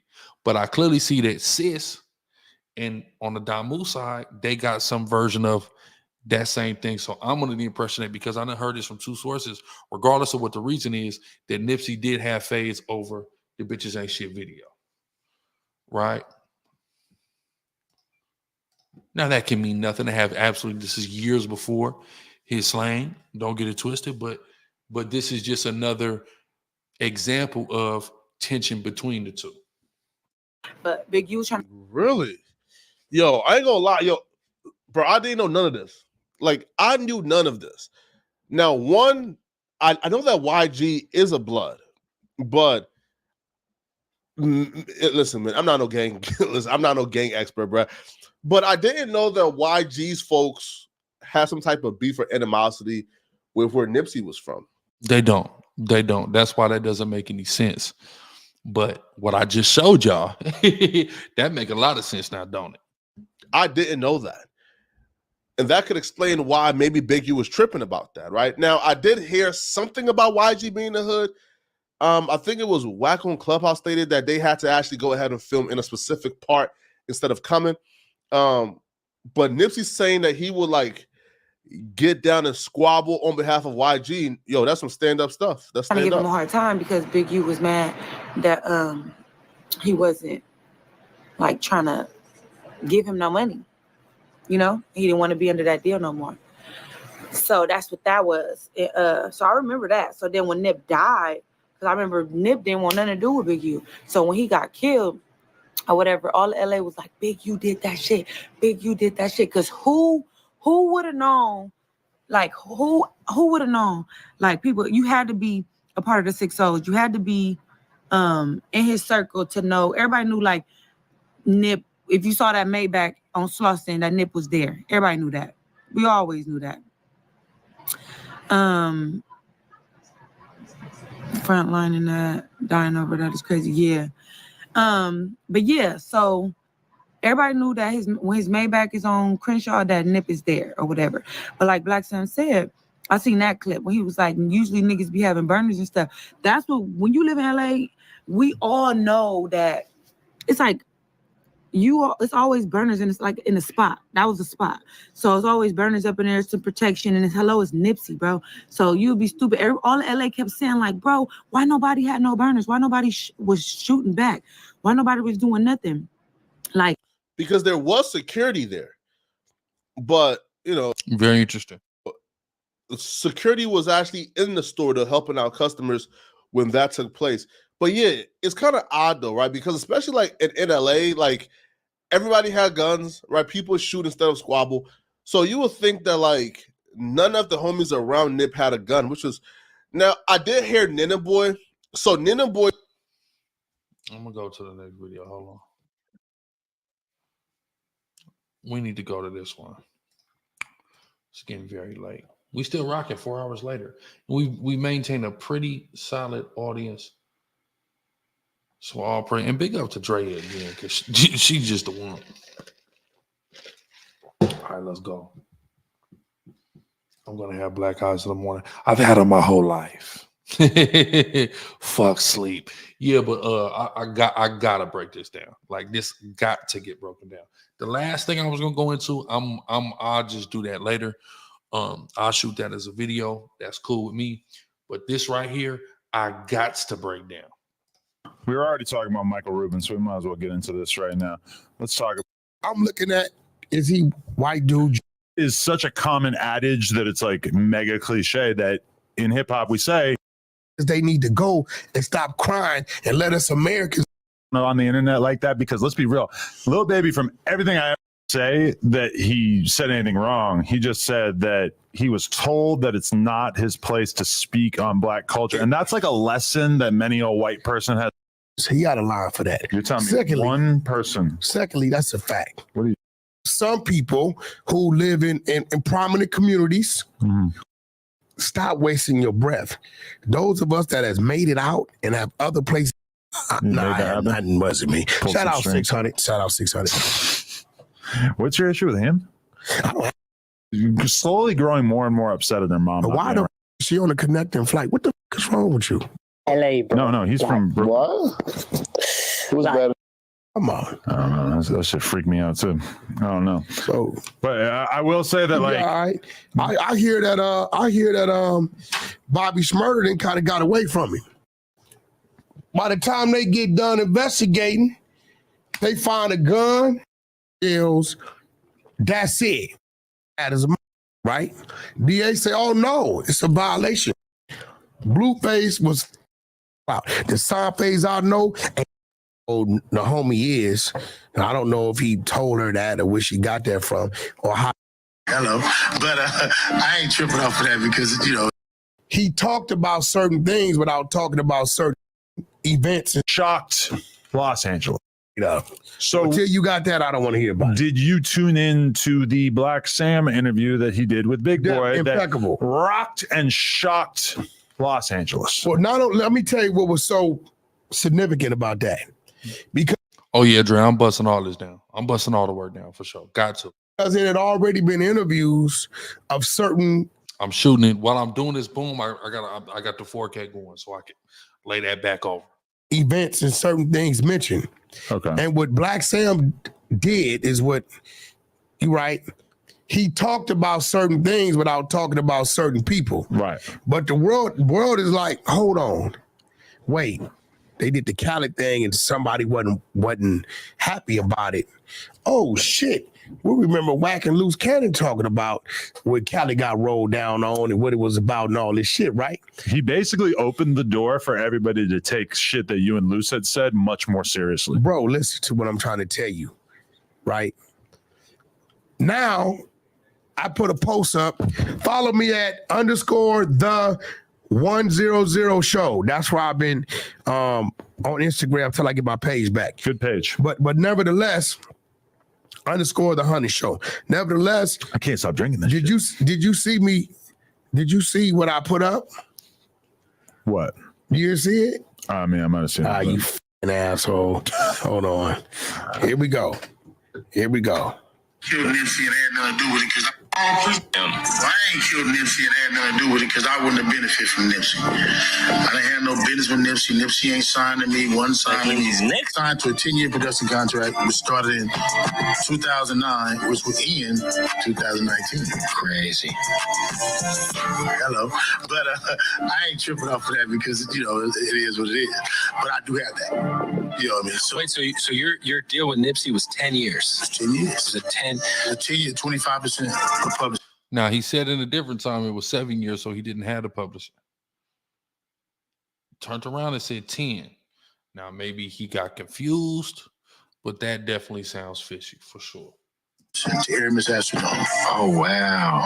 So 09 to 2019. 09 to 2019. So technically Victory Lap. Hello. Okay. Bullshit.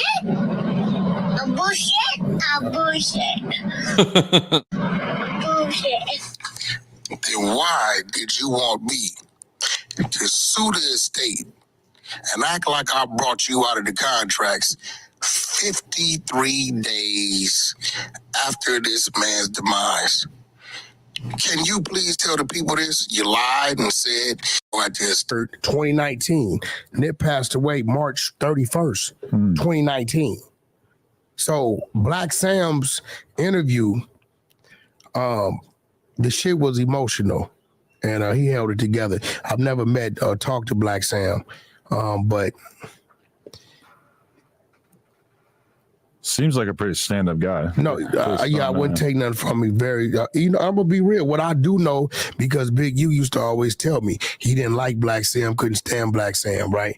But he would go down there with him and try to play chess with him to get close to him, get up under him, to try to curb his thoughts, for Nip. Because Black Sam was totally against a lot of this shit. He was telling his brother, like, yo, I don't trust, this ain't that, this ain't this ain't that. I remember him trying to tell me, yo, man, I never seen Black Sam with a female before. I think he gay. So I asked somebody else from 6-0, one of the reputables I know. He said, Whack, Black Sam got a family, woman, all that. He just don't expose him to, social media and shit like that, right? So, I stopped hearing that.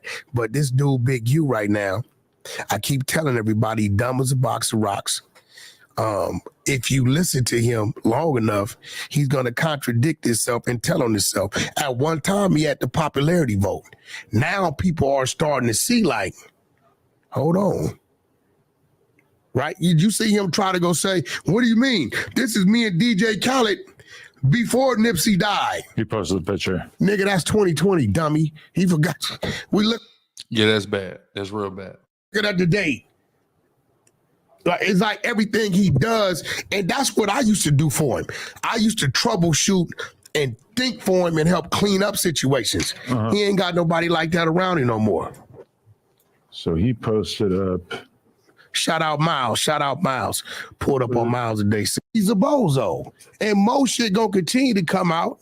He telling everybody he ain't got no federal indictment. Nigga, you got the recordings on that. I just ain't let open this debate and make everybody start having this conversation. I think Black Sam told his truth, and the people aren't stupid, and they shocked and surprised me that they were saying, oh, you're doing a puzzle? You're like, I don't really know where these pieces go. So in Black Sam's interview, oh shit, okay, these pieces fit here, here, here, and there. Right. Black Sam just told his truth without any malice. Right. right? He ain't politic with me. He ain't politic with Luce about what he gonna do, what he gonna say. I know him and Luce have casual conversations every now and then. I've never talked to the man, never met the man a day in my life. Right. And I'm pretty sure he's probably a little upset at me about a few things. But at the end of the day, you know, I speak my truth when it comes to business. As far as, you know, alleging the music, that's my truth about that. And all the other situations is really internal. That's shit that come from Big U. You know what I'm saying? Right. You know, him being a rat, Big U came on Pyru, set my motherfucking game room in my backyard, right? With another one of my original baby gangsters, right? Who just walked off 20 years. He been home about 7 or 8. The homie just walked off a dub, sat in front of me in my game room, in front of the homie, and called Nipsey a rat. We both looking at him crazy. What are you talking about? So this is where shit getting ready to get technical. This is where it's getting ready to get technical. Okay. And again, you know, I have what's called additional verification on some of this stuff, some of these rumors at least. Additional verification outside of just whack, right? So listen what he getting ready to say. Paperwork, nah, what he did, I got the recording, you know, when the nigga Domer, you know what I'm saying, did what he did. He told the police if anything happened to me or something happens to me, I come up dead, Domer did it. Domer or Dahmer, 6-0, right? That name is getting ready to be prominent. Now watch this. So he been paying this nigga $1,500, $2,000 a month to keep from letting niggas know and telling niggas is that. So you know all this shit, bro, is what I'm trying to box up, put together to make my move. So when I sit back and I see this dude,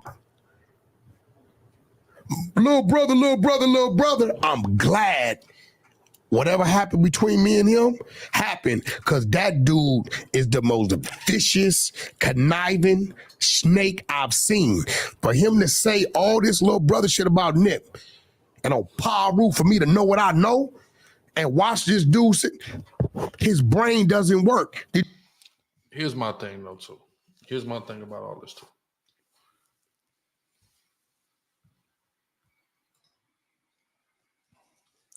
Whew. Whew.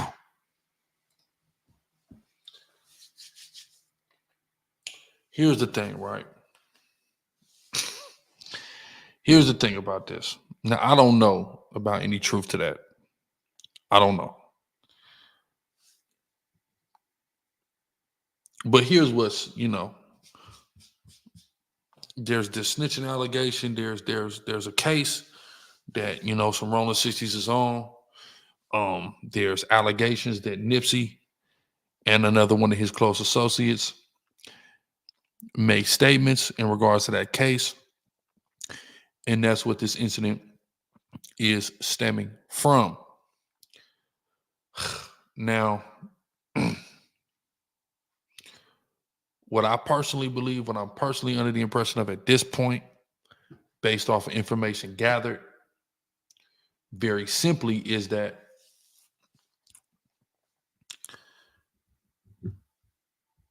there was some confusion, there was some rumor and innuendo going on in regards to Nipsey making a statement. Again, I'm not saying that he did, but I think somebody began to float that idea and they had whatever motivations they had. Either it was factual or it was done simply to smut him, right? That caused a conflict that led to Baby Shitty doing what he did. But what I'm under the impression of at this point is this was a good old twist up. And again, not that it was a conspiracy, not that Big U and Cowboy and them had anything to do with it directly, but I'm under the impression that they knew what was coming and they didn't get in the way. And that's kind of where the narrative has shifted with Whack and Loose. That's kind of what they pushing now, is that not that there was a conspiracy, not that niggas sent him, but niggas knew he was coming and niggas just let it happen. Again, like I said earlier, or like I keep saying, this is what happens in the hood. This is unfortunately a random a random happenstance. Hold on, what you say? Right? A random happenstance. I mean, this isn't a random happenstance, but this happens all the time. And, you know, because Nipsey is who he is, you know, it's this huge thing that it is. But unfortunately, people do this to each other all the time. Niggas get twisted up, unfortunately, all the time. And I think this was just a good old twist up in the ruthless, scandalous, and crafties. Just a good old twist up. And niggas knew what was getting ready to happen, and niggas didn't get in the way for whatever reason that they had. I'm not even going to assign niggas motives. This is just what I, at this point, due to everything I've heard, and this isn't just based off of the internet, might I add. This is based off of what I heard, you know, come out of Rona 60's mouths. You know, I think this was a twist up that unfortunately, you know, led to somebody's demise. That's what I think. Right? Let's go a little bit further. Did you see the clip when he was live? Okay, but and they said justice for Nip? Wait. Yeah, that's yeah. And what did he do? He started laughing. Your brain. Now, that's a clip that people have tried to utilize against Big U. but my thing is, outside of Cowboy as gangsters, when are we talking about justice for one of our homeboys? We go get our own justice on the street level, right? That's not something that you don't hope for the incarceration, adjudication, and guilty verdict. That's not what you're looking for. You're looking for street justice. So why would he be a champion of justice for Nip? I don't think he's a champion of quote unquote justice for anybody. That sounds kind of crazy. That's a fact, Mother Bar. That's a whole fact. But this happens all the time everywhere. Right? Your brain, your nucleus, your control center is going to react in the most genuine way, naturally. Whack, man, he's played a good narrative. Wax landed on thick paw. He doesn't think. He's not a thinker. He never was. Justice for Nip. Justice for Nip. You see this shit? He ain't realizing people screen recording But this the shit. other guys are like laughing in the clip too. It's kind of weird. They with him. No, it ain't. It's Nip. That's what that means. That's what that means. Now, I believe Kev Mack, if I'm not mistaken, I believe that Kev Mack is in that. Big U justice for Nip. I know that clip is right here. Yeah, Kev Mack is in that clip.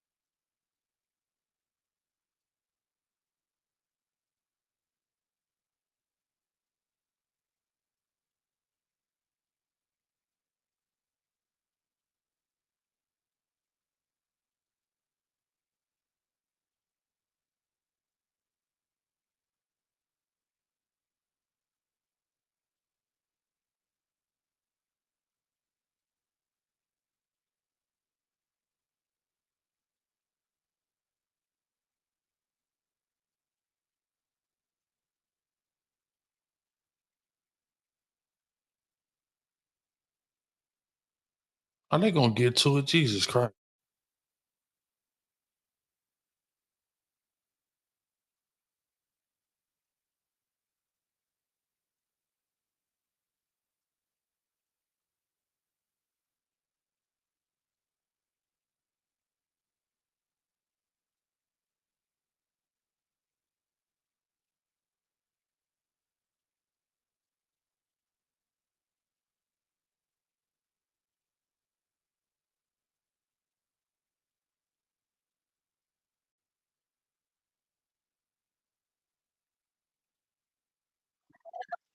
What's Kev man talking about? Oh, Kev, we waiting. Okay, what you waiting on? Okay.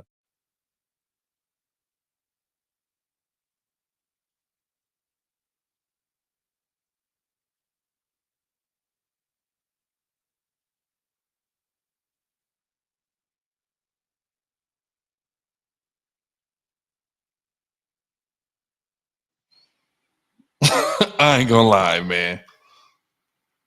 Damn, I lost sound.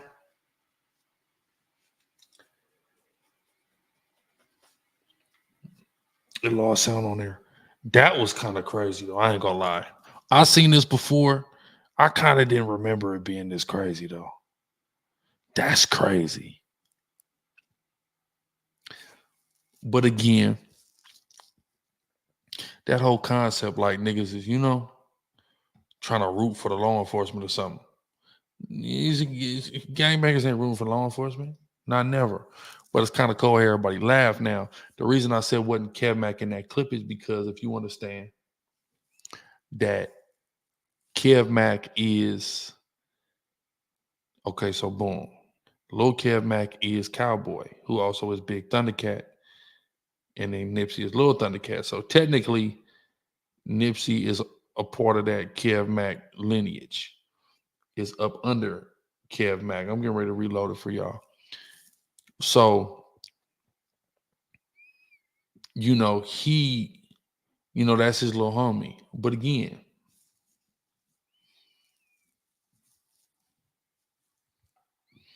it's cold. This is just cold. Because if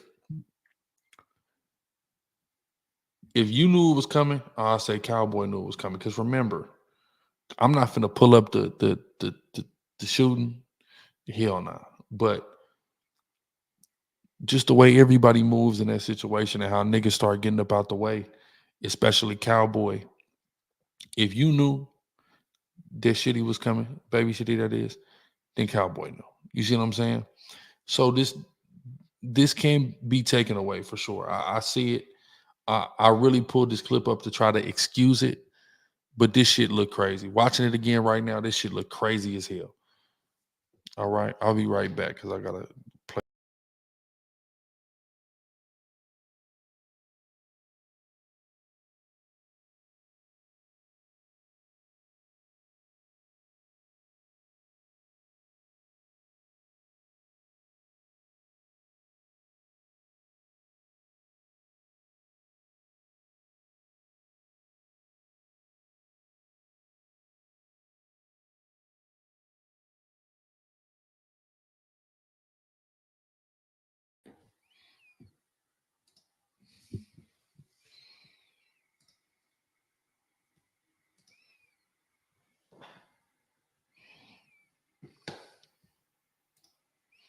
All right, we back. Where we at?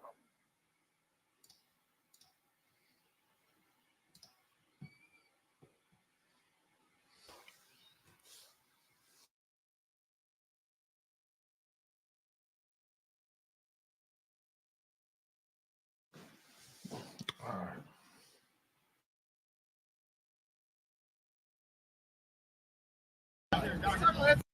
What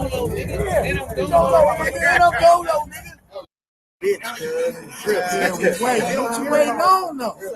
You don't know what you waiting on, though, nigga. What you waiting on? You got to tell us what you waiting on. Justice for them.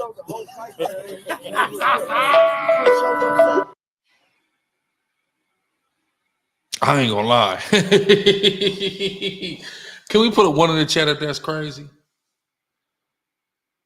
Let's put a one in the chat if that's crazy, man. Because again, I really tried to play this. Man.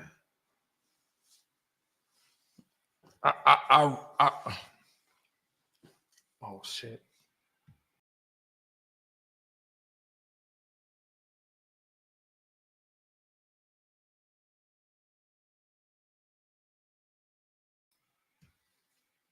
Hold on, y'all. My damn camera went out. Give me 1 second. Deal with that. Just give me 1 second.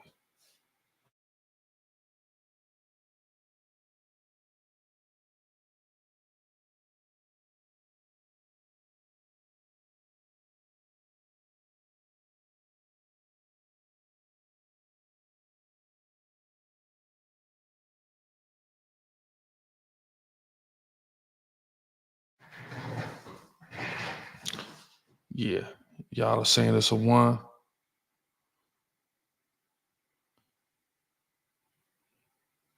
The way it's the way they laugh. It's the way they laugh. And then also, again, knowing the nature, the reputation of the ruthless, scandalous, crafty ones. That's a hell of a reputation.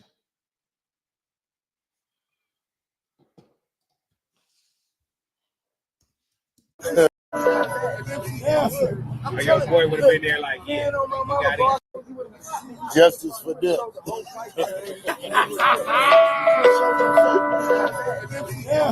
A young boy would have been there like, yeah, you got it.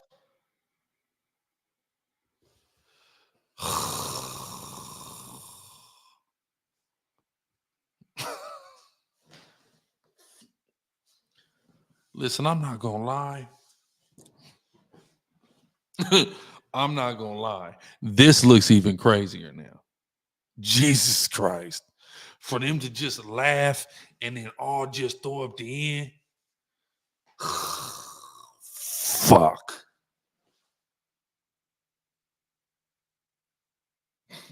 This is really bad. Am I tripping? This is bad. I gotta look at this one more time, man. This looks crazy as fuck. Justice for them.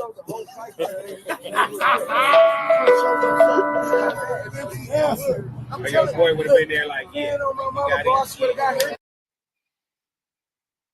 You see how you got that little smirk thrown up the end?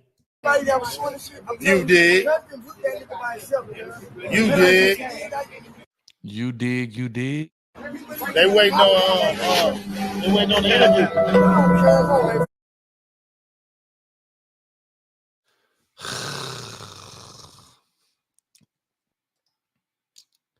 I ain't gonna lie, that's crazy. That's crazy. That is nothing short of absolutely crazy right there. That don't look good. Like I said, I've been seeing that, but like I forgot it was like that though. That looked crazy. That looked wild. Man, that looked wild. That looked really, really wild.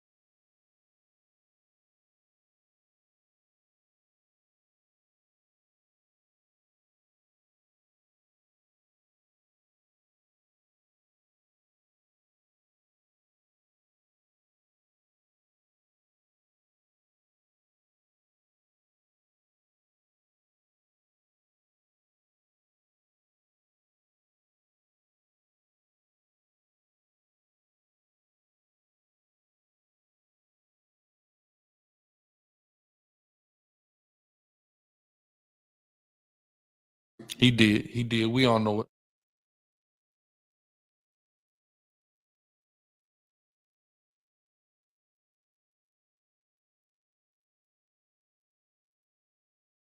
And I think the timeline is a little off. But people have attested to that.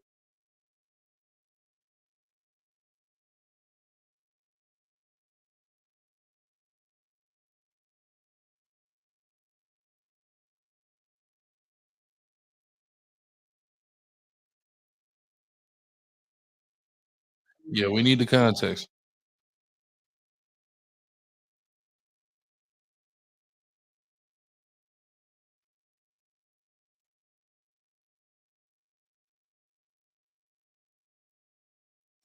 Now, let's say he did. Okay. I mean, that's just using your brain. You see what I'm saying? That's using your brain. Okay, we got a situation. How do I get out of the situation where I am contracted with the city to de-escalate and intervene in gang conflicts? So I'm going to act like that's what I'm here doing so I can amicably exit stage left without any issue and not have to worry about law enforcement. That's not a bad tactic. It don't make him a snitch.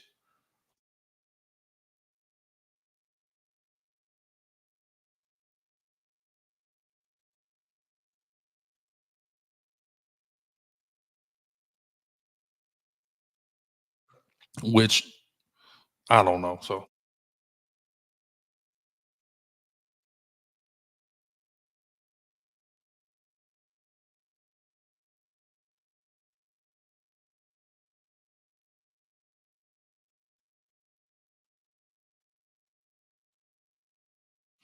So here's the narrative shift and the quantification of the narrative. And this is just the main point that I wanted to get to and hit on. We're getting ready to close out, right? Watch this.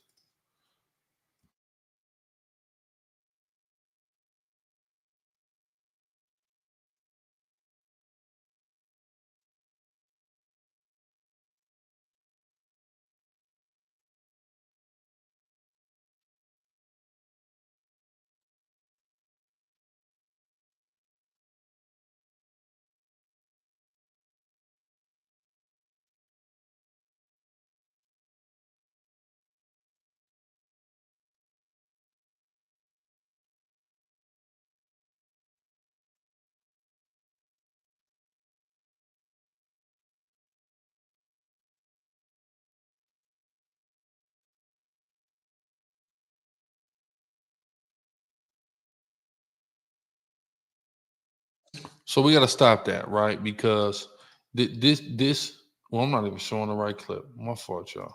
Hold on. My fault. Let's go. Lost audio again. I'm so sick of it. I'm so sick. I'm not even going into. I'm not even bothering with this again because I'm getting ready to bring this home. So essentially, what Wack is here saying is that if he would have been sent on a hit, he would have just came and got the job done. The initial conversation wouldn't have happened. He wouldn't have walked to the car, came back and did it.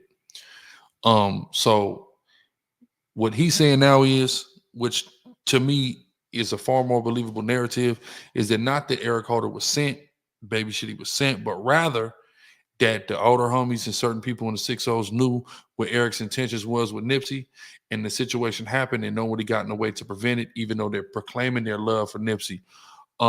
And I think Cowboy is being implicated in that as well. But now, this is the thing. the red shirt narrative. I need to address that because that irked me so much about Black Sam. He said, ain't no red shirts in the hood, like Crips don't wear red. But here's the cold part about that whole thing. Ain't no red shirts in the hood. Wait a minute. Y'all, watch this. Hold on. Where we at? Where they in the backyard at? Watch this. Nah. Look at him right here. Watch this. Watch this. Watch this. You see, what he got on? He got on that burgundy Christian. Y'all sell red shirts in your store. Ain't no red shirts in the hood. That's stupid. But yeah, man. It's a cold game. Repent. Come out of the gangs. I'm out of here. It's about 3 a.m. So all praise to the most. I appreciate y'all. Make sure y'all subscribe. All the links in the description. Shit like that. Love y'all, man. Shalom.